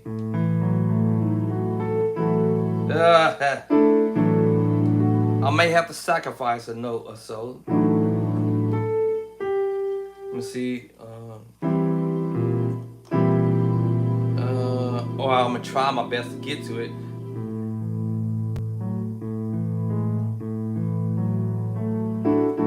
It's not easy. This is hard. Let's see. Yes. This is not easy. That's why I kind of have to grind at it. Trying to figure out what finger I want to do. And keep doing it again. Eventually it starts to smooth it out. Alright, so that's what practice is all about. Try to smooth it out. One more time. So I'm gonna try to smooth. So this is G minor major 7, but this is like it's saying a B flat on the bottom, but we know it's a B diminished 7, but omitting the C sharp. Thanks a lot, Kel. You know, this ain't easy. So it looks like I'll have to not hit so hard on this chord to nail it for me. Got the left hand going. This is like I had to do it gentle. If not, I feel my fingers going to hit the next note. But this is a way to kind of help your hands to stretch a little bit. Right now, let's see if I can get the right hand. Getting there, all right.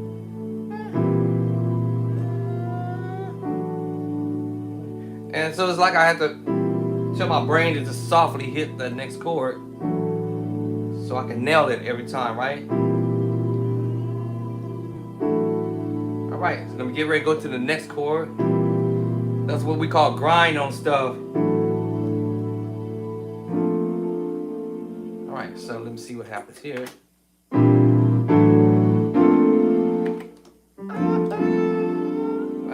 That's on the G.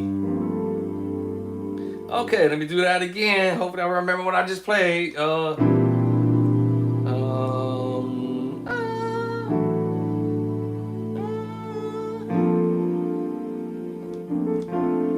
might be adding an extra note here. Maybe am I? No, I'm not. All right, so you know,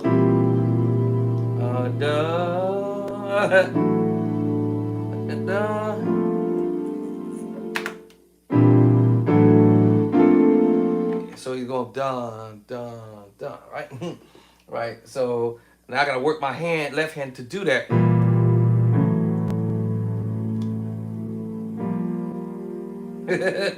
Dun dun. It's not easy. This is not easy. This is where I might have to say, I need to. What's the word? Improvise. I'm holding it too long. Now my hands want to do this in the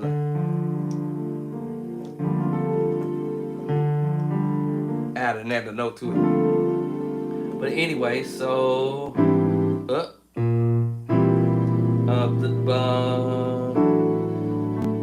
now if I have to focus on this A here, I'm dead. So I'm gonna try to focus on these 3 notes for now. I'm trying to focus on this one, and then my chord. So basically, I'm going from C to F and using the same notes. 1, 2, 3, 5. 1, 2, 3, 5. So all I have to do is 1, 2, 3, 5, right? 1, 2, 3, 5. 1, 2, 3, 5. So if I can focus on those 3 notes, I think I'm in this bad boy. I'm gonna just have to sacrifice the A at the top. It is what it is.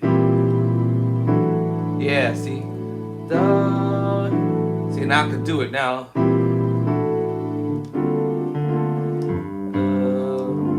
Okay, I got those 3 chords knocked out. So that's how you practice when you want to learn how to play like the pros out there, you know.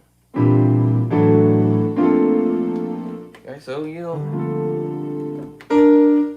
That's. So,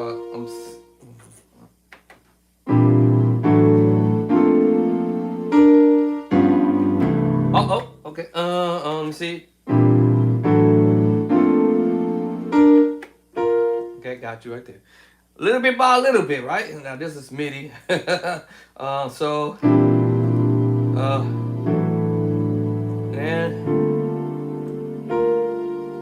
right, and then the next move was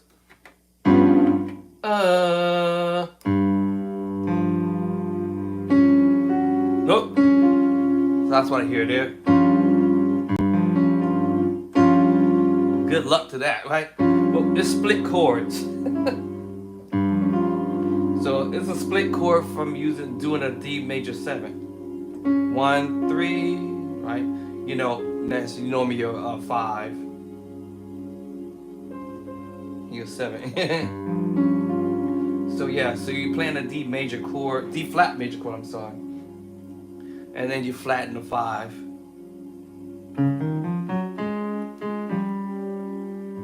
It's in the left hand. So you got your 1, 3, and then flat 5. Double up on my 3 here. So anyway, that's what it sounds like he's playing there. Alright.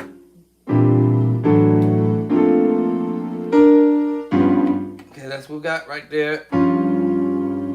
So I'll play that slowly again.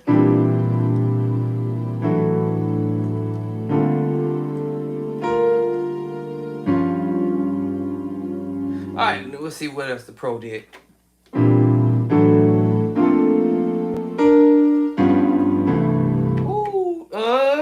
Okay, so the next movement was a pitch chords we played already. We call this the power chord, alright? Perfect fit. We can go and say, remember this was a sus4, half step up.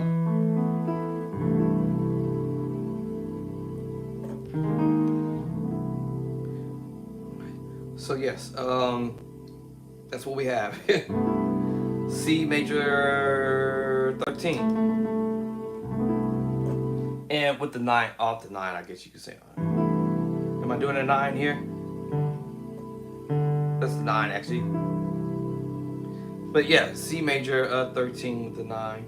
Or, forget it, don't even say 9 actually. Because this is 1, 2, that's a 3. So skip what I just said about the 9. Anyway, so I'm just using the sus4, E sus4. So let me see if I can remember what I just played a minute ago.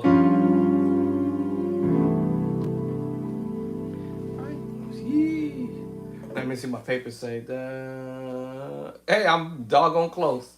Let me see what's the next move.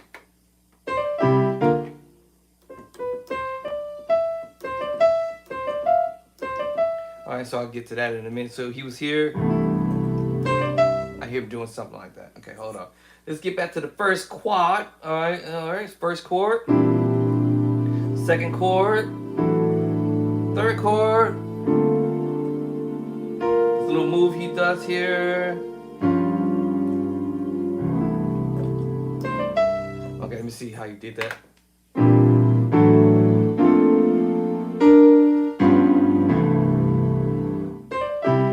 Okay, so he's doing this as he's about to make his way into a chord.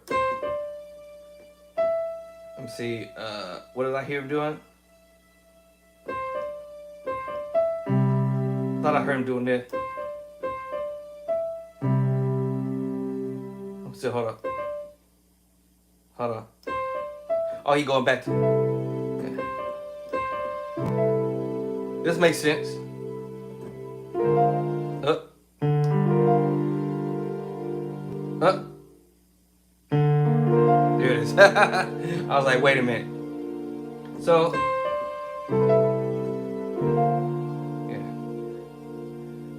Now, I'm not going to move any further until I get at least this somewhat memorized. Second chord.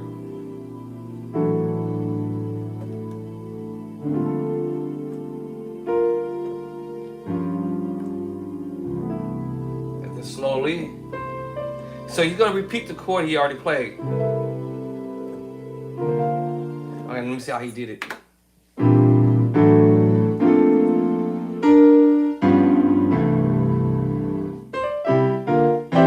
Okay, so he's doing it.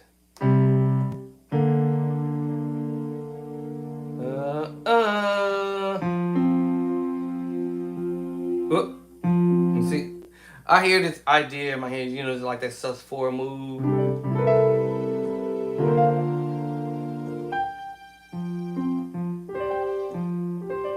You see?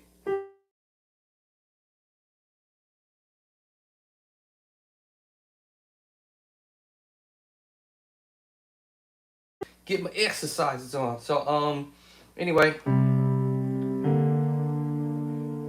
There it is.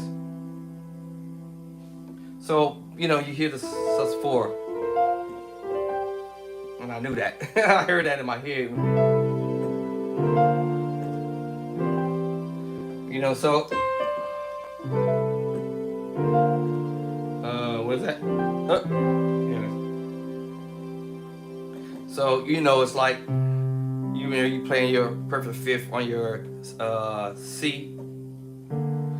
And unfortunately, because I'm in the D area, this B flat actually. 1, 2, 3, basically. And then this is technically C. Right? So yeah. So anyway, it sounds pretty. What did I say? Yeah.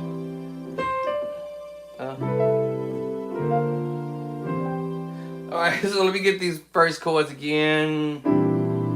Second chord. What was the third chord? I don't forgot it already. Hold on. Oh. And then this crazy move. You know, I could have did like that, but you know, he's splitting chords up. Right, so let me look at my paper. Not that now I don't know why I heard this. Maybe I missed it or something. Somehow, maybe I missed it. Okay, I may have missed this.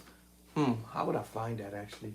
Am I hooked up over there? Yeah, I guess I'm not hooked up. Hold on. Let me see.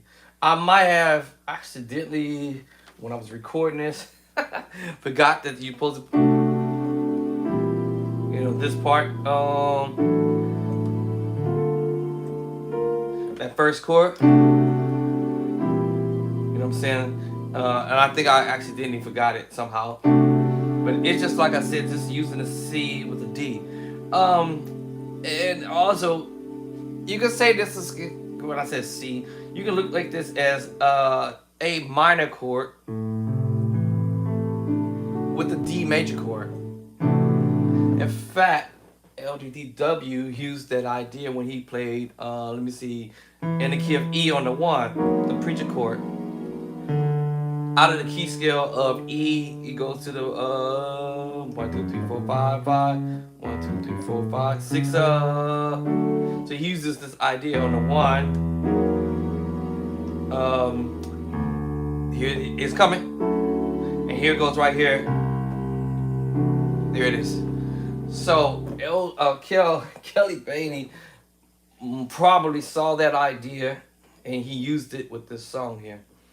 That's what it says. That's what it's come in. So, because it's an A minor move with D major chord. And as I said, Elder Devin Watkins used that idea in the key of E, preaching chorus, and this is on the 1 in E. This is 7, right? Flat 7, or you can call it sharp 6, and then he goes to this voice in here, which is the D major 7. And then he goes to, this is the 5 of plus 5, that's the 6. So you can call it flat 6 or sharp 5, but this is where he used it at. And it's a trick. And watch this. I'm not done. Watch this. Then watch what he do here, and then he goes to plus 4, sharp 4. Watch this. Y'all hear the chord? This is a B flat 6 9 11 sharp 11 chord. What? So if you listen to this, I can use that idea. What? With this song that I'm actually doing right here. What? Yes. This voicing here, right? The C 6 9 11 chord. Yeah, the C 6 9 11 chord. Bailey plays this move. Somehow I missed it. Yeah, somehow I missed it. So that will make me gotta go back into locating that video recording that I gotten from him a long time ago. And then this makes me think to go to a B flat 6 9 11 chord. This is a C 6 9 11 chord, but like I told you, this is an A minor chord, second inversion. Root.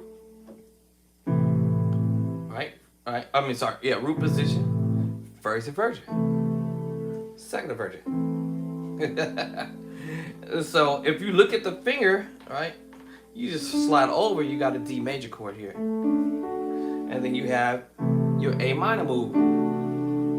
Oh, wow. And that's why when I saw this, I said, hold on, that looks familiar. Because Elder Devin did it in the key of E. And he did it on the 1, right? Flat 7. And then flat 6. I know in the key of E there's no flats. So that's why I was saying, okay, we can call this sharp 6, right? We call this 1, sharp 6. A sharp 5, sharp 4, that's the last chord. Right? Now, because Bailey said, well, okay, I'm not going to play a B flat. I'm going to play a partial of the, think about it. This is B flat, right? This is major 7, right? With that C chord. Make sure you play a B flat 13 sharp 11, right? I'm going to add this note here. No big deal, right? Now, the difference is if I raised up this note off and put it here. It's really not that much of a big major difference, but you almost wouldn't even notice it. B flat. You wouldn't almost notice it. Alright, a B flat 6 9 11 chord, right? You wouldn't really notice it because the B flat is kind of drawing it out. Now, if I take the D out, it's already here in the left hand. That's the thing. I mean, my right hand. See, it's already there. If I put it there, it's just B flat. Think about it, y'all. Part of B flat. It's just the D is at the top.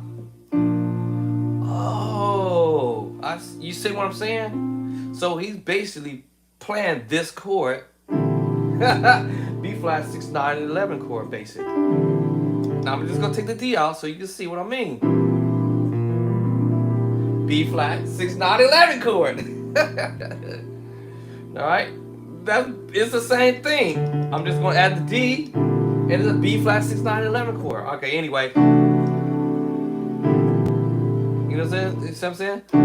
Great is your. Now I'm trying to get my left hand to get familiar with getting to that A. Not that I had to, right? You see what I'm saying? What? Great is, you know what I'm saying? Your.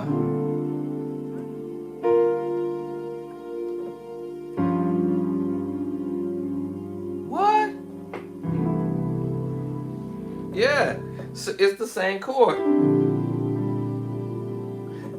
It's the same chord, y'all.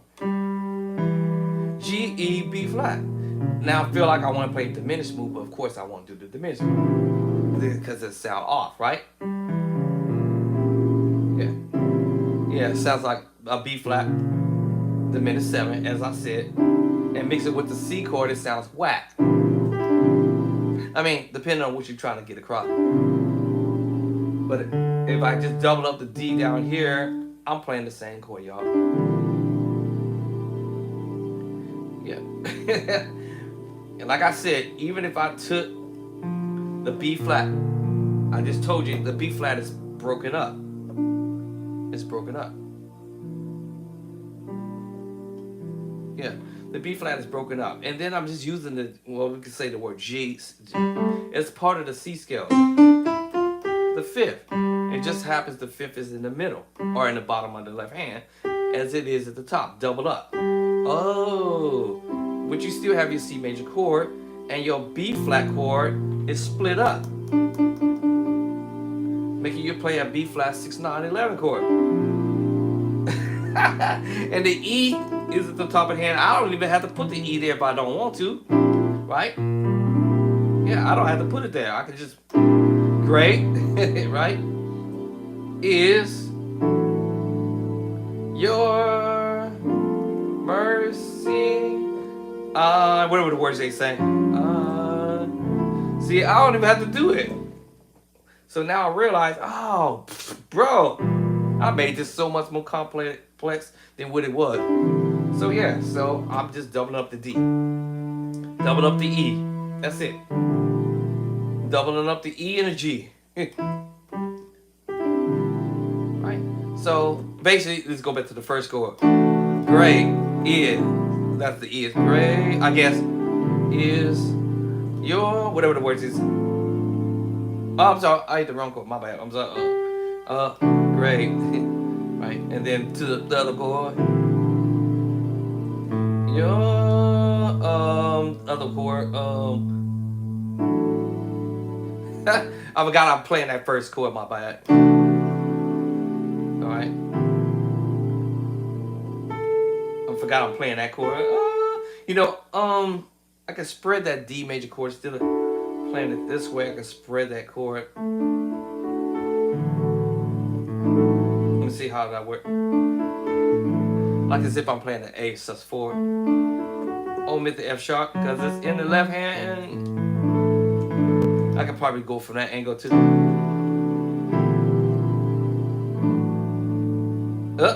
They don't sound right, so I'm gonna go back to what I was doing.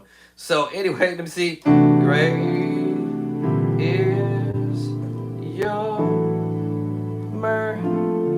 So add a little something there. You know, same chord. Now I'll go to a different chord.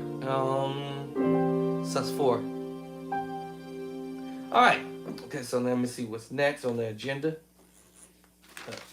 This here, this over here.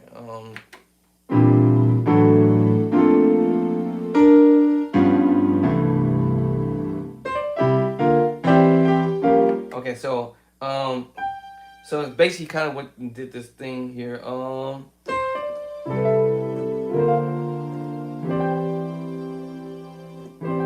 I can hit it twice. I think. Let me see.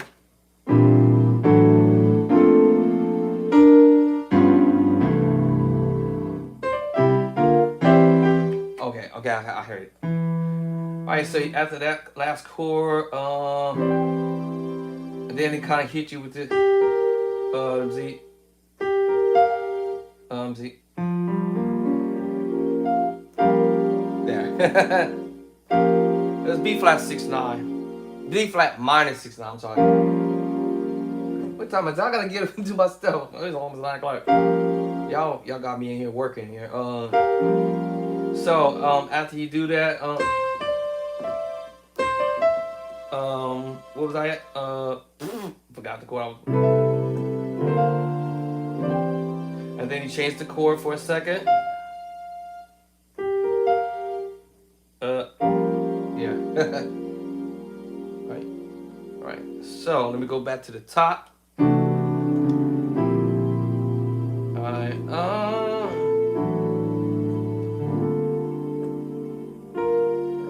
I do it slowly.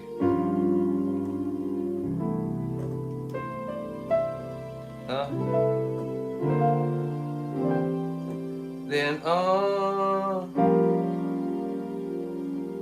so I got that. I'm not gonna remember all this. I'm just messing with it for now.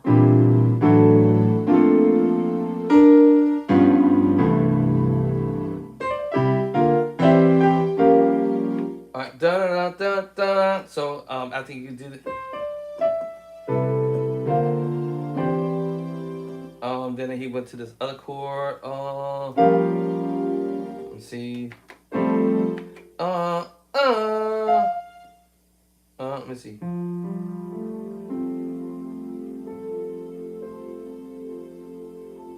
Did he do that? Let me see. I thought I heard this. And then what was it? I thought I heard him do that. Hold on.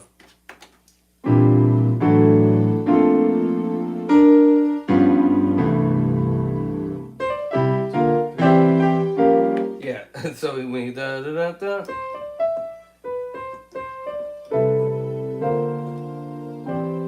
And then this chord. Oh. That's it. This is funny how you're doing this, but I feel like it's either the minor or major. Because the way he spread that out, it makes me feel like he's playing the minor move. But it's a major chord. And he breaks it up. So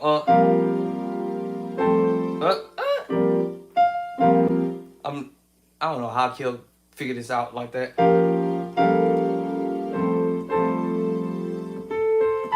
This really makes your hands.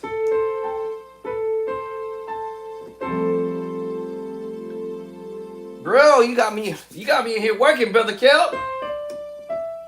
Hold on.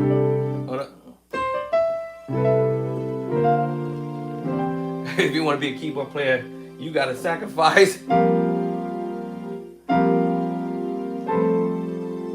Alright, the next move.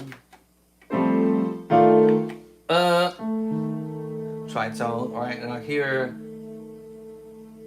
major move. Well, yeah. Normally here, and we find that major move, but I think that's what he played. No. Like F major, first inverted root.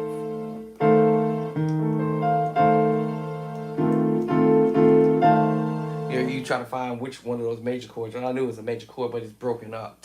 So let me see.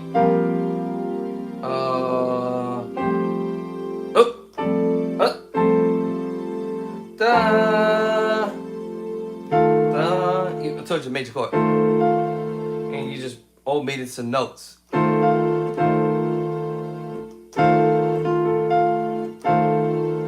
Alright, so let me go back to the top because I forgot it already. Let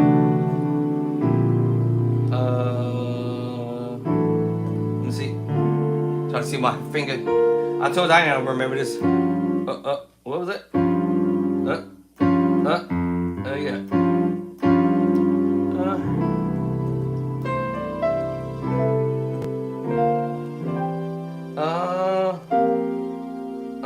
No. Keep forgetting.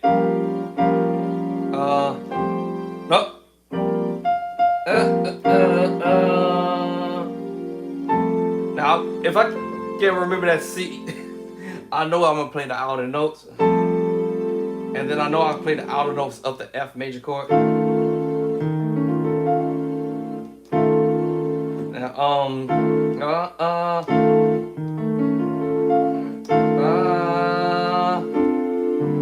let me see. Oh, I play this. Whoop.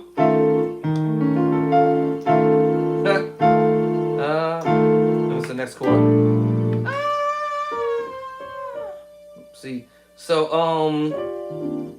let me see. B flat. I literally just played this already, y'all. That's a terrible shame. Yeah. I hear these. Let me see. Is that what I heard?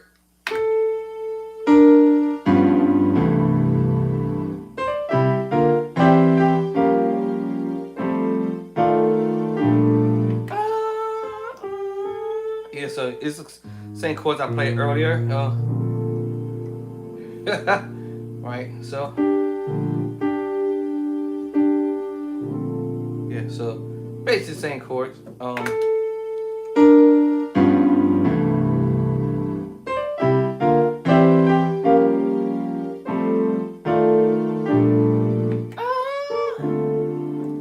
I hear this in my ear at the top, but you know, and because I understand the sus2, sus4, and how they work, and how that B flat major 7 works with the D minor move, my hands will spread out and play the voicing. So y'all want me to be a keyboard player? Good luck.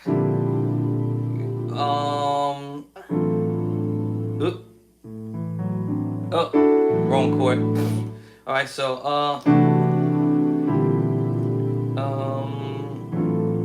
I'm still playing the wrong chord. Gotta go to this one.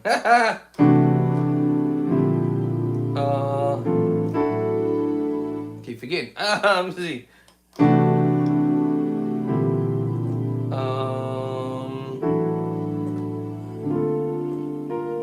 It's like I said, it's not I play it like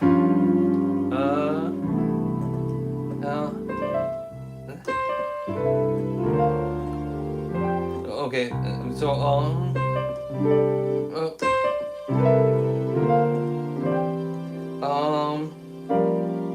like I said, if I can't remember the C, I'll just play the outer. And then if I can't remember the other chord notes, I know I'm playing the F major chord. He's just playing the outer note. Oh, many notes, I'm sorry. And then I already know. Going back to it.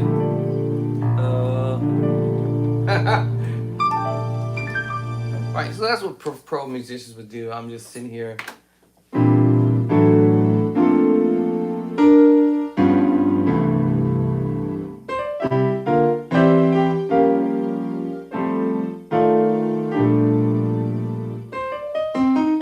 Oh Lord have mercy. All this arpeggiation stuff. Now sometimes what I like to do too, like I keep saying, I try to see if I can really play the stuff. I really sit here and try to see, is it possible? Do I know I cannot do it? You know,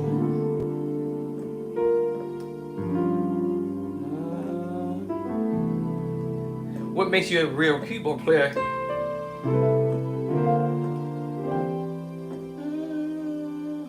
Let's see.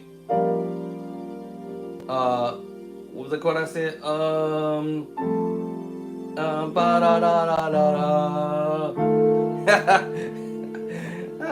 Lord have mercy. I just hear that at the top of my ear. Even if he didn't play that, but I see that in my head. But anyway.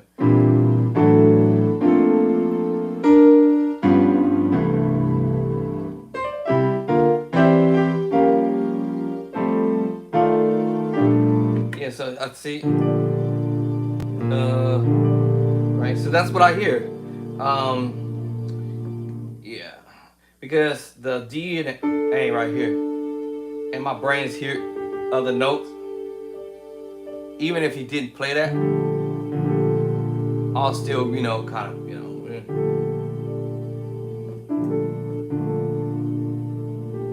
throw my 2 cents in there, as I said earlier, my 2 cents, 2%, and then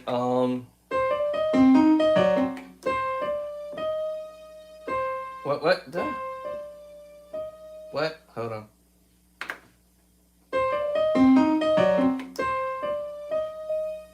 How's he doing that? What? How's he playing that?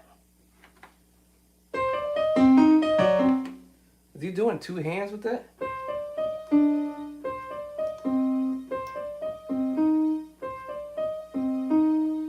Is he doing 2 hands with that? Hold on.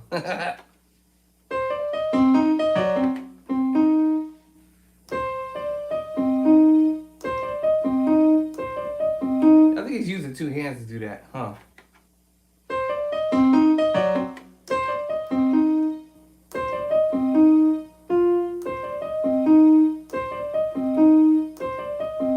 And there was the other notes. I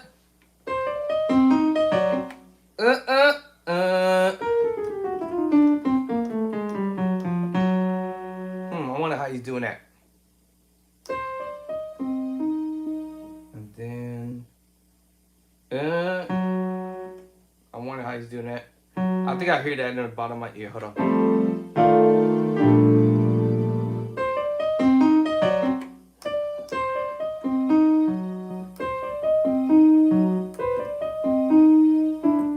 Was it? I'm hearing another note before that, I think.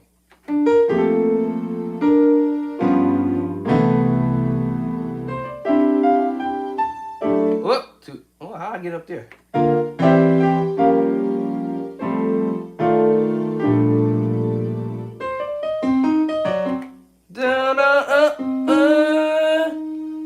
I feel like D F sharp. I'm not sure how you doing that.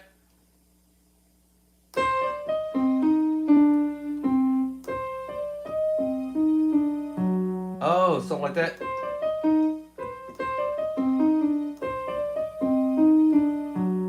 Is that what I'm hearing?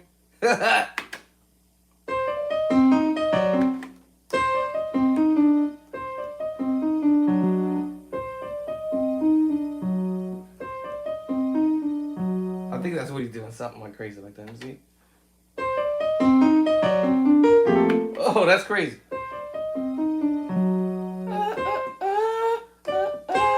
Let me see. I missed it. I missed it. Now I lost the one. I done lost it. Da da da. Da da da da da. How is he doing that?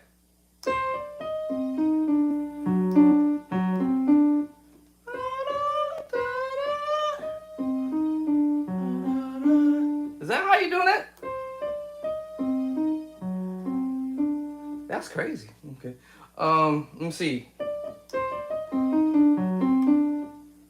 What?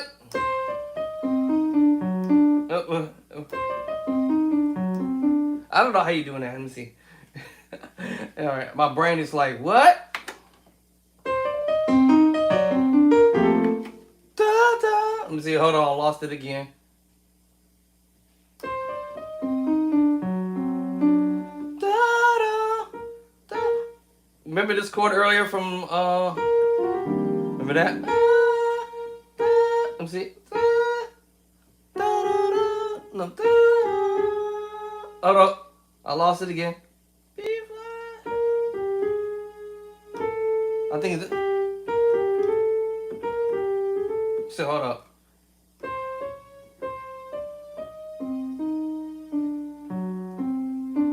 And then he goes... I lost it again, my man. I think that's what it was. Hold on.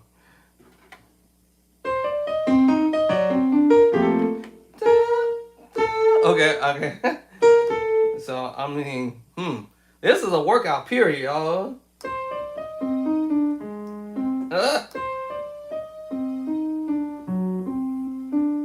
Then I might be off. Off. Let me see, y'all. That's crazy.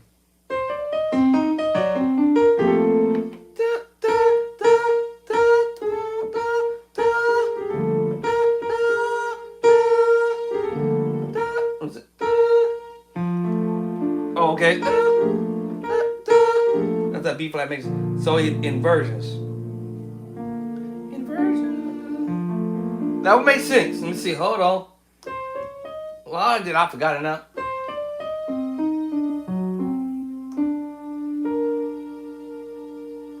Oh.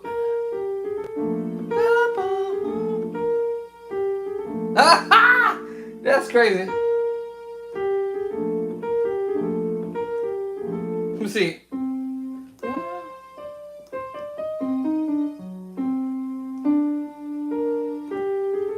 That's crazy. Now I gotta figure out how I get my timing in that. But anyways, let me see. Hold on. Who am I playing, y'all?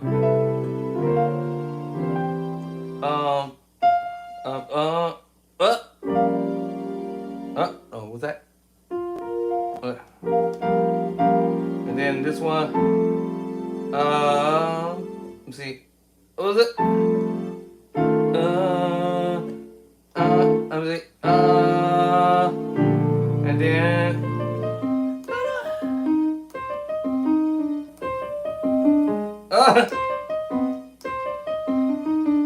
How did I do that? I forgot it already.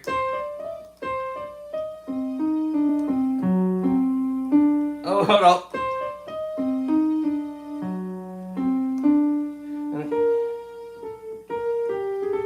Let me see.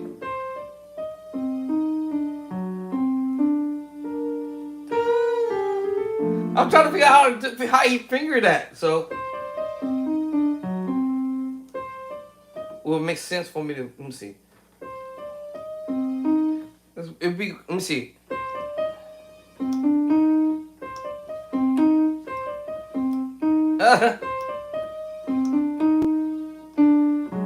I'm trying to see if I can do it with one hand.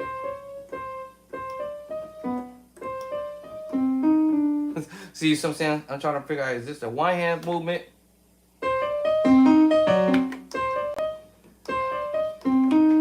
It's really quickly. Let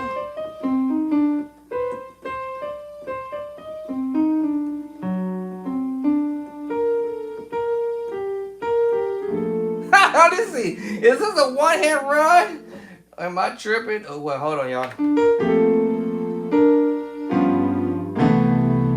See? Oh, too far. Let's go back.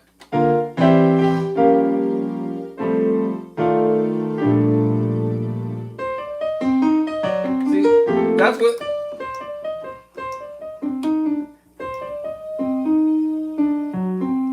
I'm trying to figure out.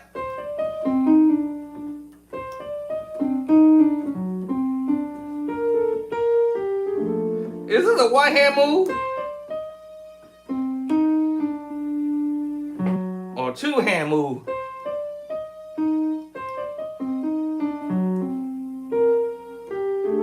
It's gotta be a two handed move.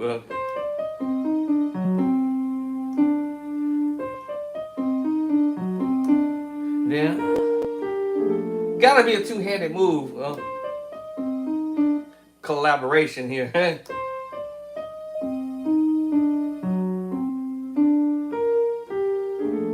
It gotta be a two-handed move here, so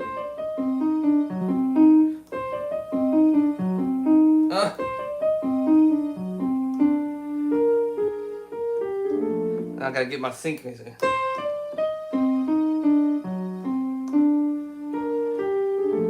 if I can nail this right.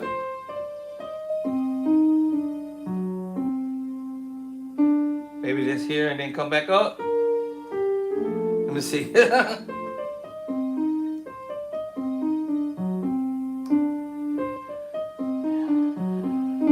That's not.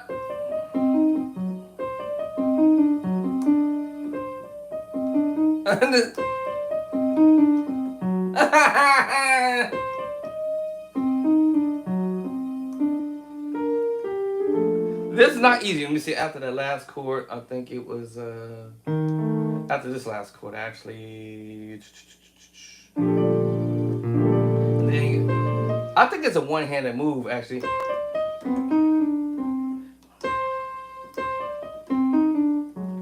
The trick is the F sharp.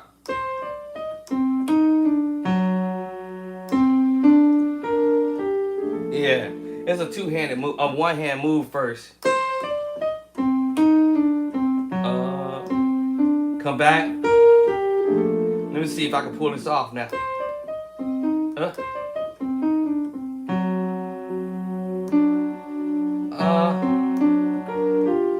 Let me see if I can do the slower. It's because you're doing this like this, I think.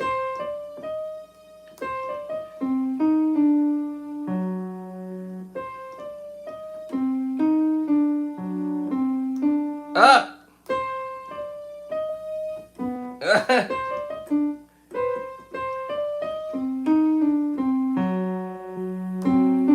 Right back to it.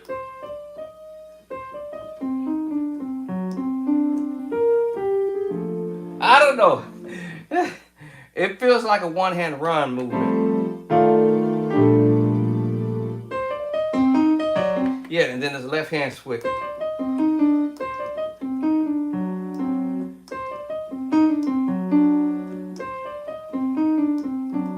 See?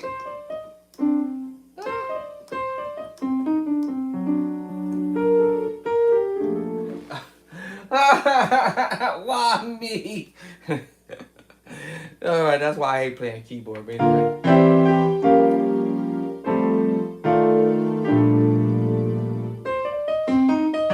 It might be a left hand too. That would make sense too.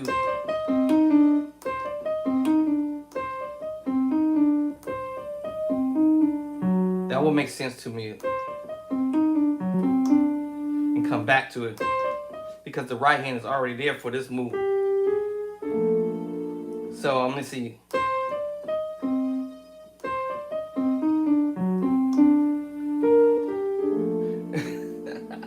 Lord help me!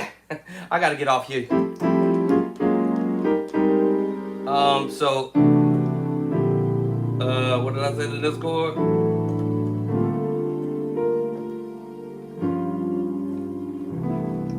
Then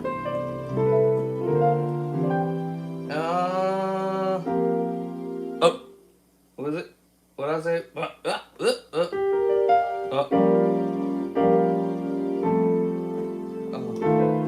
You know, after a while you hear somebody do stuff, you want to throw your own little flares in.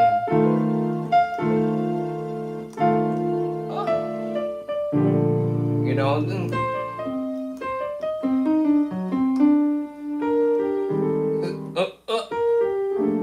this is not easy.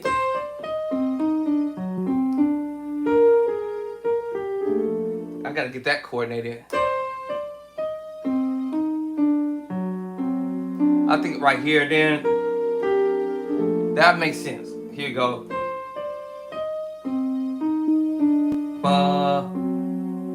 Come back to it. That makes sense right there. That makes sense because now, because while I'm holding that chord, let me see.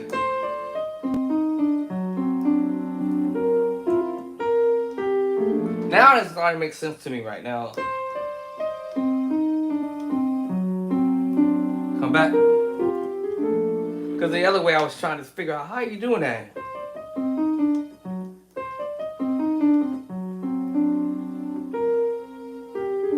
Yeah, that makes sense here. So it's like you...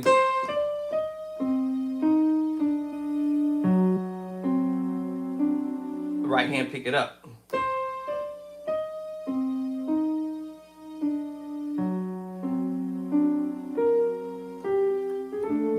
Yeah.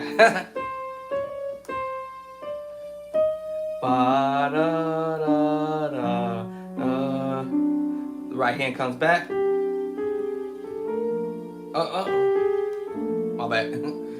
So yeah, so it started to make sense a little bit. Anyway,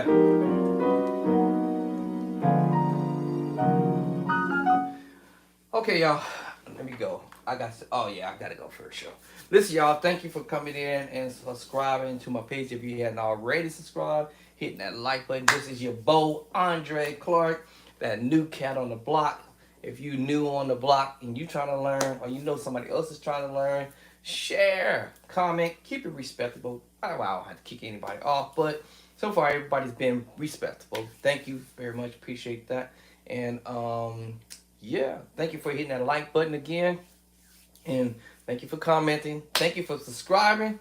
Share with somebody else if they're trying to learn some stuff. I'm trying to learn. And I'll be like Aaron Hills would say, what I learn, you learn. What I know, you know. But not everybody want to share for free. I'm just trying to be helpful in the best way I can as I learn my own self. I hate playing keys. Keys is not my thing. But anyways,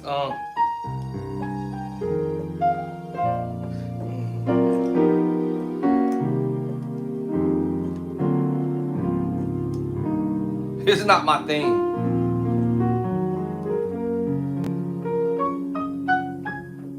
But eventually, I guess I'll start to like on it a little bit. And the more I listen to other ideas from other musicians, the more I may become a keyboard player. Listening to some Mike Burrell stuff. But these chords, I already know them. It's just that the musicians are arriving or arranging chords in their own way. Just like this Kelly cat did. I started realizing, oh man, this is a chord I play, but also I heard it Devin doing it too. These are preacher chords. Can I get it where it is? I mean, remember that preacher chord I talked like as if you go to F sharp for a second? Use some.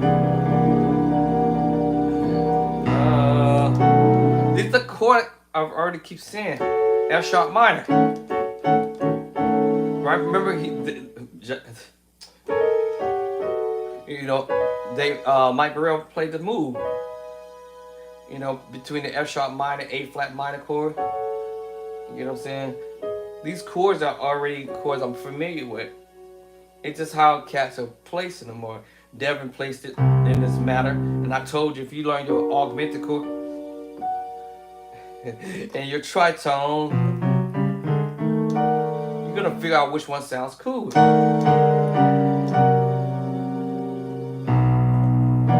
Nope.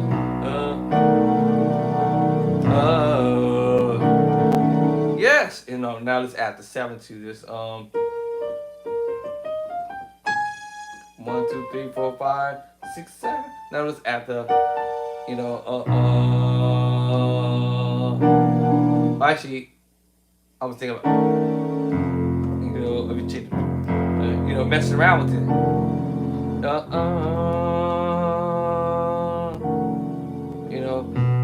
We're going to the minor move.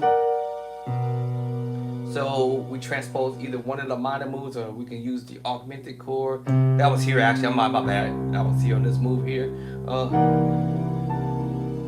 At the 7, you know what I'm saying? And Elder Devin played the move on the organ. I'm like, oh, you know what I'm saying? Oh man. Now we're going to the minor move. F sharp minor.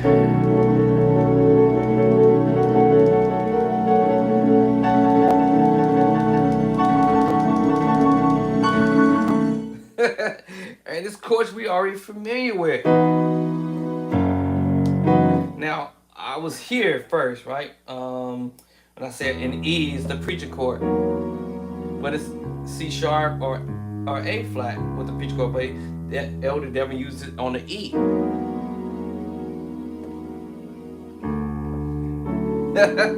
You know what I'm saying? That chord. Bailey was using, Kelly Bailey was using, right?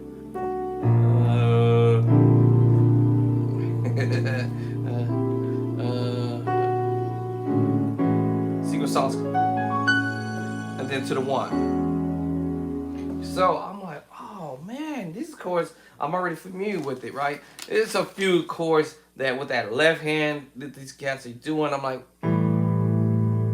wait, what is it? And it seems a little complex, a little bit to do, but I'll make it. I'll make it happen. Because if I had a bass guitar player, they'll just pick that up for me. You know? So I realized he's stretching the chord out so you can still play the D major chord with the A major chord. And I kind of understand what he's doing right there. You know what I'm saying? You know what I'm saying?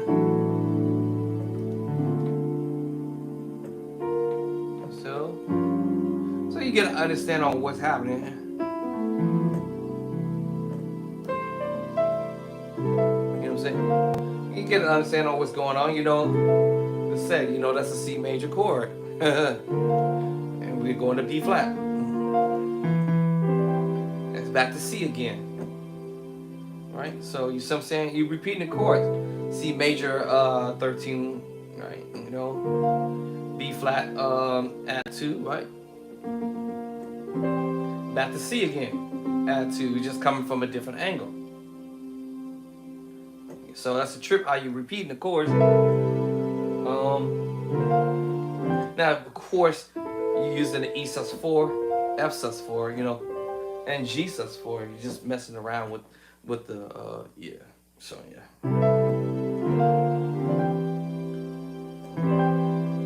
I want to say, hey, well, I would, you know, instead of coming with these other chords, you know,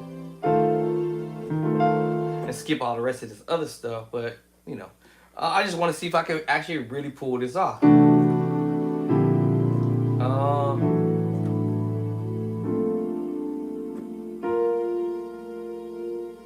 Oh no, I don't know what, I hear that too, but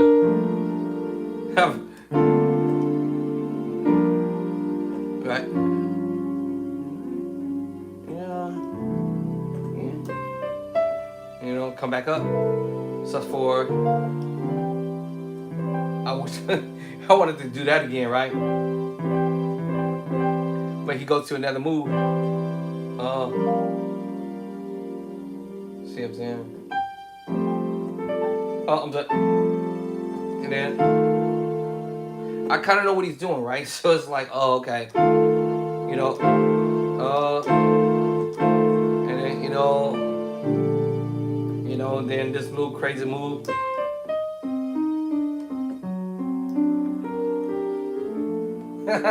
After a while, you start getting familiar with the moves. What's the next move after he does that?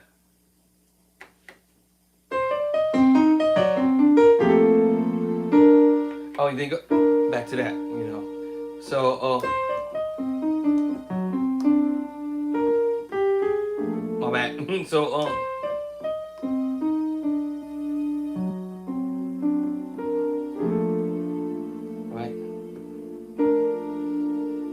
back to he actually had already kind of played this already, right? So just trying to let y'all see what the chord is. So what's my next chord? I played that already. Y'all remember this one? You know, or you can go to B flat actually. So because we here on this part here, right,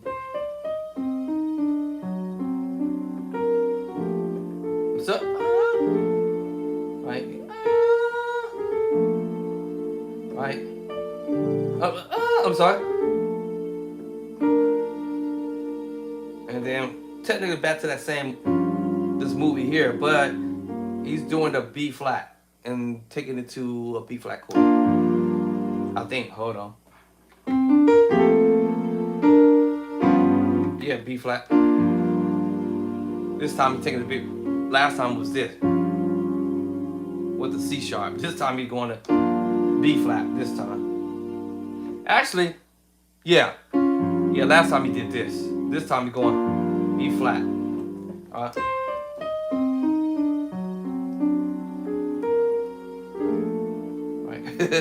Right. Then you know where we're going. Right back to it. Yeah, so you're going back to it. And then let's see.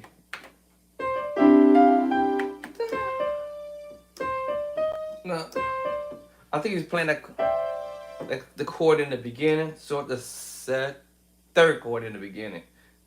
No, the second chord. I'm sorry, y'all. Back to that second chord in the beginning. Hold on.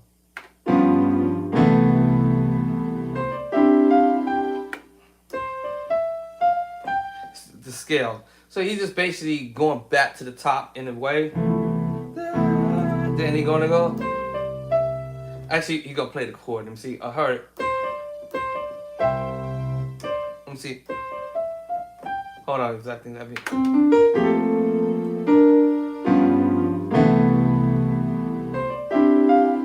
Yeah.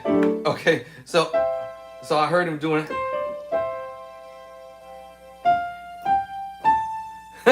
This is interesting, but I think he goes to the A right there. Let me see. How am I coming out? Is it? And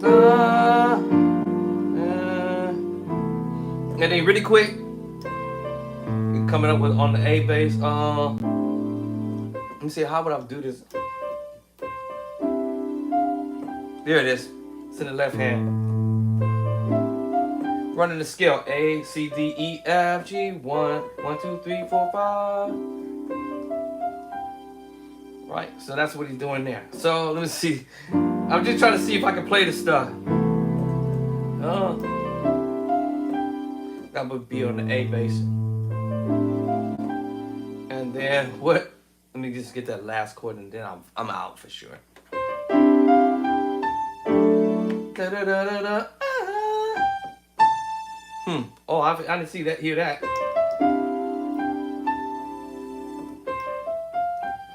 Yeah, so that's gonna be on the A. All right. So then, was there a chord after that?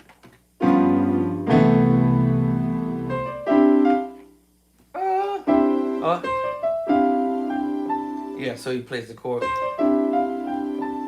So yeah, he comes down on the chord right there. That's over the A, I think.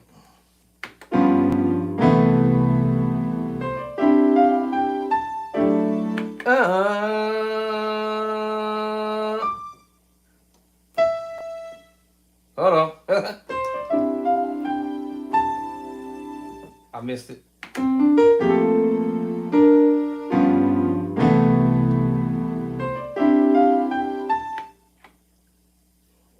Then, why I hear that appear? Let me see. Hold on.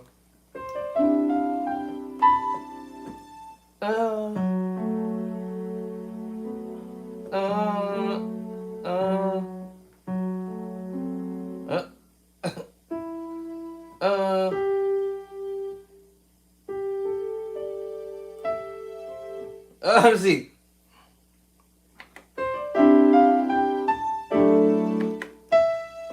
I hear that at the top of my ear, but that's cute. Oh. I'm gonna start all over.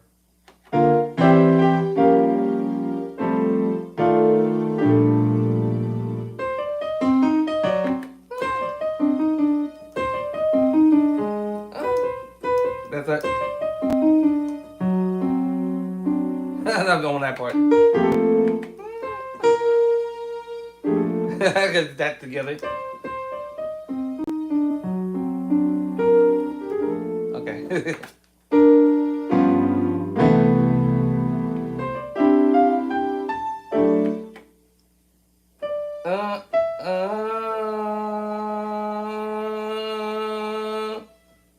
This is hard.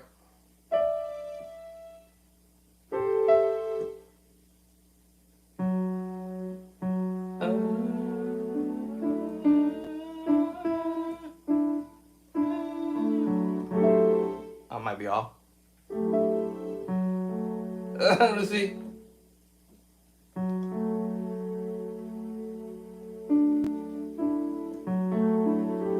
Trying to figure out how I want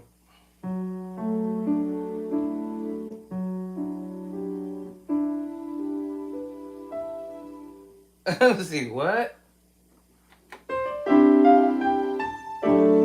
Oh, okay, hold on.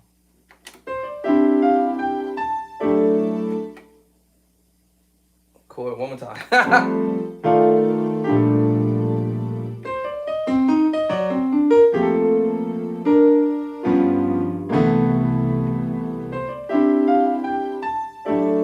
And I wrote this chord almost wrong.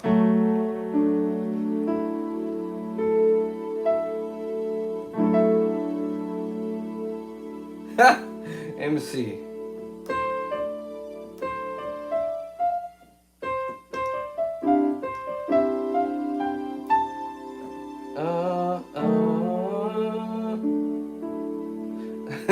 This, let's see, hold on.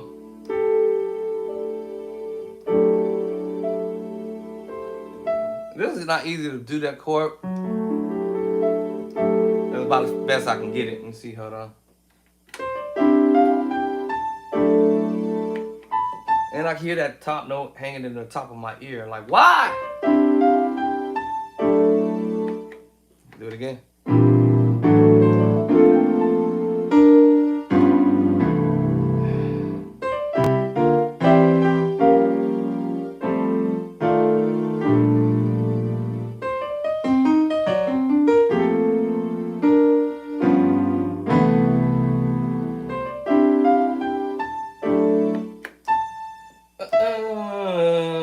So let me see here. I hear this hanging in the top of my ear. Oh.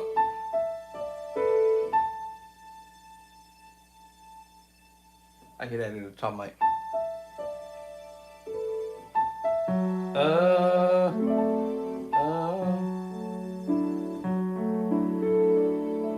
There it is.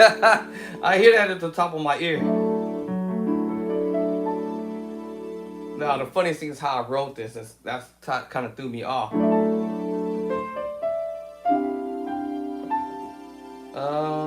What did I say? All right, so I was supposed to keep the A at the top. E, D, A, and G. So everything else would have been correct. Hold on.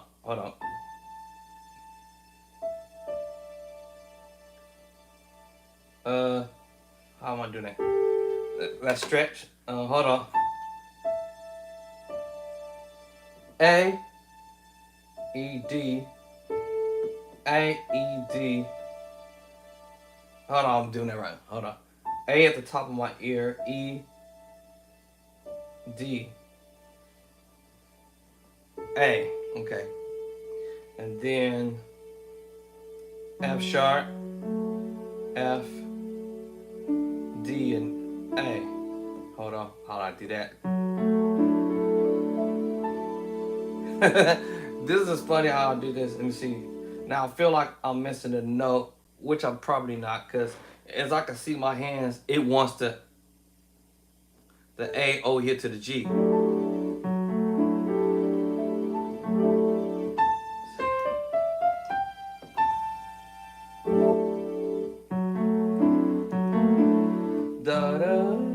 Let me see. Hey, what are you doing over here, y'all? Let me see.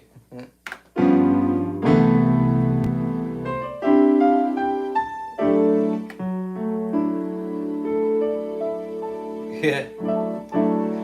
I could omit the G there, but if I can play it.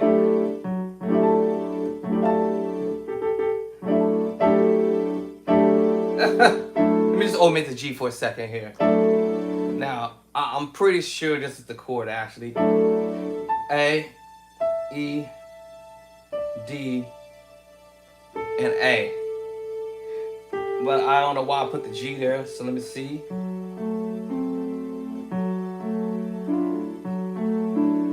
the left hand will be correct. Alright, so I'll omit the G actually. I don't know why I did that, but anyway. So that would be a D major add 2. Now let me see what Cordy going to say about this. Yep, D major add 2. Alright, so I do not know why I put the G there. Pen don't work. So I'll take the G off and I have the A, I'll see it. D, E, and A at the top. Alright, y'all. I've finished my goal right here for now as far as seeing if I can play these chords. And looks like I can play the moves. I just gotta really like tighten it up.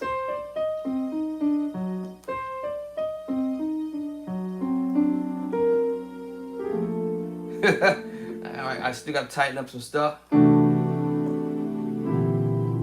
know, something, oh, missed it. I keep missing that one chord. The one that, you know,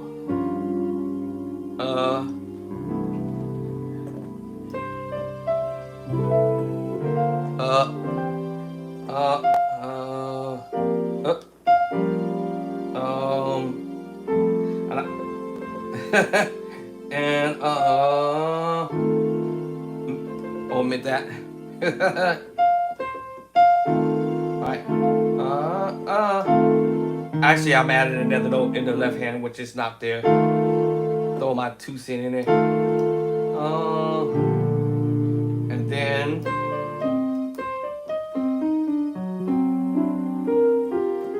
hey, what are you doing? Messing stuff up again? Again.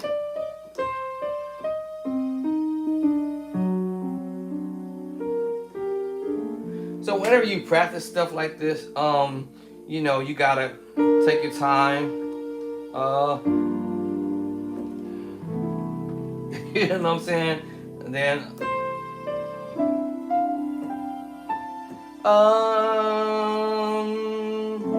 oh, messed it up. Nope.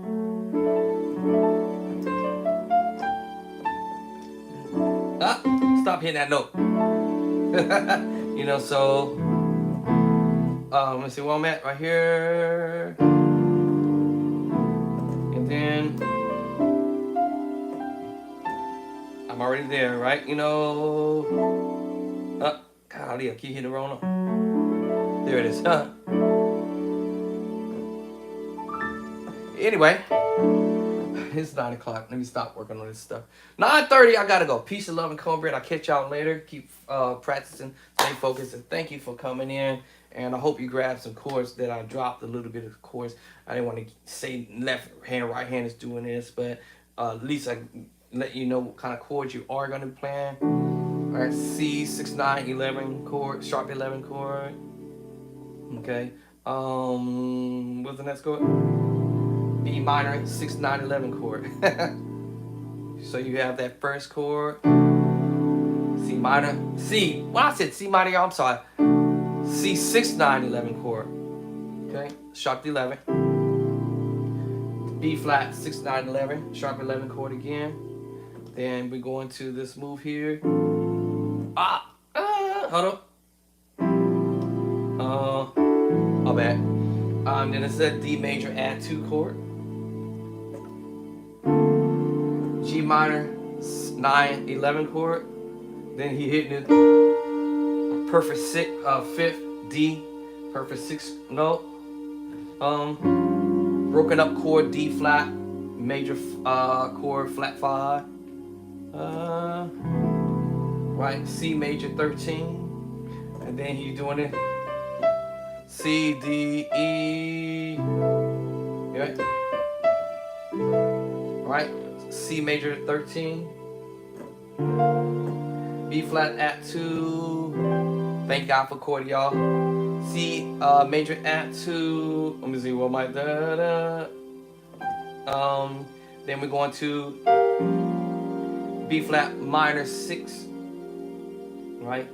Then the one I said I probably might miss that one note here. Let me see, what was that? Yeah. F major add 2. It doesn't matter if I hit this note or that note, but anyway. That's if you're trying to roll it. Right? And then F major. It's an F major chord, yeah.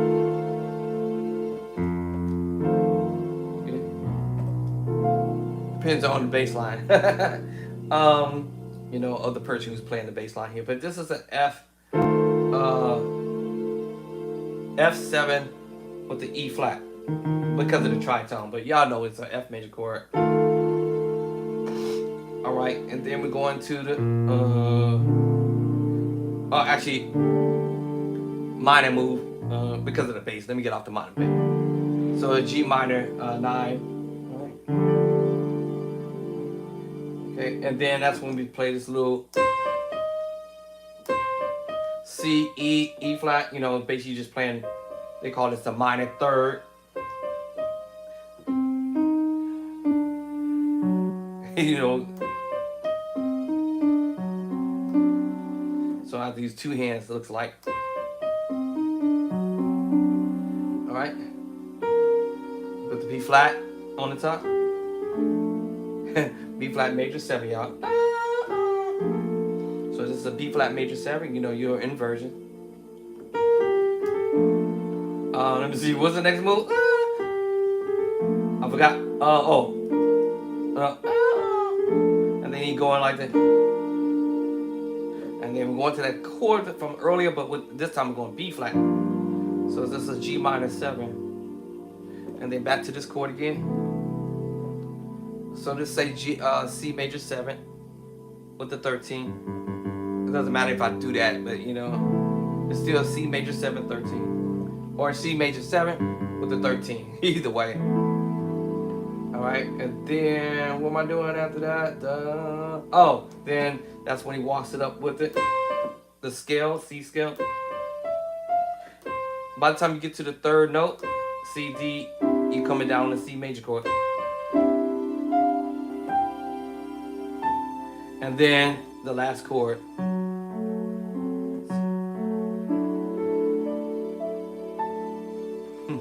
All right, so what that is, and then you hit you with the last chord. Oop. Gotta get my finger in the right spot. Come in with the C major chord. When you get to the third note, 1, 2, 3, 4, 5, 6. That's when you come in with that last chord. And this is the D major chord. Just do an inversion, y'all.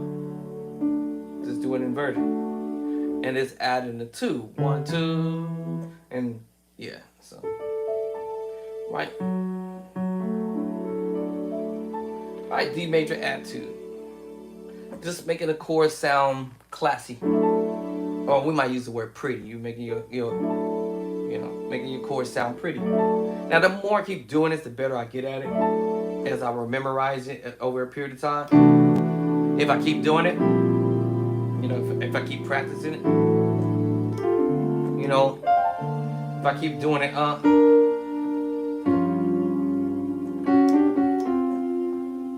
do my 2 cents in there, you know what I'm saying? You know, so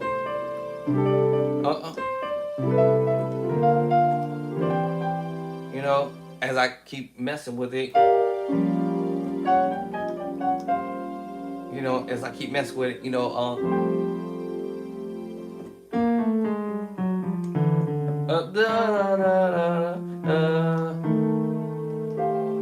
I'm using the secret sauce chord versus the F major chord. So you know, I can mess with both. And then, you know, all right. All right. And so, you know, I can mess with it now. There's 14. There's 14. Or, and keep messing with it. Remember that chord? All right. So I see I can kind of mess with.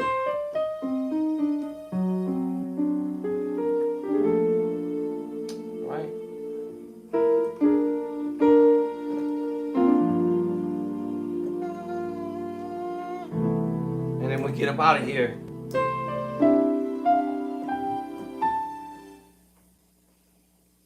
Alright.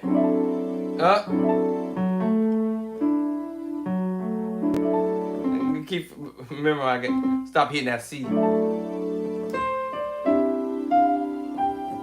Don't see. Even if I missed the A, there's no big deal. Because it's right here in my left hand, right hand.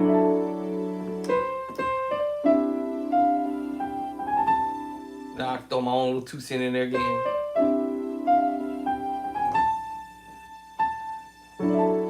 You see, I raised up the hand just so I know I'm gonna hit that F sharp on the bottom and that E no matter what, or the E and the D and the E, and maybe I'll come down on the A.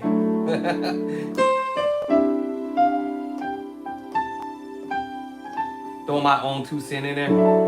Yeah. You know, I have trouble getting there, right? So I gotta improvise.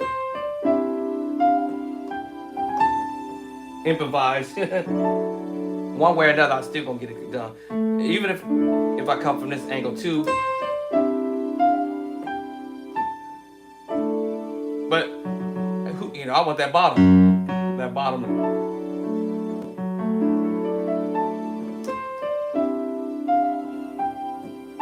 Now. Yeah, that's how my right. So the more I practice over it, I'll move this piece of paper out of my way, and then I'll progress on. Is that my dog? What are you barking about? All right, I gotta go, y'all. Fish. All right, I gotta go do my one little walk around, and which one sleep? Who's sleeping? Wake up. Who's sleeping? Wake up. Oh, who's sleeping? Wake up. All right. I gotta go do my little walk, and so forth and so on. So, like I said, if I want to learn something else from either the same musician, I'll go to a different musician. I'll click on to something, whatever, or open up the book. Open up the book to chapter L. We're going to learn lifestyle of worship. We're going to open up to the book of L. Lifestyle of worship. That's the ministry on today. This is what we're going to talk about. The ministry of lifestyle of worship. We're going to open up the book. All right, this is the book of music book. We're going to open up the music of the book of lifestyle. Chapter 1. All right. Chapter 1. All right, we're going to chapter 1, verse number 1. All right. So yeah, I just open up the book. All right. Stop procrastinating. Right. Stop procrastinating. Right. All right. I have no reason to have an excuse to say I ain't got nothing to practice with or practice on.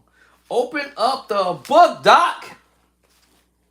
All right. Open up the book, and hopefully I might have it already videoized. That's probably a new word, videoized.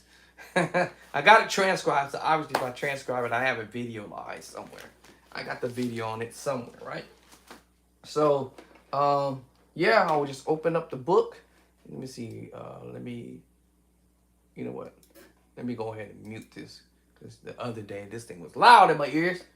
Is it going to let me mute? Hold on, what you doing? I said mute, idiot. All right, cool. All right, so, yeah, just open up my book. I did my homework already, so I got no excuses why I can't learn new stuff, right?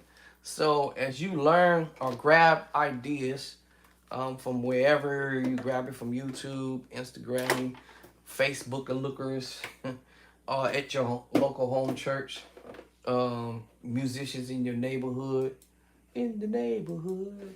or anywhere, wherever. Do your homework, grab some ideas from them, or they, who, her, she, he, and then I'd say go for the kill, but don't let it pile up on you, because I let too much pile up, and yeah, now I gotta play catch up, you know. And then on top of that, I ended up getting sick, so I really now feel like I gotta put a push on this, you know. I gotta put a rush on this. All right, so oh, that's up here. So yeah, I gotta put a push on this stuff, right? I'll leave that there. Let me see, y'all. So yeah, I gotta put a push on this and start learning this stuff and stop procrastinating. Well, I hadn't been procrastinating actually. I was just sick, and so there's nothing I can do about that. So now it's time to get down to the business. They say let the rubber meet the road, y'all. So y'all got to let the rubber meet the road. So I'll just come in every day and a few times in a day and start grinding on this stuff until I have it all down, and then I'll go to the next.